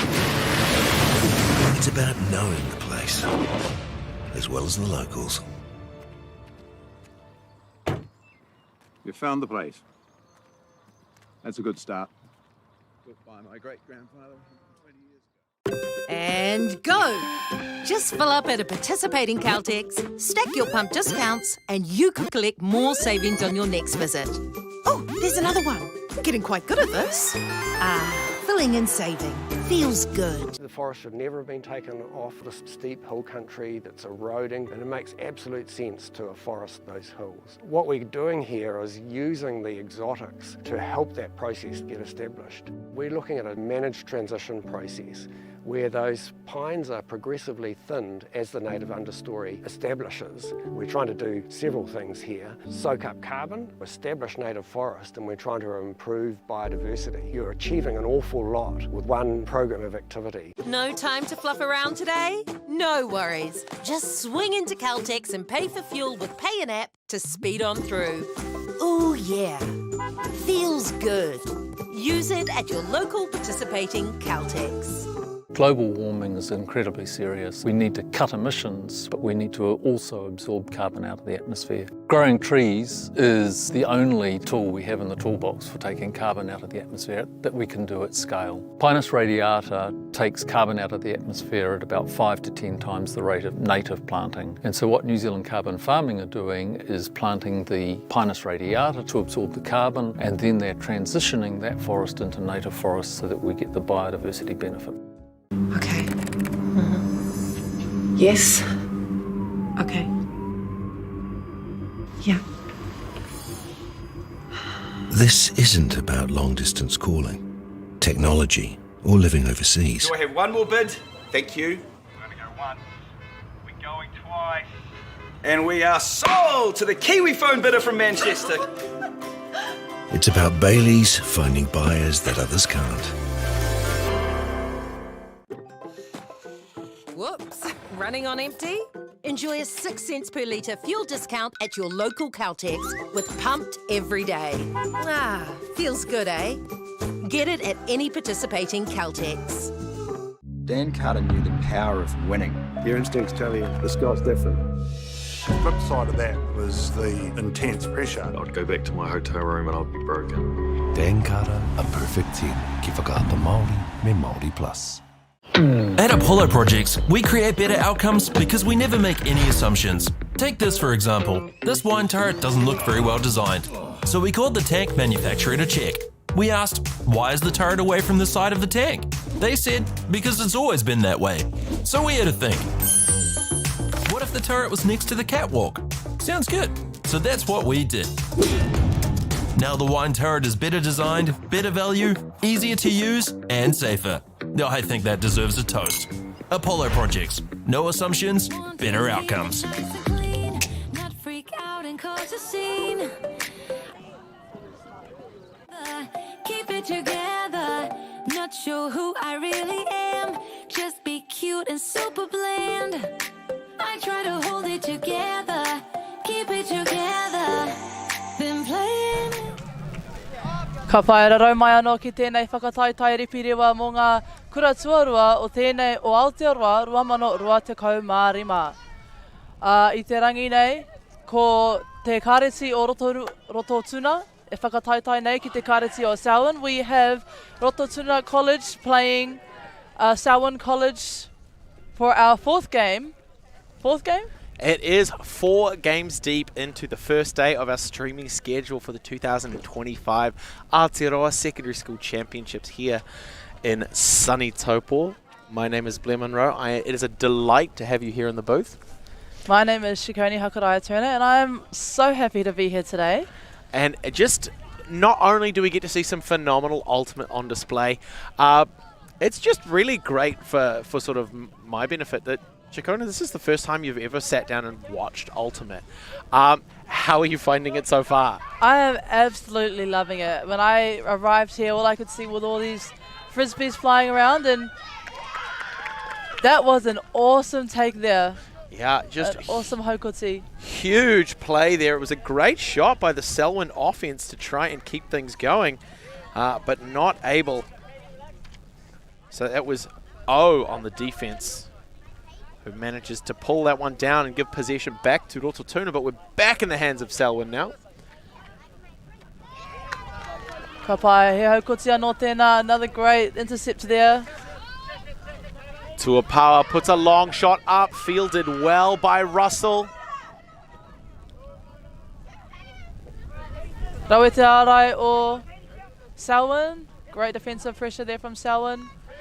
Immediately throwing back, trying to get something going. Taupō again. Atahua te hopu, nice catch there. Now finds O on the far sideline. Manages to cut one through, finding Russell. Goes back to Taupō, puts a big shot up, trying to find Shaw. Heoi I haukutitia e Katikati. But it's Devoy in for Selwyn, putting those long shots up, parking up in the deep space, doing a great job. Kua āhua kaha ake te hau I te mo tēnei kemu. The wind has kind of picked up a little bit for this game as well. So that might affect a few of the pulls that we see here in this game. And so as the wind is starting to change yet again throughout our busy day, we're seeing these teams have to adjust to really make sure those throws are nice and dialed in. A fantastic attempt by Van der Merwe to try and keep that one alive for Selwyn. Rau te whiura. Oh, pops through to Russell for the score. Set up by Shaw initially, getting that deep cut, pulling the disc down in front of the end zone, looking back, finding O, and then a nice quick 1-2. We're going to get to see that sequence again. There's Shaw with the disc, signaling for something to happen in the downfield, finds O, and then a nice quick through shot to Russell to put Rotorua on the board.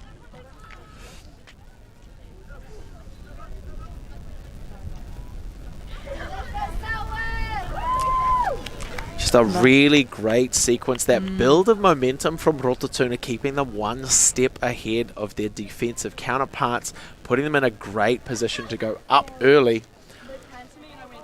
We're going to see Taupō with the disc to start off this next point as Rotorua come down on defense. Now we've seen the kind of length of throws that she's got already, so it'll be good to see what she can do with a little bit of a run up as well. Hopefully setting Rotorua up for a really great defensive showing to start off this game. Turns over early, but has a good amount of roll. Rotorua on defensive pressure here. And then as Raikova tries to push deep, Taupō is there. Comes back around. He haukoti anō tēnā, my Peyton. Van der Merwe again threads through. Taupō is there to eat it up. Finds Shaw, puts it long. O's running it down. Tāhua, rawe te oma. Beautiful chase there. That was fantastic, and just inside as well. Momentum carrying her out, manages to hit that front corner and get that little toe touch that's going to be enough to put Rotorua up by 2. Kei mua mā te rua. Awesome momentum there, right from that Haukoti, the intercept as well, all the way through to that one-handed catch from Ho, a tāhua rawa. That was nice. You can't be mad at that. Okay, so Selwyn to come out yet again on offense. Still a little early in the game for them to be making adjustments, but the coach is on the field with them, just giving them a couple of tips. Early on in the game can be important to need to maybe feel out your opposition a little bit, get an understanding for where their strengths are, start thinking about what kind of choices you have to make throughout the course of the game to swing the momentum back into your favor.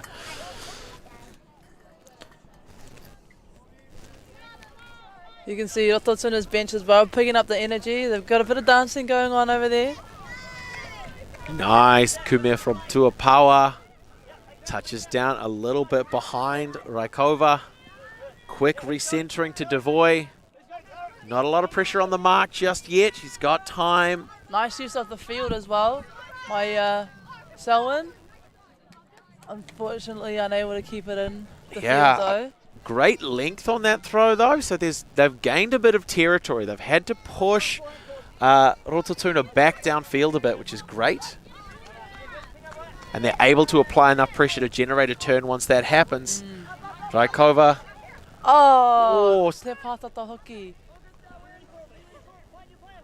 Really, like, again, it's a tough catch to make with the edge coming right down towards you, especially if you're not quite ready for it. Russell from Hancock finds Shaw, puts it up. Oh. Selwyn College quick to make their move. Not quite able to get there as Jones has a great run down to a power, pushing back the other way. Right, team's feeling a little trigger happy at the moment. They've got the composure and they just need to find that right level of energy, right? If it burns too hot, you start making sort of big plays that have a lower percentage of success. There we go, Selwyn on the board. Great vision there. Raikova to Peyton for the score. Great work there, team. Bringing it back within one.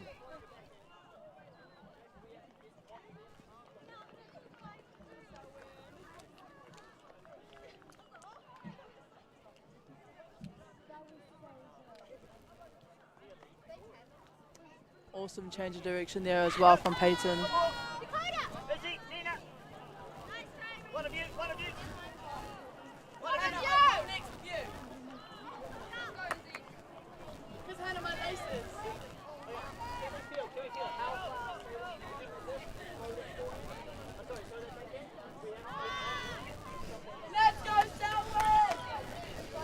Ka pai e whakariterite nei ngā tima e rua.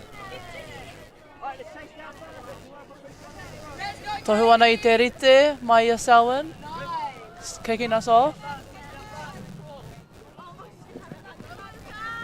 Nice work by Rotorua and the intention, making sure to attack those discs, even on the pull. Oh, an outstretched hand is not going to be quite enough for Shaw to get it, but a great chase down, a great read. Nice long ball. Rawe te haukoti. Taupō in a great position to shut that one down. Me te rā haukoti hoki. I don't think that one was intentional, but it did its job. Yeah. Taupō again. Again, yeah, strong on those intercepts. Clean intercepts as well. Yeah, just nice. The big sort of like two-handed volleyball block as well. It's beautiful to see. Both teams have quite good defensive pressure. Absolutely. It's that kind of positioning, recognizing where they need to be. Those downfielders who have a really good view of what's happening around the disc, getting themselves into a good position to make an impact.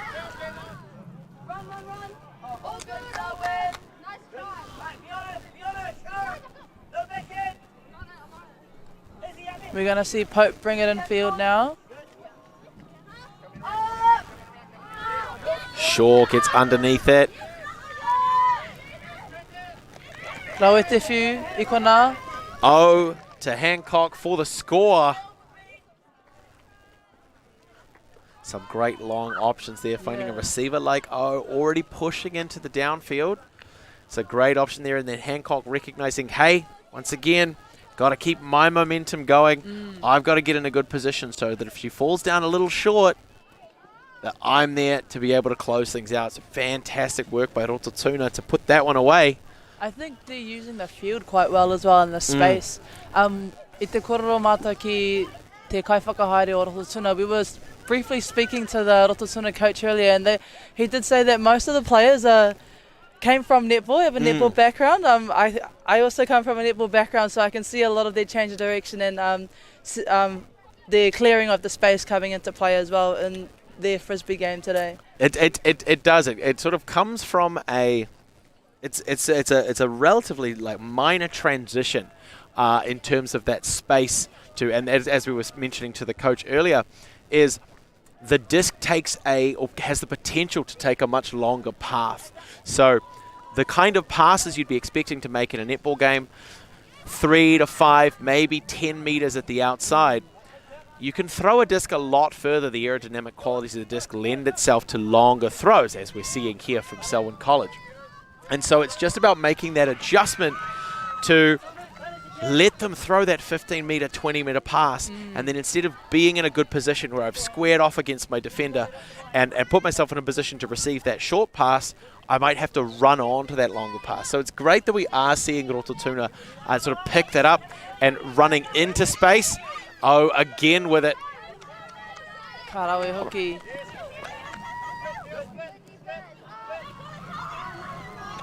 Hancock not able to secure that one. So Selwyn College are going to take possession again. We have Devoy to pick up and initiate. Marked down by Rototuna's Pope.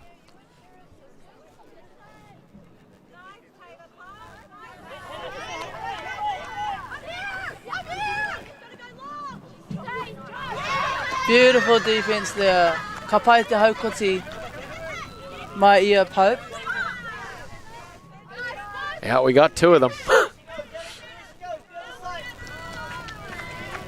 Oh, great attempt to find Lou in the end zone.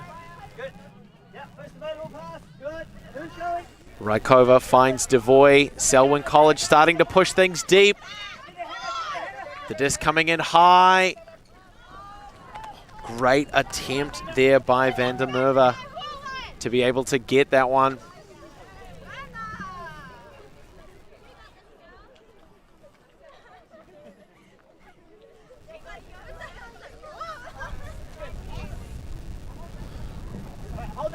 A little wind check there by Devoy, making those little adjustments. What changes need to happen to the throws to keep them a little more under control, to really put them into a place where your downfield receivers can get there. A tawa few.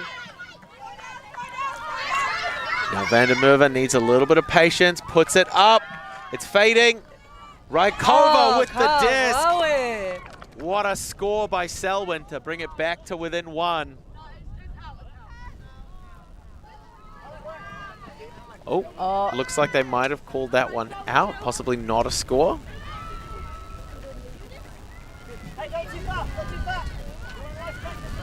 Not quite sure what happened there. Possible that she brought it down outside the back of the end zone.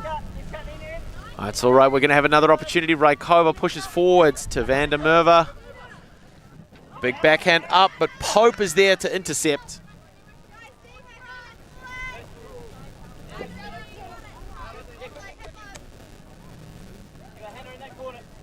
Selwyn get another chance to score a point. Karawe. Off the hands of Pope. Fantastic work by Greg to tie the game. Oh, well, not to tie the game. We thought it was 3-2. But to close out that point after all, back within one for Selwyn College.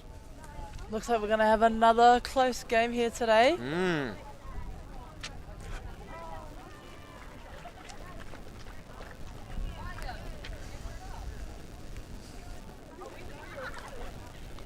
It's one of those moments of heartbreak. It really is. You're in the right place. You did all the right things You got contact with the disc, and sometimes the wind, the spin of the earth, the temperature, whether or not someone, you know, flipped a coin earlier that day and used up some of the environmental luck. It really can be a game of just the tiniest margins. But Selwyn able to close that one out that time. Fantastic work by Greg to finish that one off. Now we're going to get to see Selwyn come down on defense. So it's Devoy with the disc to start us off.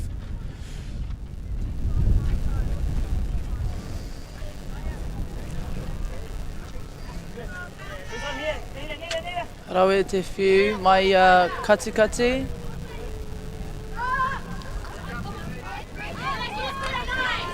Peyton. Strong defensive pressure to shut that one down.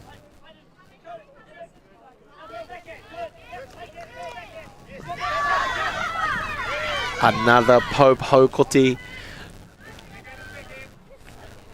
Finds his sister, goes through to Russell, puts a long shot up, looking for Lou. Oh, just outside. Tino Pātata, so close.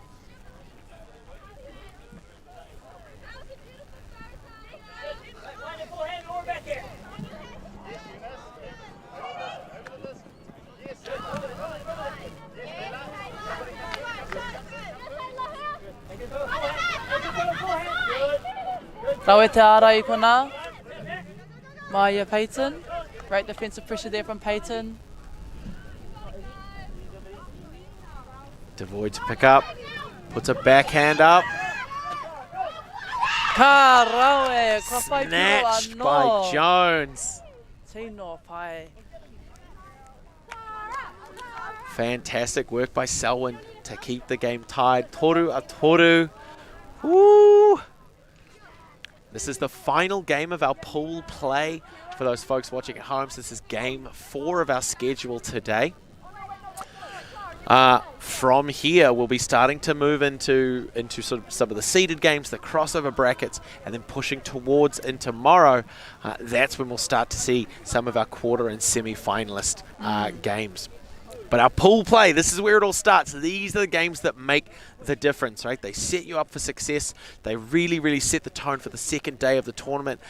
We've had a couple of teams already put on some really stellar performances, and this one, I think it might be the one to watch, just because so early in the game, I don't think we've had a game this close for this long. We've had games where sort of one team's pulled ahead for 4, and then they've kind of held that lead, and then they've let it slip. But here, going neck and neck is just fantastic to see.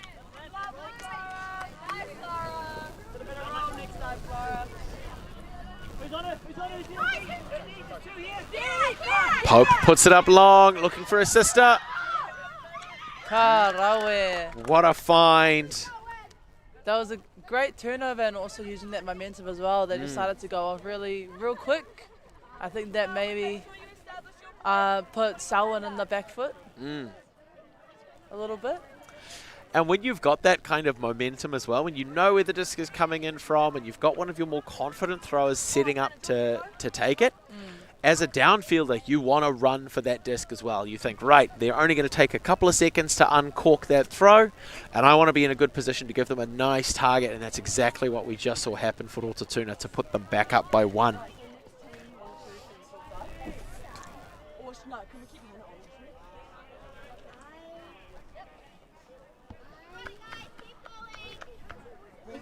It's just a quick chat there from both coaches to their teams. Kōrero rautaki nei.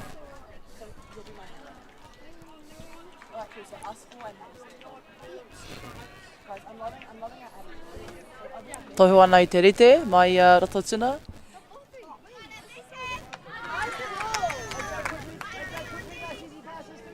Selwyn hoping to pick up early. Try and gain some ground relatively quickly, but now all of a sudden Rotorua applying that defensive pressure. Pope yet again. Koia te hua o te ara. That is the result of some good defensive pressure, the turnover. Great work by Greg to get up underneath that one and get it back for Selwyn.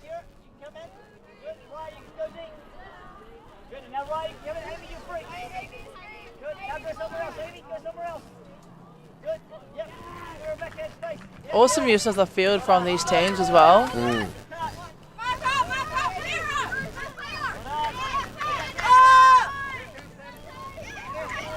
Oh, Russell had that one. That was great, sort of read and position. Huge touch there by Russell's sister, Russell. Managing to get that back for Rotorua.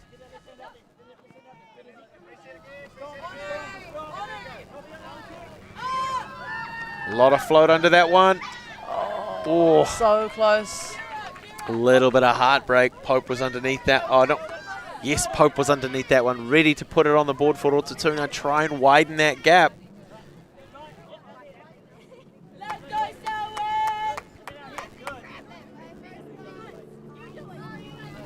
I don't think I've seen these teams bunch up once. Yeah, it's a really good to see how they are utilising that space. Yes. I mean, particularly in our previous game when we had Pakuranga College versus Katikati in the open division, Pakuranga College did a really good job of kind of forcing Katikati to clump together to take away those opportunities. Whereas, yeah, in this game here, Selwyn versus Rotorua, they're using that space a lot better, I think. I'm going to put that down to the netball background. I couldn't agree more.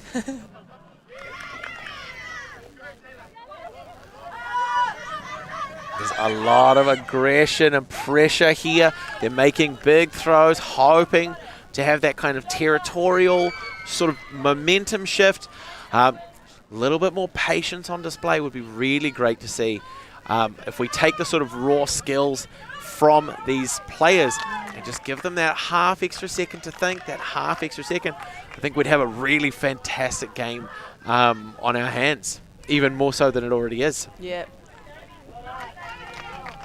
E kite ana te maho ngā haukoti i tēnei kēmu hoki as well. There's a lot of good intercepts, clean intercepts from both these teams. Oh, great vision there from Greg to find Raikova in the end zone. Just that disc coming in a little bit high over the head is going to make it a little bit harder to get in contact with for the score.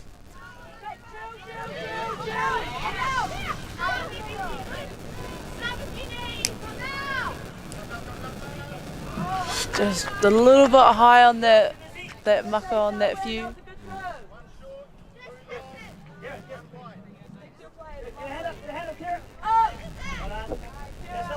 Nice defensive pressure there from Peyton.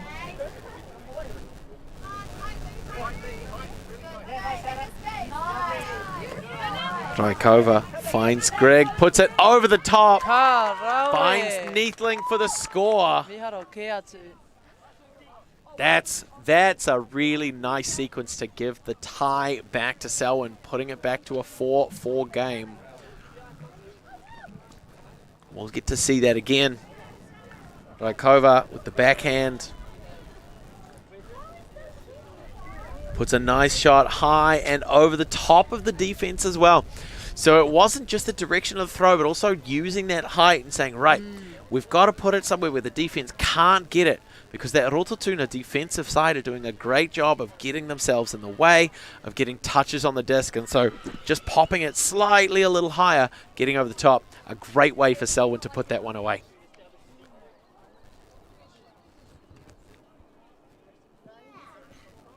Good job, team. Just understand, when we're in the stack, it's coming near us. All they want to do is Voy putting it up. Rotorua sure to pick up and initiate from the other side. It's fading back towards the midfield. Taupō in a great place, but Greg with enough pressure to get that one to find the ground.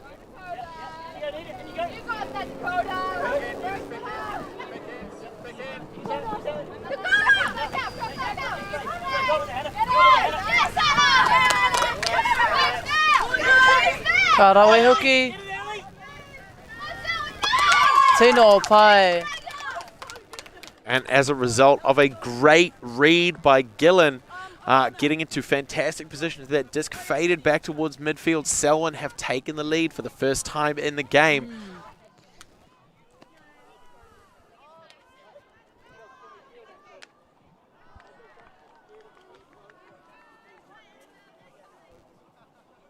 Rawe te tirohanga mai o Selwyn. It's Greg receiving that disc, marked by Shaw, puts the big high backhand up. Karawe, great vision there, awesome execution. And just like watching the disc into the hands as well, right? That really good focus that's necessary, particularly when the game is as close as this one.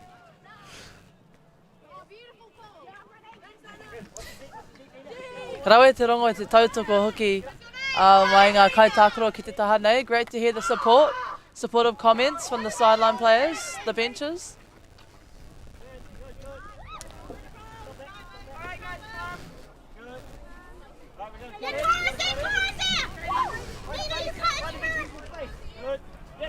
Those engines are starting to run a little hot, but Devoy's managed to get it.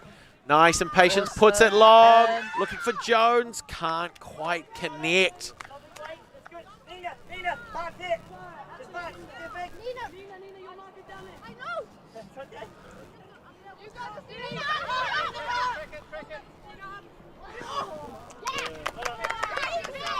Rawe te ārai mai a Selwyn, great defensive pressure there from Selwyn College.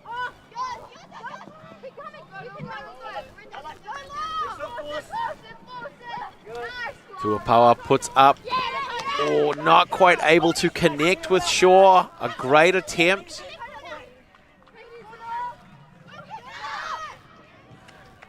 One more time, Taupō doing some fantastic defensive work for Rotorua, parking up in that deep space, just getting really hungry, not willing to let anything past.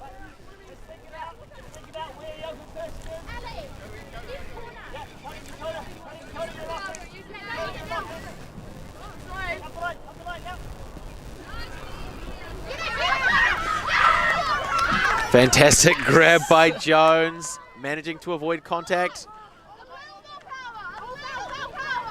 Looks like a foul has been called, so we're just going to have an opportunity. So a reminder for those watching at home, Ultimate is a self-officiated sport. So the players involved as to whether or not there was contact on the attempt by Jones. Looks like they'll have that discussion, and then depending on the resolution of that call, which the players make themselves, we'll see whether or not that turnover stands.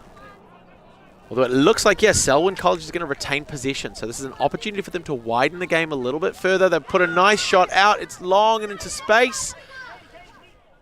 Not able to connect with the receiver in the end zone. Pope puts another big shot up. Rawe te haukoti tonga tēnā. Prosser gets underneath that, but Shaw manages to steal it back for Rotorua. Some good fakes, finds Pope.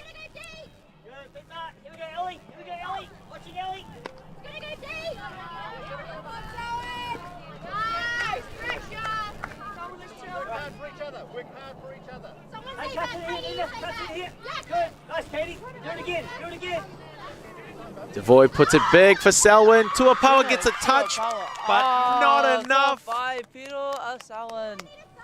Van der Merwe is going to pull that one down and widen the score.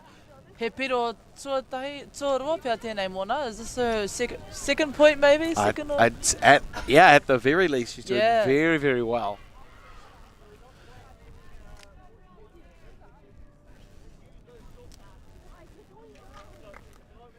Great touch by Taupō for Rotorua to get contact with that one, doing what she does best. We'll get to see that again. Little bobble, but Van der Merwe is right there underneath it. Has to take a knee to keep it off the turf, but that's that level of commitment that's going to keep Selwyn ahead in this game. They've had the lead, and they don't want to give it back.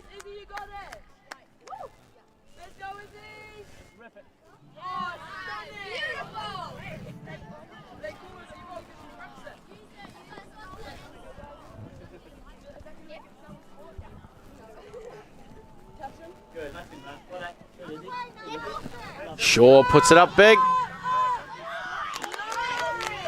Peyton with some great positioning there to help with the defense.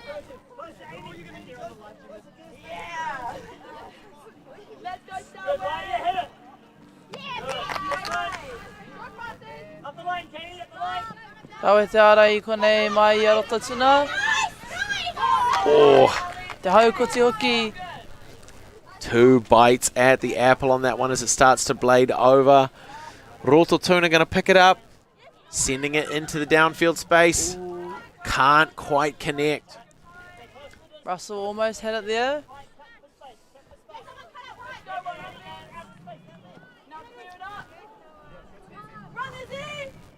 And he's just going to go out of touch.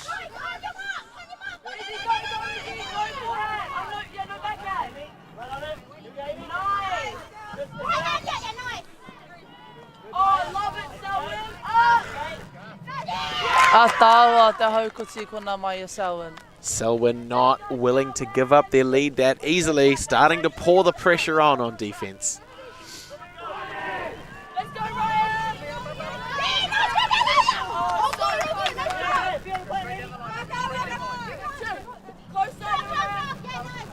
Rotorua quickly getting on offense.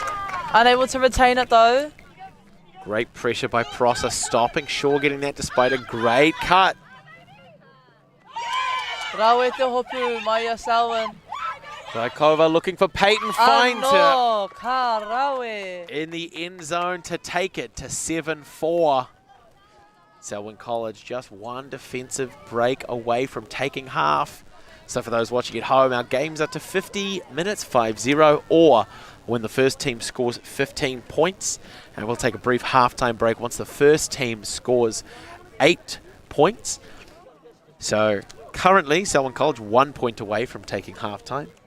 Ka whai piro rānei rātou. Will they score? Will they wrap us up for the first half in this next play? Or are we going to hear the distant sounds of the Rotorua comeback train? A chugga, chugga, chugga, chugga, chugga, chugga, chugga. 4 points on the bounce for them now would see them pulling back the lead. And stranger things have happened. You never know. You never know. Anything can happen. Exactly. It's anybody's game. And I think Rotorua have demonstrated that in terms of their throws, they've got the distance behind them. They do. Might just be a case of take that dial from 10 back down to 9, and then just let you kind of focus in a little more on the aim, on the touch, on the detail of the throws. Just putting it up nice and high. Not quite able to get there for Russell.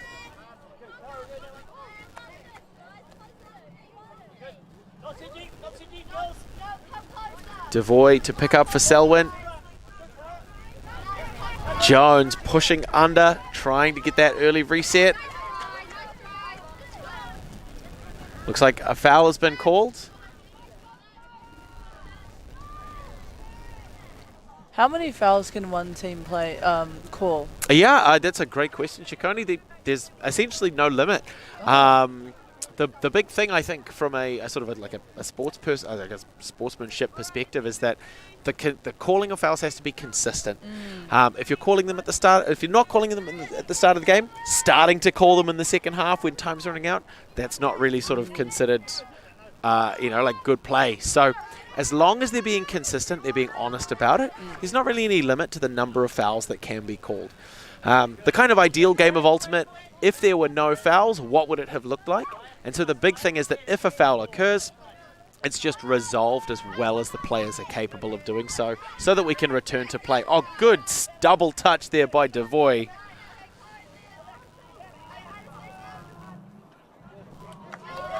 Slips past Greg to give Rotorua another opportunity. We have Lou with the disc. Finds Shaw. Through to Lou, jumped in. Hey, as we said before, it can go anyway. Absolutely, anything can happen. Back down to a 2-point game.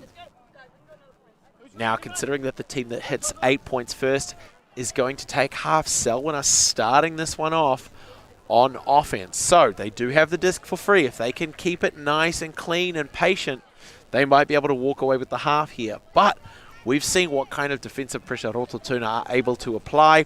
They've got a couple of those players, particularly the ones that they park up deep. We're seeing both of the Popes, Taupō and Shaw as well, doing some really great work in terms of applying that defensive pressure. And so Rotorua might be able to take advantage of that here.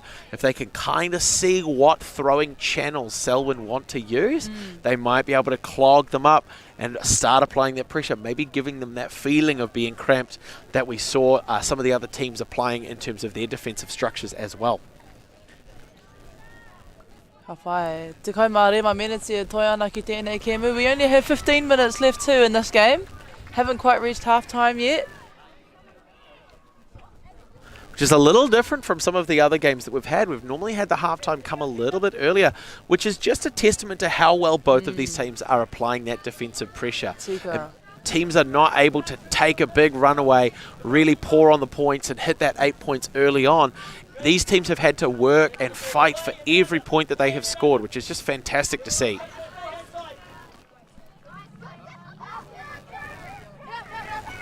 Peyton wanting to finish to Devoy.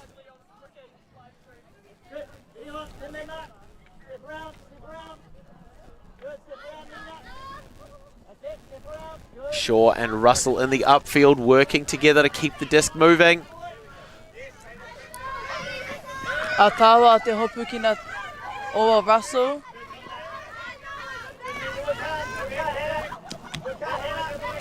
Finds Pope under a little bit of pressure. Devoy is able to sneak into that channel and shut it down.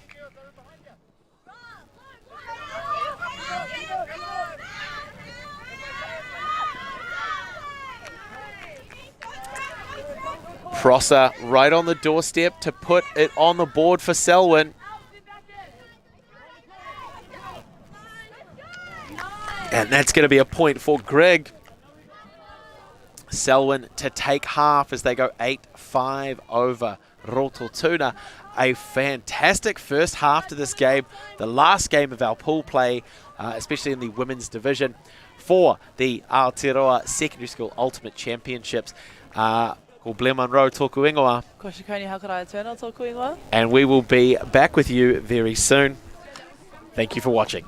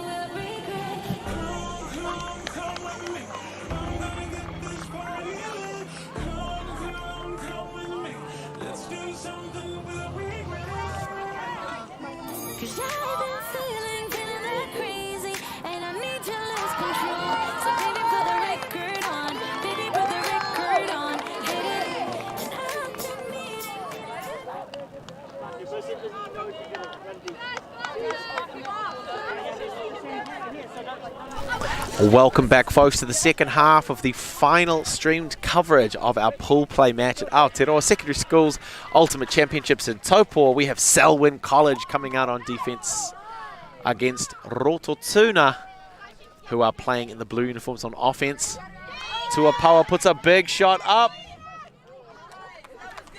Little bit of confusion there as to who the intended receiver was. The defence was able to capitalise on that by closing that gap. Raikova putting the big left forehand up. Jones confidently taking that one down through contact.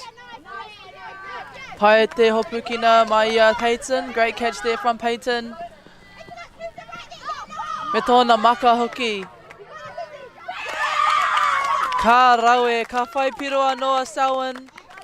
Neathling again to pull that one down, just really holding her space as well. Tōna piro toru, third point of the game. Koya? I think so. I know she's had at least two, and I know that Van der Merwe has had at least two as well. So just between the two of them, doing a huge amount of work for that Selwyn scoreline. The score currently 9-5. What a way to make a living. Selwyn are going to come out on defense now. And we have just under 10 minutes here left in the second half.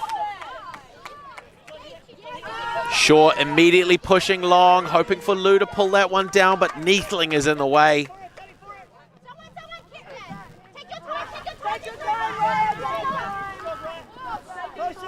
Krakova to pick up and initiate. Just manages to get a touch. Pope immediately trying to fire back. Shaw, laser show straight through to Lou. I whai hua te tākoro tere hoki, that fast play there on offense, the quick adjusting as well from defense to offense from Rotorua, paying off with that piro, that try, that point. Sorry, not a try. It's not a try when they succeed. Great work by Rotorua to pull it back within 3.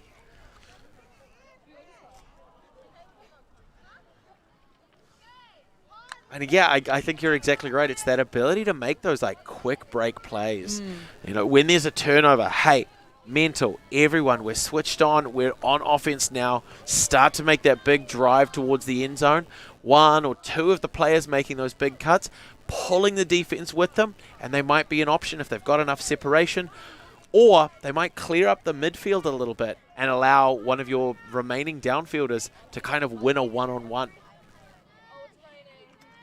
Taupō again with that big backhand throw. Prosser finds Devoy. Big shot goes up looking for Greg. Ka rawe hoki, rawe te sirohanga. Beautiful pass and vision there. Yeah, nice and smooth by Selwyn to break double digits. We're starting to see the pace of this game pick up a little bit. We've got about 7 minutes left on the clock in a game to 50 minutes. But already we're starting to see those points shorten up. So we're starting to see those connections get dialed in. Those throws are coming out a little bit easier to read for the receivers. They're really starting to pile those points on the board.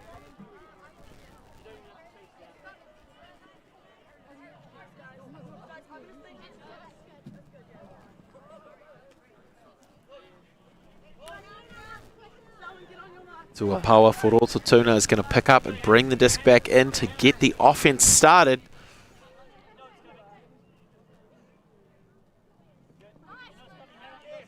Going off you. Pope sends it long, but Greg has the better read. Great positioning there, able to get the turnover. Rawe te haukosi kona hoki from Rotorua. Me te hopu ki na hoki. I'm not sure whether or not they're saying that was in. I think they are. They're calling that one in. So that's going to be a point for Rotorua. I think that was Lou who scored that one on a great crossfield. And I think that might be the second time we've seen her do that as well, which is fantastic to see. Oh, comfortably. Comfortably in. Look at that.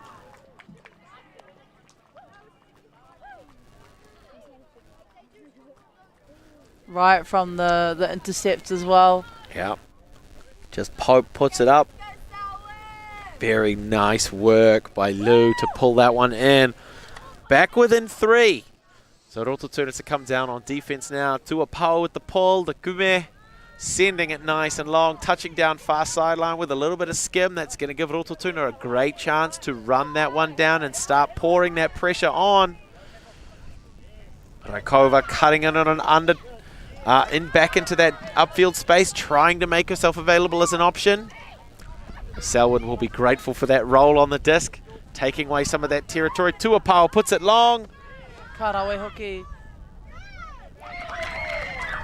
Back-to-back scores for Lou. Great work by Shaw. Get to see that again. Nice early reset. The defense slightly overcommitting, giving that nice window. Leading out in front. Karawe. Beautiful. Just a fantastic little sequence there that's really great to see. Awesome seeing that, jumping off that one foot as well. Mm. The athleticism of these athletes.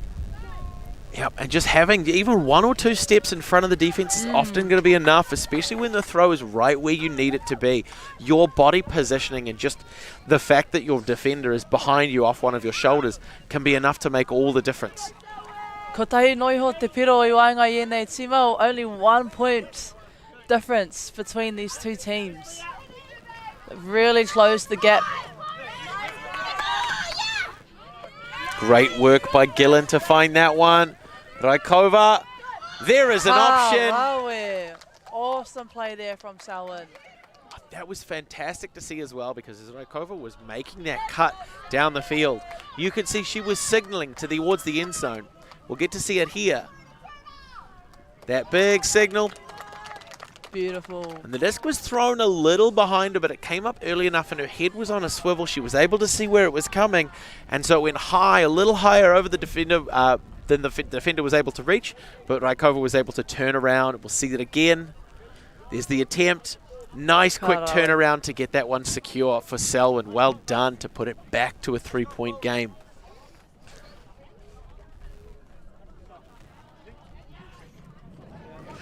Only a couple of minutes left on the clock. Taupō goes full send. Russell was in hot pursuit, but it's not going to come away. Selwyn with an opportunity to widen the game even a little more.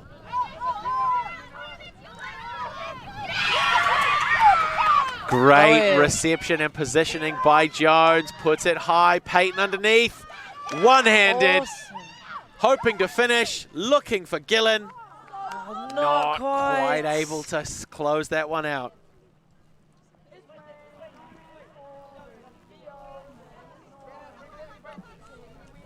Oh, kei te heke te uas. Bit of rain coming down here in Taupō Nui Atia. Tawhiri Matia has woken from his slumber in the afternoon. He's going to make things a little bit more challenging. Let's go, Selwyn! Good. In you come, Kira. In you come. In you come, Kira. Ellie, go deep. Ellie, deep. Prosser threads through, finds Jones. Ka whai piro rāna e nei sima, I e nei he kuna whakamutunga. Strong intercept by Pope. Puts it long. Hey, everyone, come short, Kira. Come short. Come up. Nice, Selwyn. Pai te kōrero o te kai whakahaere nei o Selwyn. Jones again doing some great work, receiving those high discs in the midfield, putting it up. It's a little touchy. He haukotia no ma Rotorua. Taupō looking for Russell, looking for Shaw. But it's Prosser underneath it, who's going to start us again. Initiating the offense for Selwyn as the rain, the drizzle's starting to come in a little thicker now. And a bit of wind as well. Oh. E ahua rare anu e nei ahua tanga huarere. Conditions may be affecting a bit of play here. Yeah. Selwyn with an opportunity, really close to the doorstep. They're right in front of their brick mark. Just need a couple of controlled passes to get this one away. Oh, te pātaka hoki. A little bit of heat on that one. It's going to bounce off the hand of Jones. Rotorua with an opportunity to come back the other way, finding Pope. And it looks like Raikova was able to get a hand to it and shut that one down. Hoping to finish here. Can't quite get it to Gillen.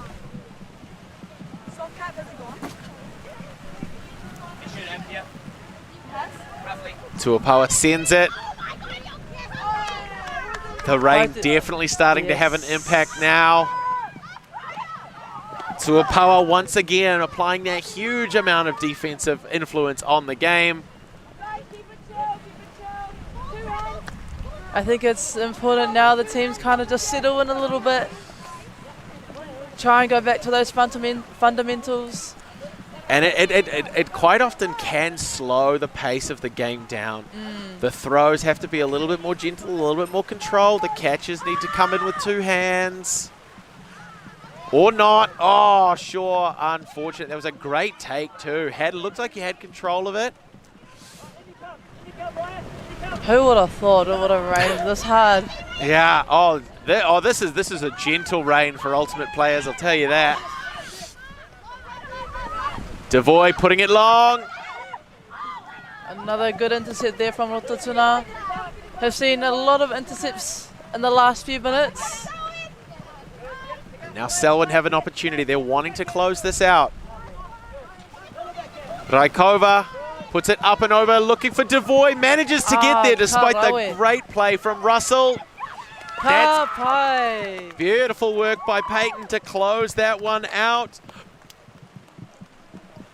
E hika mā, ahakoa te roa o taua ke me whakamitinga. Kua whaihua. Although it was a longer last few minutes of that play, Selwyn ended up coming up with the dub to wrap us up.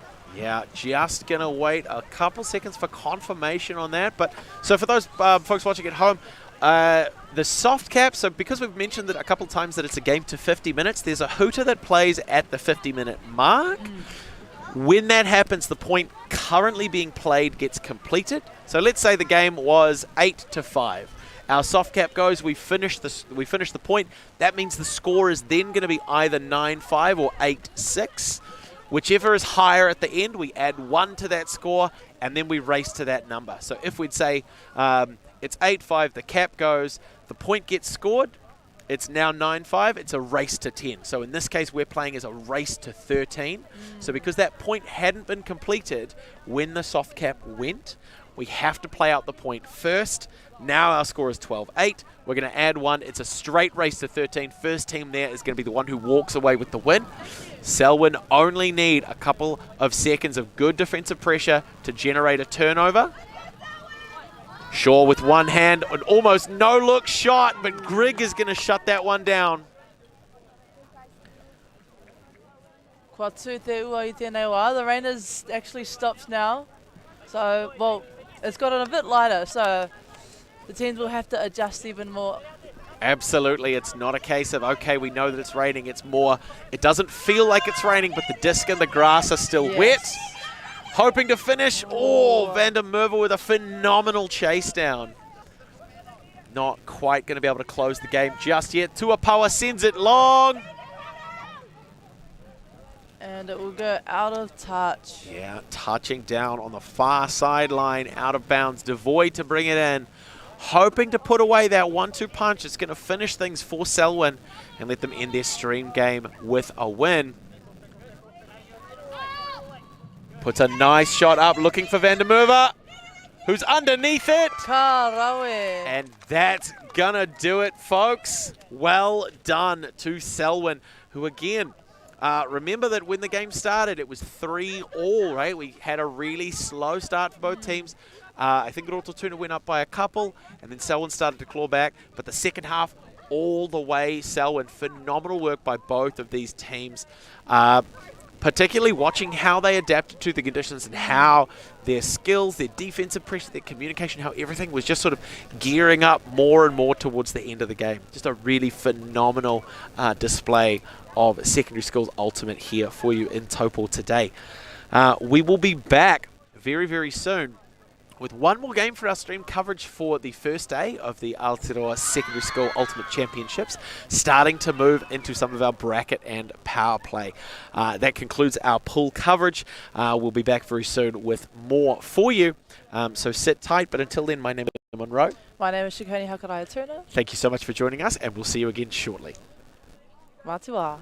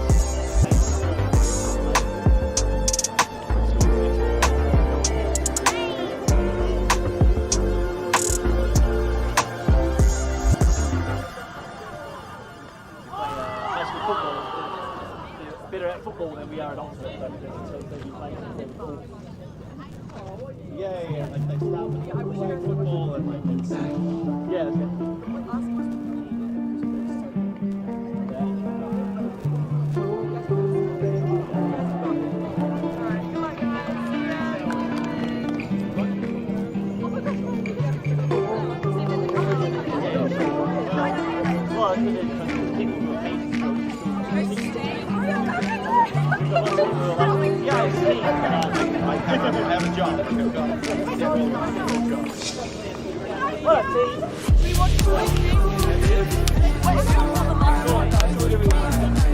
Yes, sir. Yes, sir. No.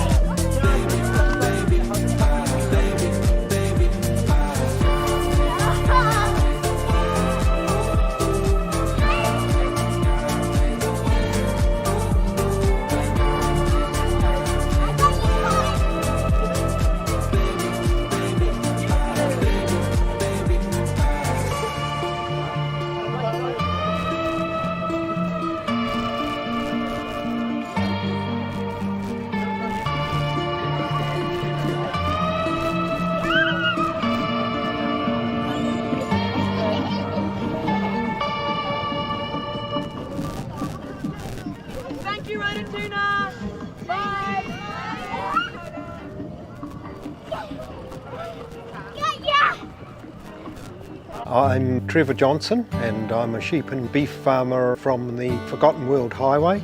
Some of the country we bought was quite steep and difficult. We have pushed those blocks to pine trees, 1,000 hectares into forest and 7,000 hectares will stay in grazing. To me, it's just the best use of land. If you've got land that is not so productive, it's a marvellous way of increasing your income. And go! Just fill up at a participating Caltex, stack your pump discounts, and you could collect more savings on your next visit. Oh, there's another one. Getting quite good at this. Filling and saving. Feels good. At Apollo Projects, we create better outcomes because we never make any assumptions. Take this for example. This wine turret doesn't look very well designed. So we called the tank manufacturer to check. We asked, why is the turret away from the side of the tank? They said, because it's always been that way. So we had to think. What if the turret was next to the catwalk? Sounds good. So that's what we did. Now the wine turret is better designed, better value, easier to use, and safer. I think that deserves a toast. Apollo Projects. No assumptions, better outcomes.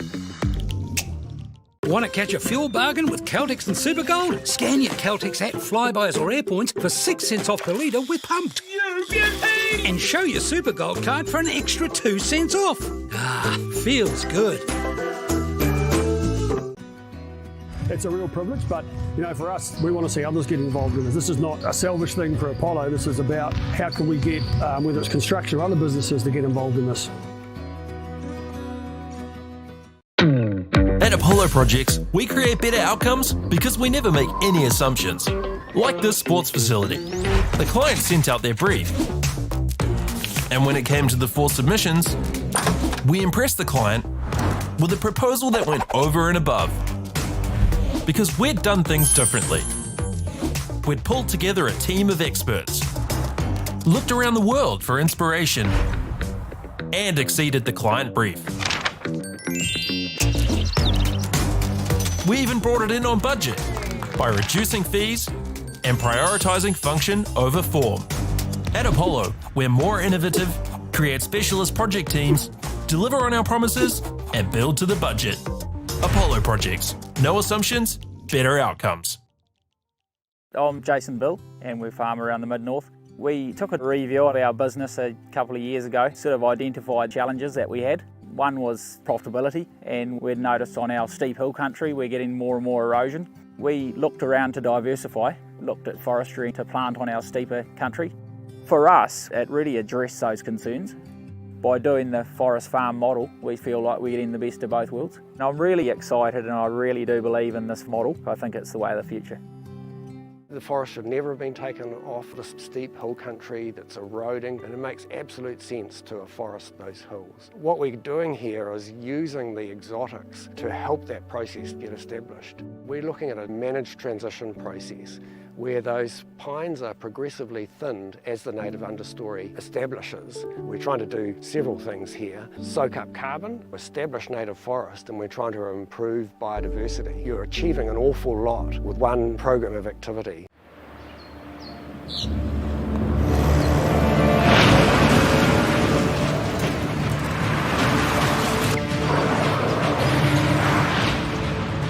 This isn't an ad about four-wheel drives. It's about knowing the place, as well as the locals. We found the place. That's a good start. Built by my great-grandfather 20 years ago. Tēnā koutou tamariki mā. Ona mai ki tamariki hā. Mai mai ia. Download Māori Plus. Download it, download it, download it. It's easy. Free. Koriko! Savannah. Tanuchu. Te Pakuranga. Island of Mystery. Wongana. Tuhura. Ona mai ki tamariki hā. Download Māori Plus. Please, Mum. Whoops, running on empty? Enjoy a 6 cents per litre fuel discount at your local Caltex with Pumped every day. Ah, feels good, eh? Get it at any participating Caltex. Okay. Yes. Okay. Yeah. This isn't about long-distance calling, technology, or living overseas. Do I have one more bid? Thank you. We're going to go once. We're going twice. And we are sold to the Kiwi phone bidder from Manchester. It's about Bailey's finding buyers that others can't.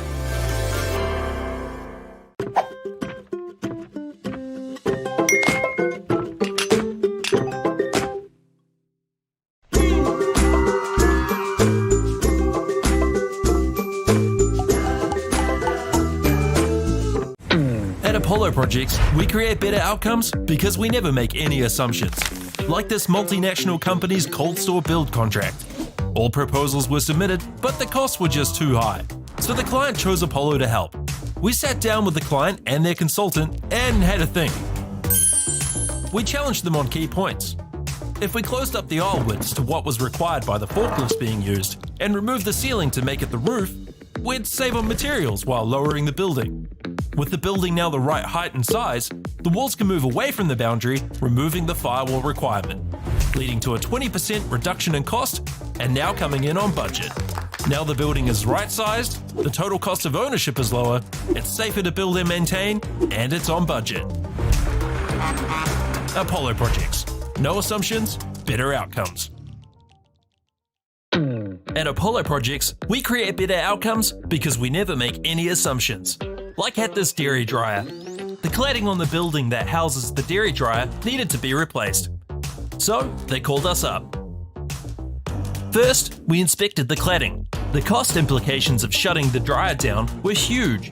particularly from the loss of production, which is much higher than the actual reclad costs. So we came together as a team. We said, why don't we replace the cladding while the dryer is still operational?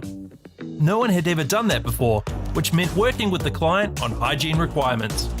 We wrapped the dryer in 2 layers to create a hygiene envelope, while the old panels were removed and the new ones installed, all while the dryer continued to work. By thinking outside the square and working as a team, the project was completed with no disruption to production, and it was a world first. Apollo projects. No assumptions, better outcomes. I'm Trevor Johnson and I'm a sheep and beef farmer from the Forgotten World Highway. Some of the country we bought was quite steep and difficult. We have pushed those blocks to pine trees, 1,000 hectares into forest and 7,000 hectares will stay in grazing. To me, it's just the best use of land. If you've got land that is not so productive, it's a marvellous way of increasing your income.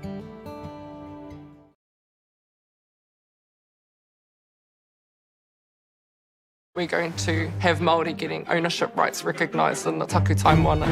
So they created legislation, foreshore and seabed act. It's about time we started looking to a new future.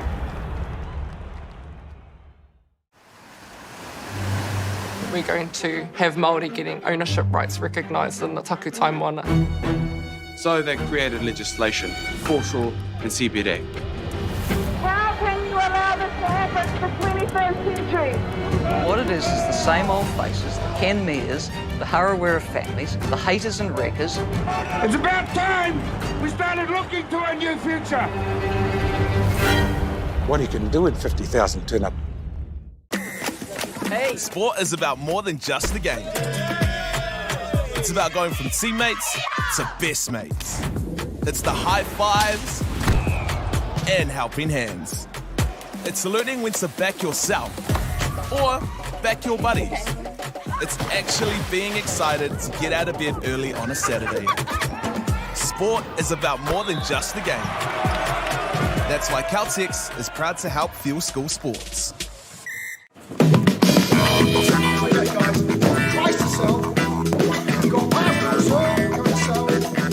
Ladies and gentlemen, this isn't about what we wore back in the day. we're going to go now. Going once, going twice, no more offers. Sold! It's about being trusted to get a better result for our clients since 1973.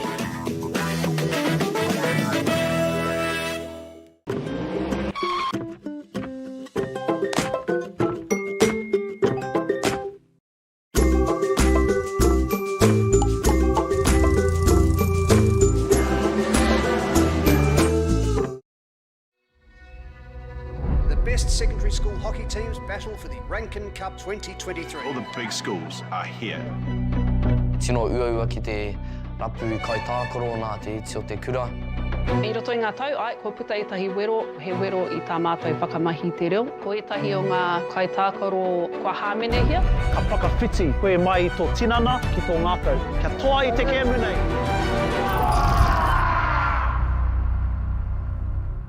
Dan Carter knew the power of winning. Your instincts tell you the sky's different. The flip side of that was the intense pressure. I'd go back to my hotel room and I'd be broken. Dan Carter, a perfect team. Ki whakaata Māori me Māori Plus.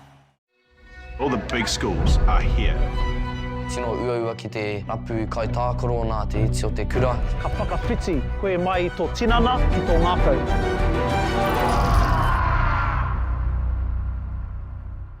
Funding is a real challenge. We know that a lot of schools face that ongoing, and the reality is if you go to a lower decile school in New Zealand, you are less likely to be able to afford to participate in sport. Obviously, having come through it myself with kids and being one of those kids myself who played sport, I know how much it defined who I was. And now being able to go, I can't fix it all, but we can help and try and give to those people who are going through tough times. It's a real privilege, but you know, for us, we want to see others get involved with it. This is not a selfish thing for Apollo. This is about how can we get, whether it's construction or other businesses, to get involved in this. There's a lot of things that kids miss out on, and so to have businesses step up and want to be involved and to help is a game changer for schools. It really is. Always on the move? You can keep up to date with Alti TV on all of our social media channels. Like, follow, subscribe, share us with a friend, or send us a message just to say hey. Thank you for supporting us in our mission to grow Ultimate everywhere.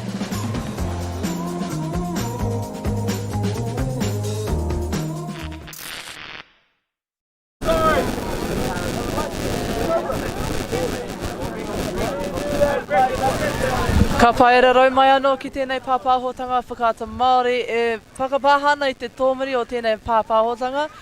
We had a bit of, I'd say, weather issues here down in Taupō, which is why we are a bit delayed on the broadcast as well. And also, well, today we have Wellington College playing against Selwyn College. Absolutely. So this is the, having moved away from pool play, we're now starting to get into some of our bracket work. And so this is what we have here for you. You have Wellington College on offense at the moment, playing out of the light coloured shirts. Selwyn College with a nice intercept finds Van Dalen in the midfield, looking to continue. My name, as always, is Blair Munro. My name is Shikoni Hakaraya Turner. And this is the Aotearoa Secondary Schools Ultimate Championships here in Taupō. Now, with the weather being as changeable as it has been, we've had a little bit of wind throughout the day, which has settled down quite a lot. We had some really heavy rain towards the end of our previous match between Selwyn's girls team in the women's division and Rotorua. So we're going to see a nice early take there by Pitts, the captain for Selwyn, to put them on the board. They are currently up by 1. A good start to that early point. Things being a little bit shaky. They've kind of a few turns, a few maybe execution errors. But I think now that, fingers crossed, that the rain has stopped, we're going to start to see things dry out just enough that those teams no longer have to take into account the conditions. Although in saying that with the conditions, I assume some would have to change up their strategy a little bit since the last time we saw them. The ground is still quite wet, and so would the Frisbee as well. So, karereke rānei ngā rautaki. Will they have to adjust their strategy a little bit? We'll soon see anyways. And it's one of those things, Jacoby, that it's at two levels. Not only do you have to adjust the team strategy, but each individual player also has to kind of adjust for themselves. Hey, the ground's a little slippery. My first step, if I really power it, am I going to push some mud? Am I going to slip up? Similarly with regards to catching, hey, do I need to position myself a little bit better? Do I need to change the way that I'm cutting in order to give myself a better chance of getting both hands to the disc? So there's those levels to which those adjustments happen, and we're going to see whether or not these teams can make those adjustments in the early stages of the game. We're seeing Bartlett with a nice cross opening cut. Fantastic work by Jenkins to generate the turn, giving Van Dalen the disc, who puts a nice chippy little blade over. Jenkins going to put that one away. Selwyn going up by 2. Selwyn having a good start there to the game in the first few minutes.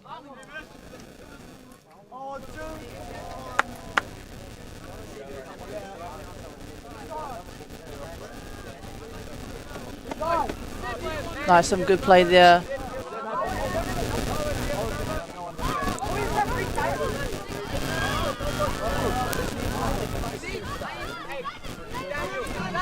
Just having a few substitutions there from Selwyn College.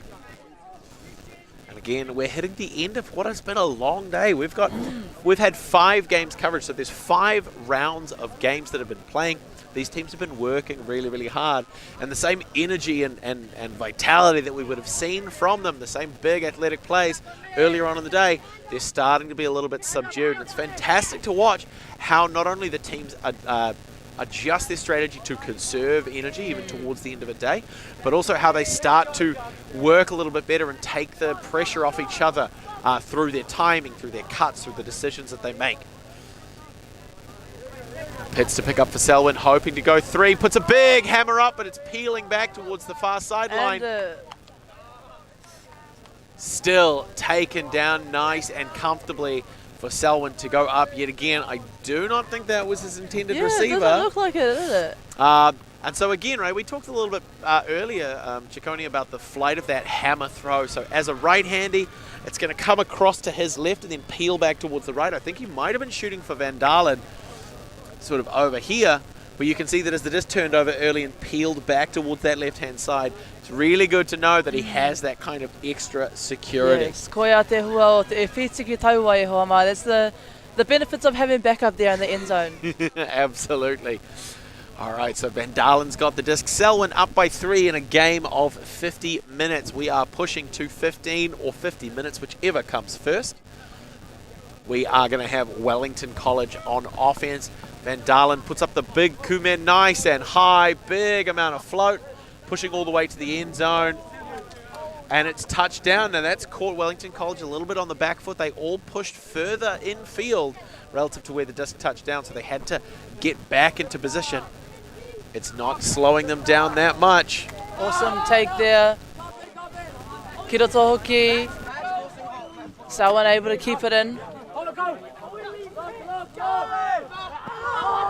Tiro ia taua, phew. Yeah, that is not a pass we've seen here today. Certainly a choice to be made. Keeping things interesting, that's for sure. And it's not an unexecutable throw either. We've seen it happen in decent, like in recently. This is a little bit of finesse to read. Honestly, 10 out of 10 for everything. Yes, 100%. Nice defensive structure here. Pai te arai, Maia Selwyn.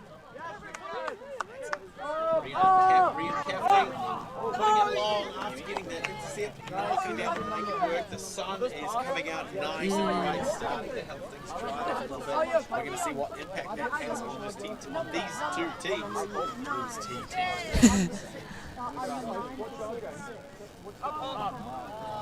Nice little inside shot. It's going to be there to shut it down. Fakes the hammer. Fakes the backhand. Boulevard to Van Dalen. Goes back to Pitts. Another hammer attempt. Oh, just missing it. Te pātata hoki almost had it. Yeah, just great bid too, right? The athleticism, the putting the body on the line. Well taken down. Coppin for Wellington College.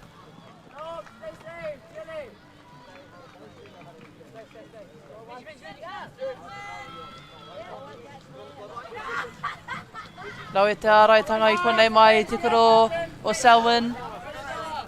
Ka rawe hoki. Ka kare no kia piro. Such a good attempt to jump that one in. Yes. Not quite there, but he's able to put it on the board. Wellington now 1 against Selwyn College's 3. And that's good awareness too from the other players that realise that he didn't quite make it in the end zone, but still continuing with play as well. That's exactly as you said, Ciccone. Like, it's that importance of having that backup, right?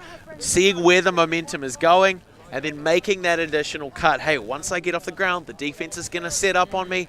I need an opening. I need an option. And it's having that trust in the teammates to provide that option for them.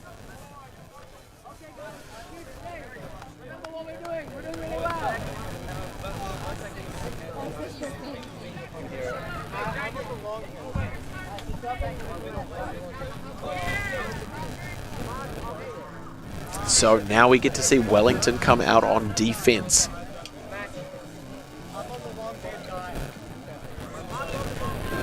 E tatari ana rata kia whakariterite a Selwyn.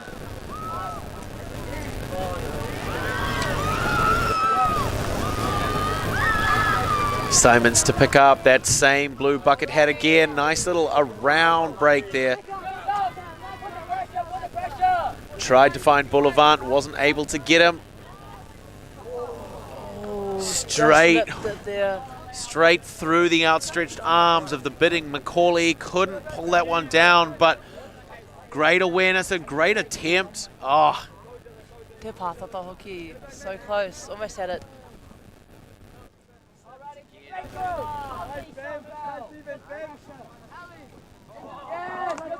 See, this is where we start to see the importance of the weather, right? Yeah. Things settling in, teams needing to adapt. We've seen Pitts do some fantastic things, but not able to get that possession. Is going to give the disc back to Wellington College, who are able to throw a quick 1-2 combo to get it into the end zone and bring it back to a 1-point game.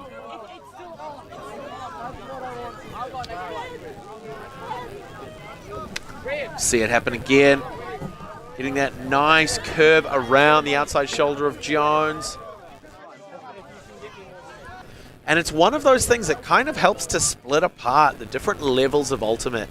When you're on defense and you're really tracking your player, whether or not you're just chasing them around or whether you're trying to keep an eye on what the threat is, what throws are currently available to the thrower. Is the person that I'm following, is the cut that they're making viable? Taking all those pieces of information in can make the huge difference when it comes to making some of those plays. Rawe taua kume, te taitai o taua kume. Going out of touch though. Nice. Rawe te whiu kono. One pass. Yeah, beautiful work there by Selwyn to widen up that game a little bit more. And also a great take there too from Selwyn's captain. Good to see that one again. McIver coming in on the near sideline. A nice long backhand. Beautiful execution. And the patience as well. I think Pitts probably could have attacked that disc a little bit earlier, but if he had, his first point of contact would have been outside of the end zone. Yeah. And so he'd then have to wait for the rest of his team to catch up. And sometimes it can be that balancing act of how soon do I want to attack this? How close is my defender to me? I think Pitts was in a really great position there. He didn't have a defender hot on his shoulder, so he didn't need to worry about that early attack and then think about the second pass. Able to close that out really nicely, which is fantastic to see. Marum.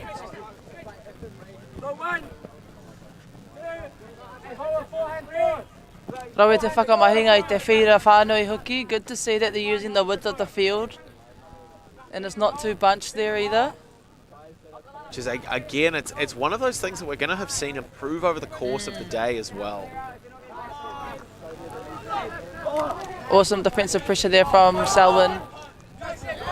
Me te haukuti hoki.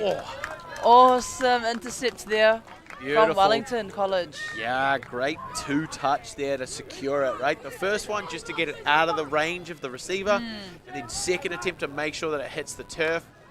Marum puts it long. Couldn't find Coppin.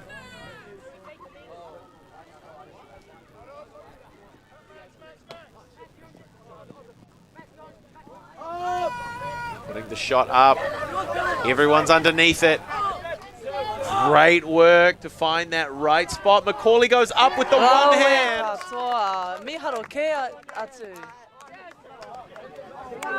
Beautiful take there from Wellington College. One-handed and was imuia katoa ia ngā kaiarai, surrounded by defenders. Yeah, we're going to get to see that one again. So great read here.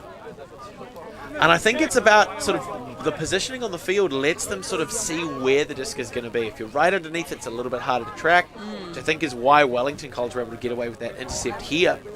See that again? Jones being right underneath it. It's much harder for him to be able to make the right decision. They put that shot up. We're going to again see, surrounded by Selwyn defense, hang time on that as well. He was just floating up there waiting for it. It's beautiful to see. Back to a one-point game.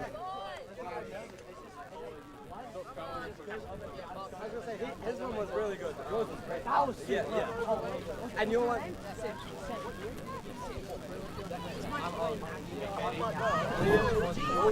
The camera, bro. The camera. Oh no, we're actually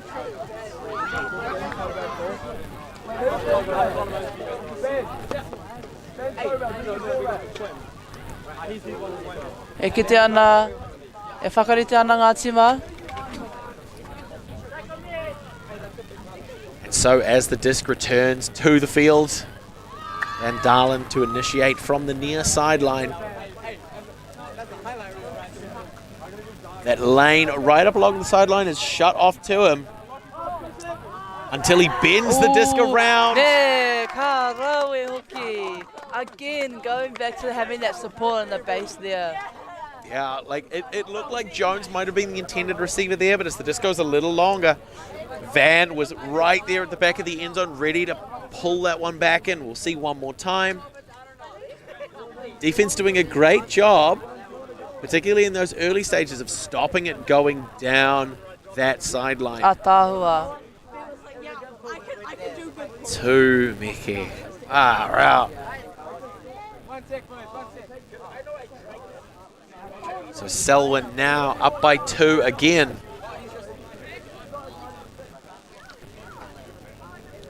Kei te wānanga ngā tima e rua e hāngai ana ki taua āhua, te āhua o te waiwai, me te rārangi. Looks like they're just having a bit of discussion about the foot placement, Van's foot placement in the end zone.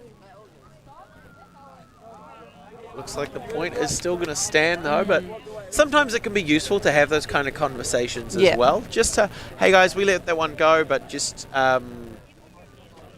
maybe here's something we want you to watch out for. I think one of the benefits of having a game like Ultimate where it is self-officiated is it creates those opportunities for teams to communicate with each other and say, hey, here's the letter of the rules, here's the spirit of the rules, and we just want to make sure that those are sort of aligned. Here's something that we've noticed. Maybe there's a little bit too much sort of shoulder contact in some of these plays, and some of our guys aren't comfortable with it. And then it gives the other team an opportunity to kind of dial it back and recalibrate. Oh, beautiful reception on that one. Some nice quick give goes from Wellington College to start everything moving. Big hammer. Pass. Oh. Great attempt to get underneath it.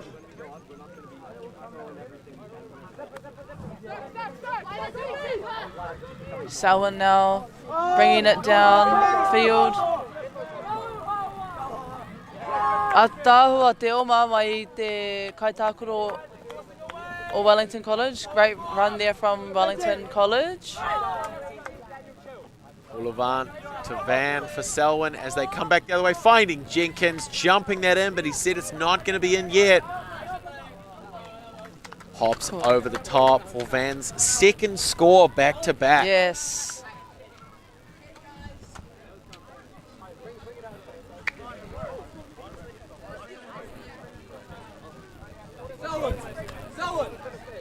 So sounds like a timeout has been called. So this game being relatively even in the early stages, and now Selwyn cracking through a few on the bounce back-to-back. It's time to call a timeout and figure, hey, what do we have to do to stop their momentum? Where are our turnovers coming from? Are we maybe a little bit unfocused because it's towards the end of the day? Is it to do with the rain?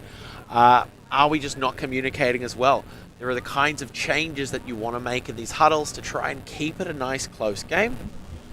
Selwyn, on the other hand, right, up by 3, so they've probably got a little bit of cause to celebrate. Ciccone, I know you're relatively new to Ultimate, but have you sort of got any insights? What do you think these teams might be talking about in the huddles? Yeah, that's a great question. I think maybe Selwyn College, since they're up, they could be talking more about, how do we keep this momentum going throughout the game. They've still got 2 more points until halftime. So how do they keep bringing this energy and also sustaining it throughout the entire game? Whether they make 15 points or whether they meet the time cap as well. Absolutely. I mean, because it's not just the next 2 points, it's the next 2 points and then the next half. And if Wellington College managed to start staging a comeback and they start stringing points together, then Selwyn, who are working hard on defense but aren't having anything to show for it, they still have to turn around on offense and keep working hard. So, yeah, like energy management, I think, is a really, really good point. And not just energy, but also like mood and intensity, right? Yeah, cool.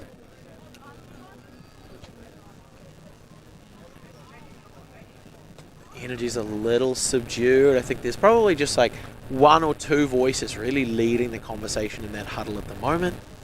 Everyone else kind of listening, just finding whatever their own point of focus needs to be. Wellington College, on the other hand, already have 5 on the line ready to go, which is they're clearly pretty hungry for whatever comes next.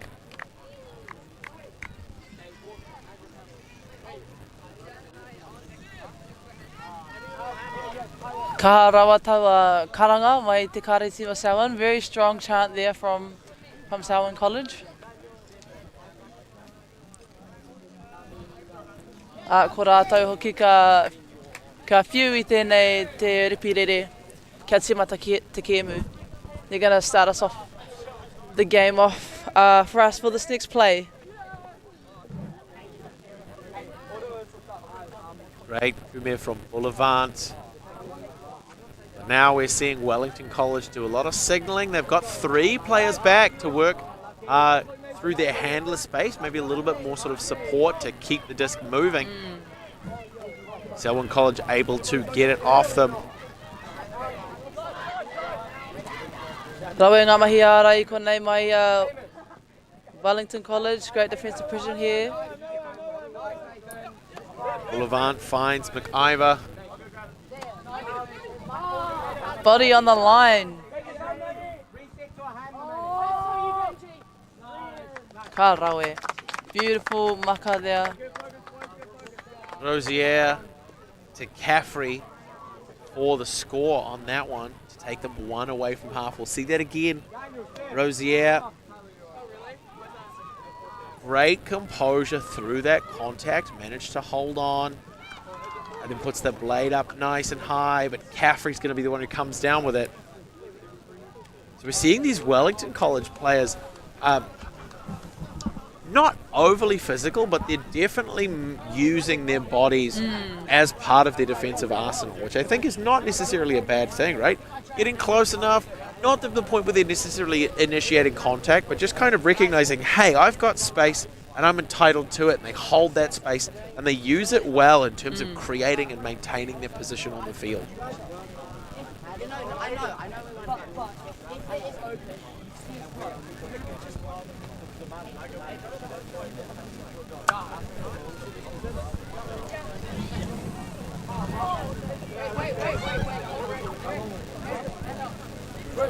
Repeatedly going out of touch there.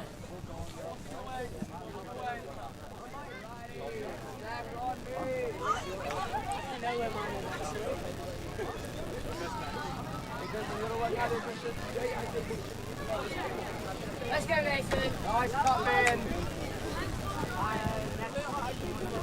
the reset, man.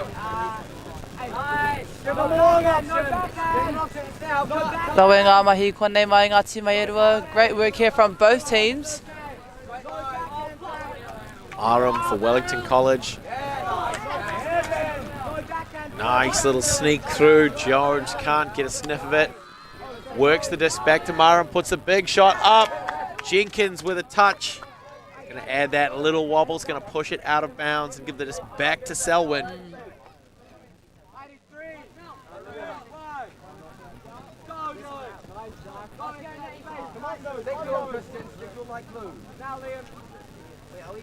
Simons finds Van Dalen in the midfield.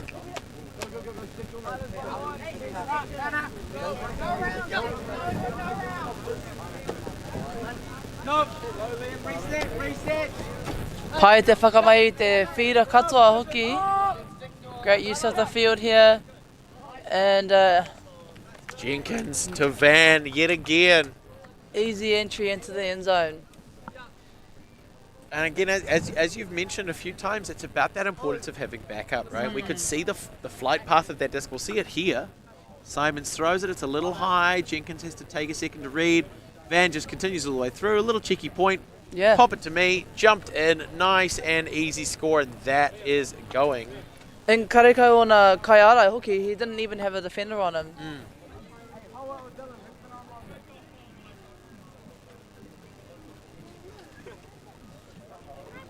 So it looks like that's actually going to be our half time. But I'm not sure if the players are aware of it yet. Are you guys taking a half? Is it 6? Oh, 8. Half! Half! 8. Oh, are we?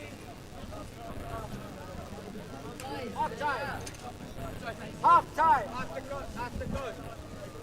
Liam, ask the coach if you want it. So even though we've hit that 8-point score, and we're at half time. Okay, very good. Just getting confirmation from both coaches that they are aware and are planning on taking the half time. Normally it'd be a bit of a non-negotiable, but it looks like they're going to be playing through. Fantastic work by them. Ordinarily be a non-negotiable, you would just take a half, but I think it being a secondary school tournament and it's hitting pretty close to the end of the day. They just want to keep going. Yeah, just want to see it to the end. They don't want to let the fires cool down in those engines.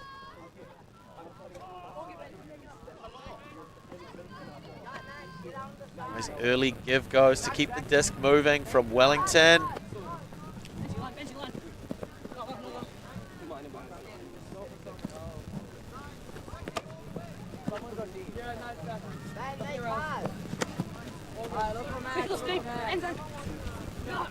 Ka rawe ngā mahi konei. Rawe with te the haukoti. steal. Yes, beautiful intercept there. Oh, there was a touch on that one. Awesome hands there. Me taua haukoti hoki. And that really is what it's about. It's about attacking through. Ka rawe. Beautiful. Oh, that was a fantastic take. Wellington to push it back. It's a 4-point game, 8-4 to Selwyn College. See that again. It's the run through. Clean intercept. That's exactly it. Quite often, players can kind of fall into the trap of, I know I've got a couple of steps on my defender. I'm here, I'm ready. And they see where the disc is coming through. And because they've chosen to slow down, the defender doesn't have to. Yeah. The defender just has to move through that line, and often that's going to be enough. And fantastic work to then quick pick up and put through. Nicely jumped in. Quick getting on offense as well after being on defense. Yeah, just making that mental switch, right? Yes. Hey, we don't have to play defense. We're ready to go.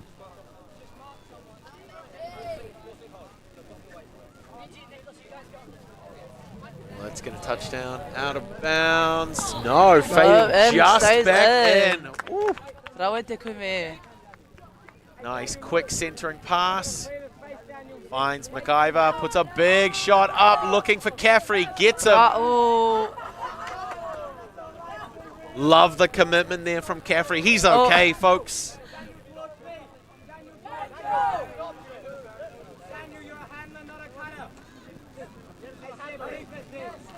Rosier to McIver. Big open space there for Caffrey. Boulevard over the top for Rosier for the score for Selwyn as they go to 9 over Wellington College's 4.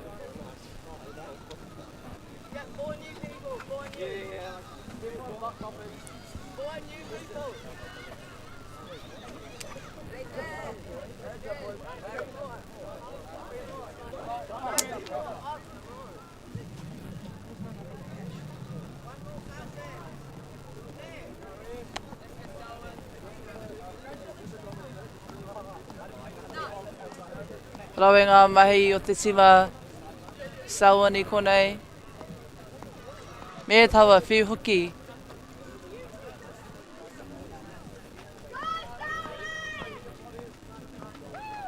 Nice little casual pass there over the shoulder. Ataua. Just pulled down by Rosier right on the edge of that far sideline. Bartlett for Wellington College in the midfield, marked by Jones. Hoping something develops for him. He winds up the hammer and puts it. Looking for Marum. Oh, Marum nearly had that. Van Dalen just getting a touch.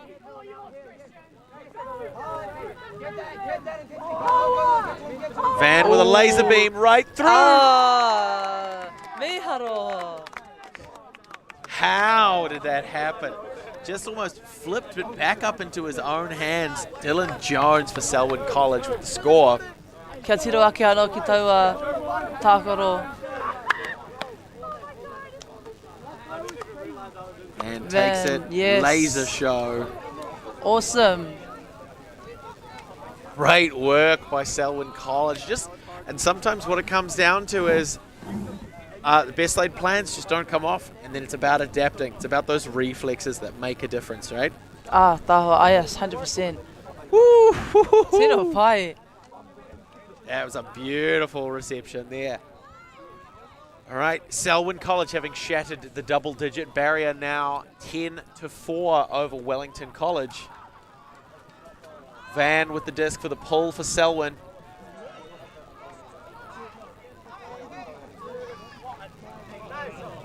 Big forehand with a late turnover. Is going to be fielded nicely by Bartlett, hoping to get some quick give-go movement going. Yes, nice short play here, short sharp. The big thing with that is that while the defense is scrambling to get down, if you've got players who are constantly changing position on the field, I think there may or may not be a call. Yes, definitely a call on that one. So whether or not, what impact the contact had on the play, I think Marin was pretty confident that he was going to be able to receive that. Maybe a little bit of shoulder contact or possibly some contact with the arms. So Marin is going to retain possession of the disc for Wellington College.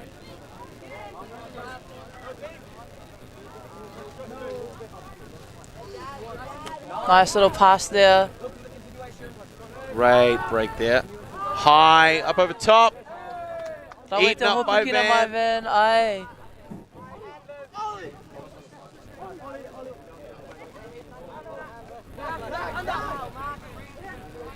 Just under 15 minutes left to go. For tēnei kēmu. Van really is everywhere.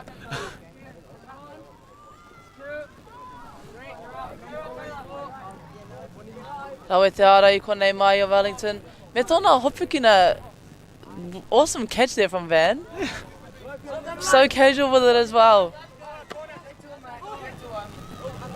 Me te aukoti mai o Wellington. Great work by Coppin on the block there. Rosier applying pressure on the mark, closing down a lot of those windows. Tries for a foot block. Simons has it to initiate, hoping to start something off. Finds Jenkins, can't get him in the end zone. What's next? Van again. Rawe hoki. He's everywhere. Yeah. Literally. I think he might be breaking a couple of rules by having two of the same player on the field at the same time, considering we've seen him in the midfield. 2 seconds later, he's in the end zone. But Selwyn College going up to 11, 4 points away from a win if Wellington College cannot stop the bleed.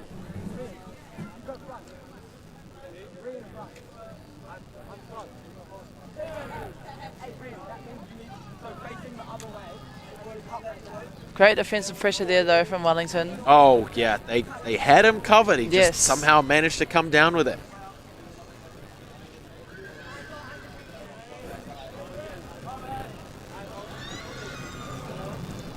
Rosier. Pai te whiu.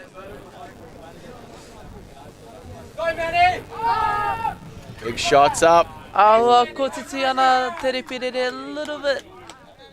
Probably not the pass that he was wanting to go for.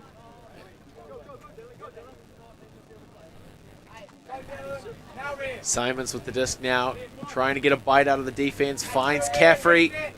Looking for a reset. Oh, yes, Tyler. Now clear, Tyler, clear. Rawe ngā mahi ārai mai o Wellington. Great defensive pressure there from Wellington. Double checking, making sure there was no contact on that one. Looks to have been clean. Wellington College to pick up. Only a sort of 15 or so meters for them to close out this point.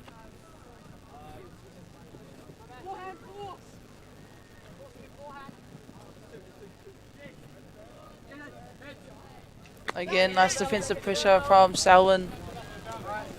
Koia ngā hua e te iwi.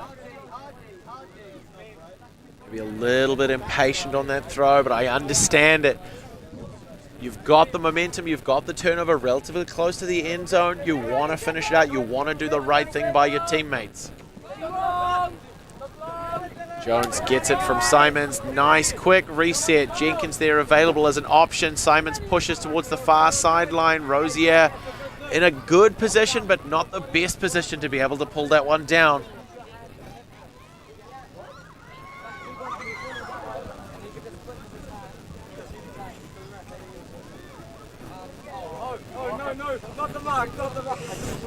Nice big space there. Kiwaanga i te whira.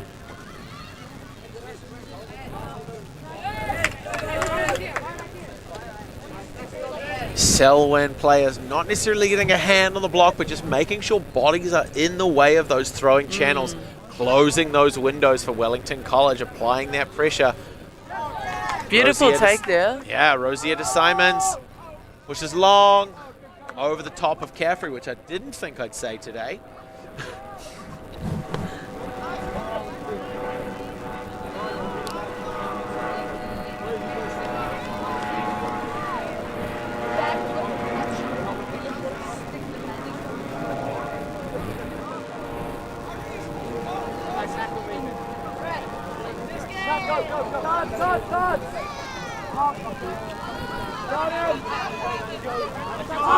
Cobbin for Wellington College, but Rosier with the Oakley offloads to Caffrey, who puts it up nice and high. Oh, te pātata hoki. Engari koe a te hua o ngā mahi ārai o Wellington. Back to possession, going back to Selwyn College now. Jenkins wanting to finish. Finds the hands of Simons for the score to take them within 3 of finishing the game. With about 9 minutes, 8.5 minutes left on the clock.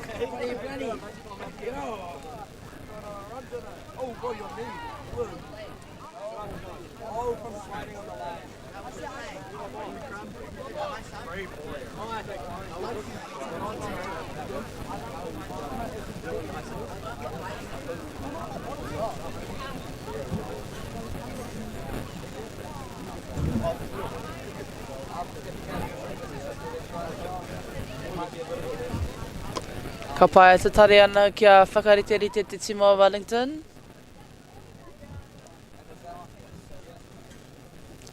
Kei te kōrero tā rātou kai whakahaere ki te tima. Wellington's coach is having a brief chat to their team.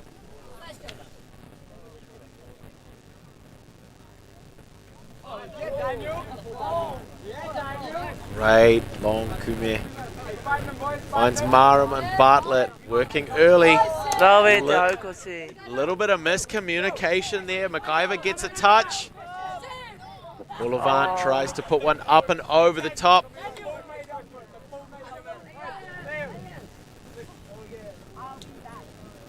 Let's go, Johnson.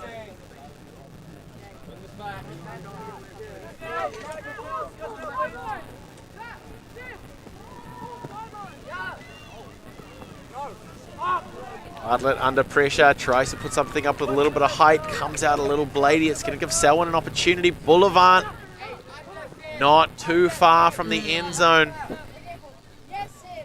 Rauenga mahi o mau mai konei. Te wawahi, te whira, ka rawe hoki. McIver to Van Dalen to Jones to put that one away. Selwyn College now te kaumatoru. 2 points away from a win. Ai roa noi ho ngai piro e toi ana, only 2 points left for the win for Selwyn. Or Ka pau te wā, yeah. Or could be 11. Yeah, true. Ka tēnā pēr ka pau te wā. Maybe the time will run out before either team reaches 15. Exactly, and I mean, if that's the case, we'll do the same thing as we did last time, where we finish the point being played, and then it's a flat race. So even though we've got that soft cap in place, there's still a chance Wellington might be able to pull this one back.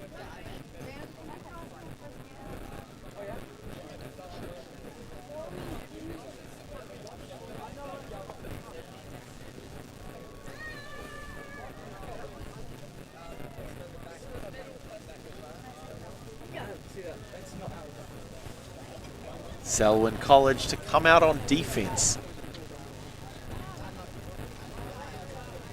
Neke atu I te 5 minutes e toi mai ana, almost just over 5 minutes left in this game.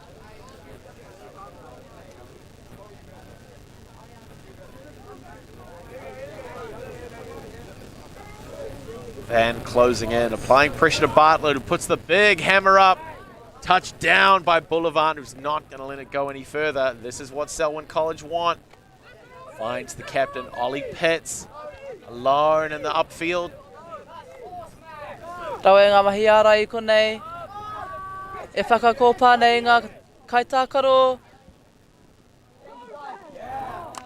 Oh, despite a great defensive attempt by Wellington College, that's going to put Boulevard in the end zone with the score.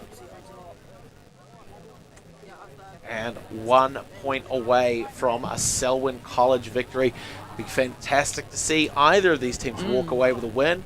We've already seen Selwyn College on stream earlier today, and so them getting a second attempt, a little bit of redemption for themselves on stream to finish the day would probably be a little bit sweeter for them. We'll see if that's enough incentive for them to keep this last point nice and clean, come out with the same aggression they started the game with, whether or not that might be enough to kind of lull them into letting the foot up off the gas and allowing Wellington an opportunity for a big comeback. No reira, ko tahi piro e toi ana, 1 more point before the time runs out. Will they make it? Ako nei ka kite tātou. Soon we will see. Looks like it's going to be Cafferty with the disc to pull for Selwyn College. We're seeing the signal for readiness from Wellington College.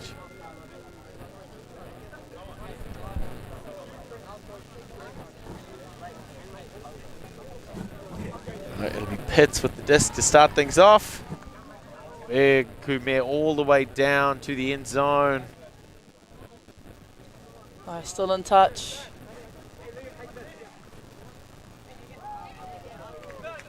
Rawe te ara I konei mai Selwyn. Great defensive pressure here from Selwyn.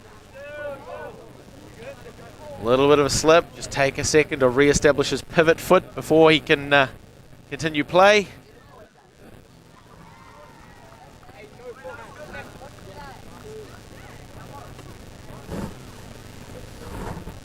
Mason with the disc, marked by Van Dalen. Pushing towards that far sideline.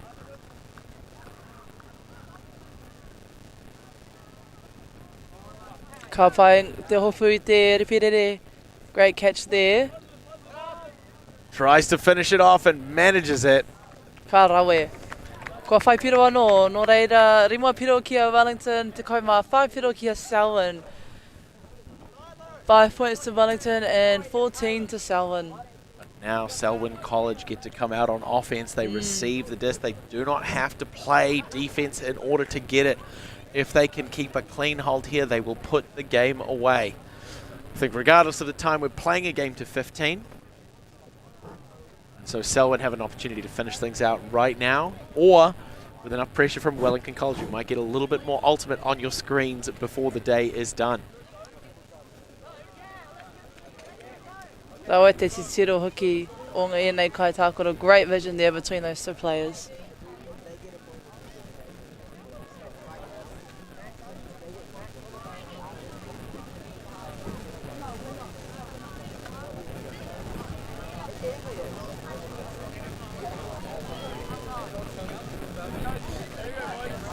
Sun starting to brighten up, making things a little difficult for some of our players to see. You can see them shielding their eyes. Selwyn in particular now playing into the sun, which might have an impact, especially if players are having to turn and get a good read on the disc. He puts it up, he's got two, he's got Van and Van Dalen. Oh, engari, ka haukotingia te ripirere e Wellington. Wellington get that intercept. Mason goes to ground, but it's not going to be enough. Pitts could finish it. The big hammer fake. He's trying to shift the defense to open something up. Puts the hammer up anyway. Oh. Caffrey and Jenkins through the both of them.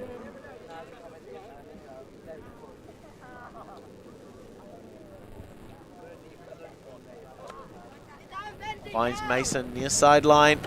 Chips back around behind the overcommitted Van Dalen, pushing through. Finds Coles. Ahua kōtiti tērā whiu. Think there may have been a little bit of a touch on that, enough for it to come back through.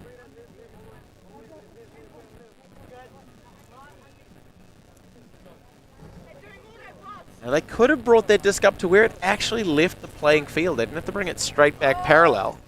Rawe te hopu mai a Pitts. Huge commitment from Pitts as he puts the big shot up. Double coverage. Oh, is gonna be so enough. Close. Wellington really are adamant that Van is not going to get that disc. We'll see if it pays off for them. Mason puts a big shot up. Looking for Macaulay. Ooh. Pitts gets up underneath it. Helps him to his feet. That's a decent display of sportsmanship right there. Katsuka hoki. All smiles from these gentlemen. Finds Van Dalen. Awesome take there from Caffrey. Close to finishing it off. Pitts getting involved. Manages to shake his defense. Operating in their own half now. Van Dalen over Mason. Somehow Mason had great read and position on that one. Finds Van.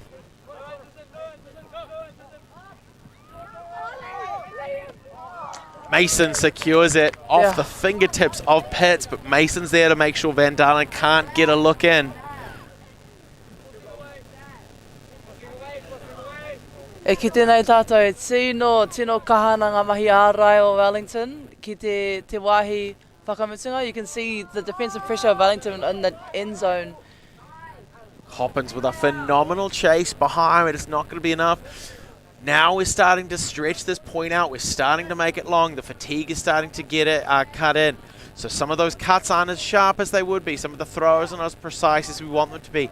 And it's about the team's ability to adjust, to recognize what the teammates are giving them in terms of throws, in terms of cuts, and how to reward those appropriately. Van Dalen puts one up, far sideline, looking for Pitts. Can he finish it off? Not yet. Cole, kare anō. Great read by Coles to get in the way.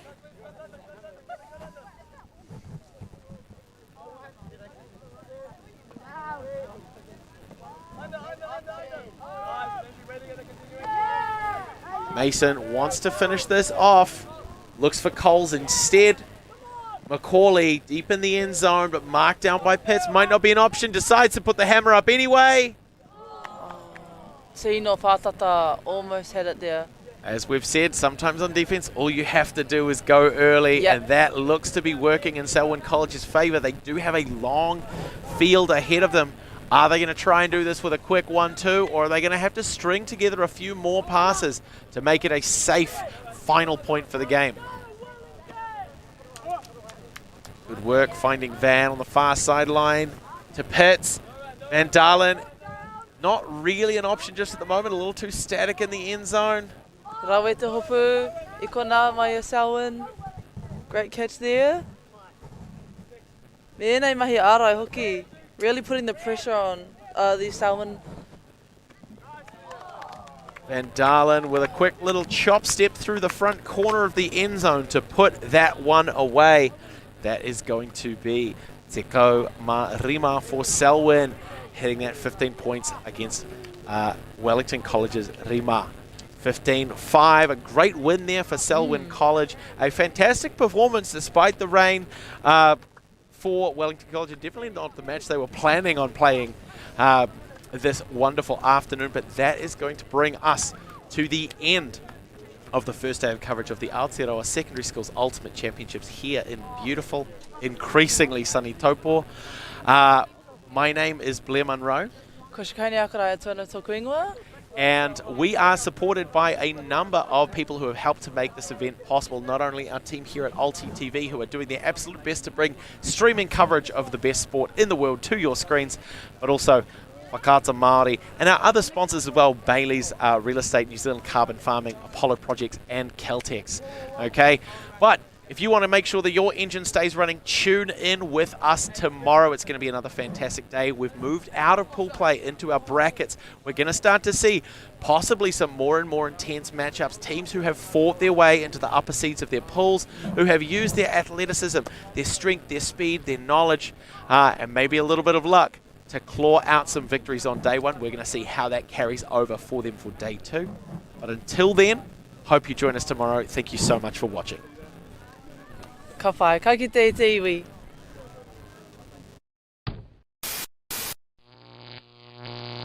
Alti.tv.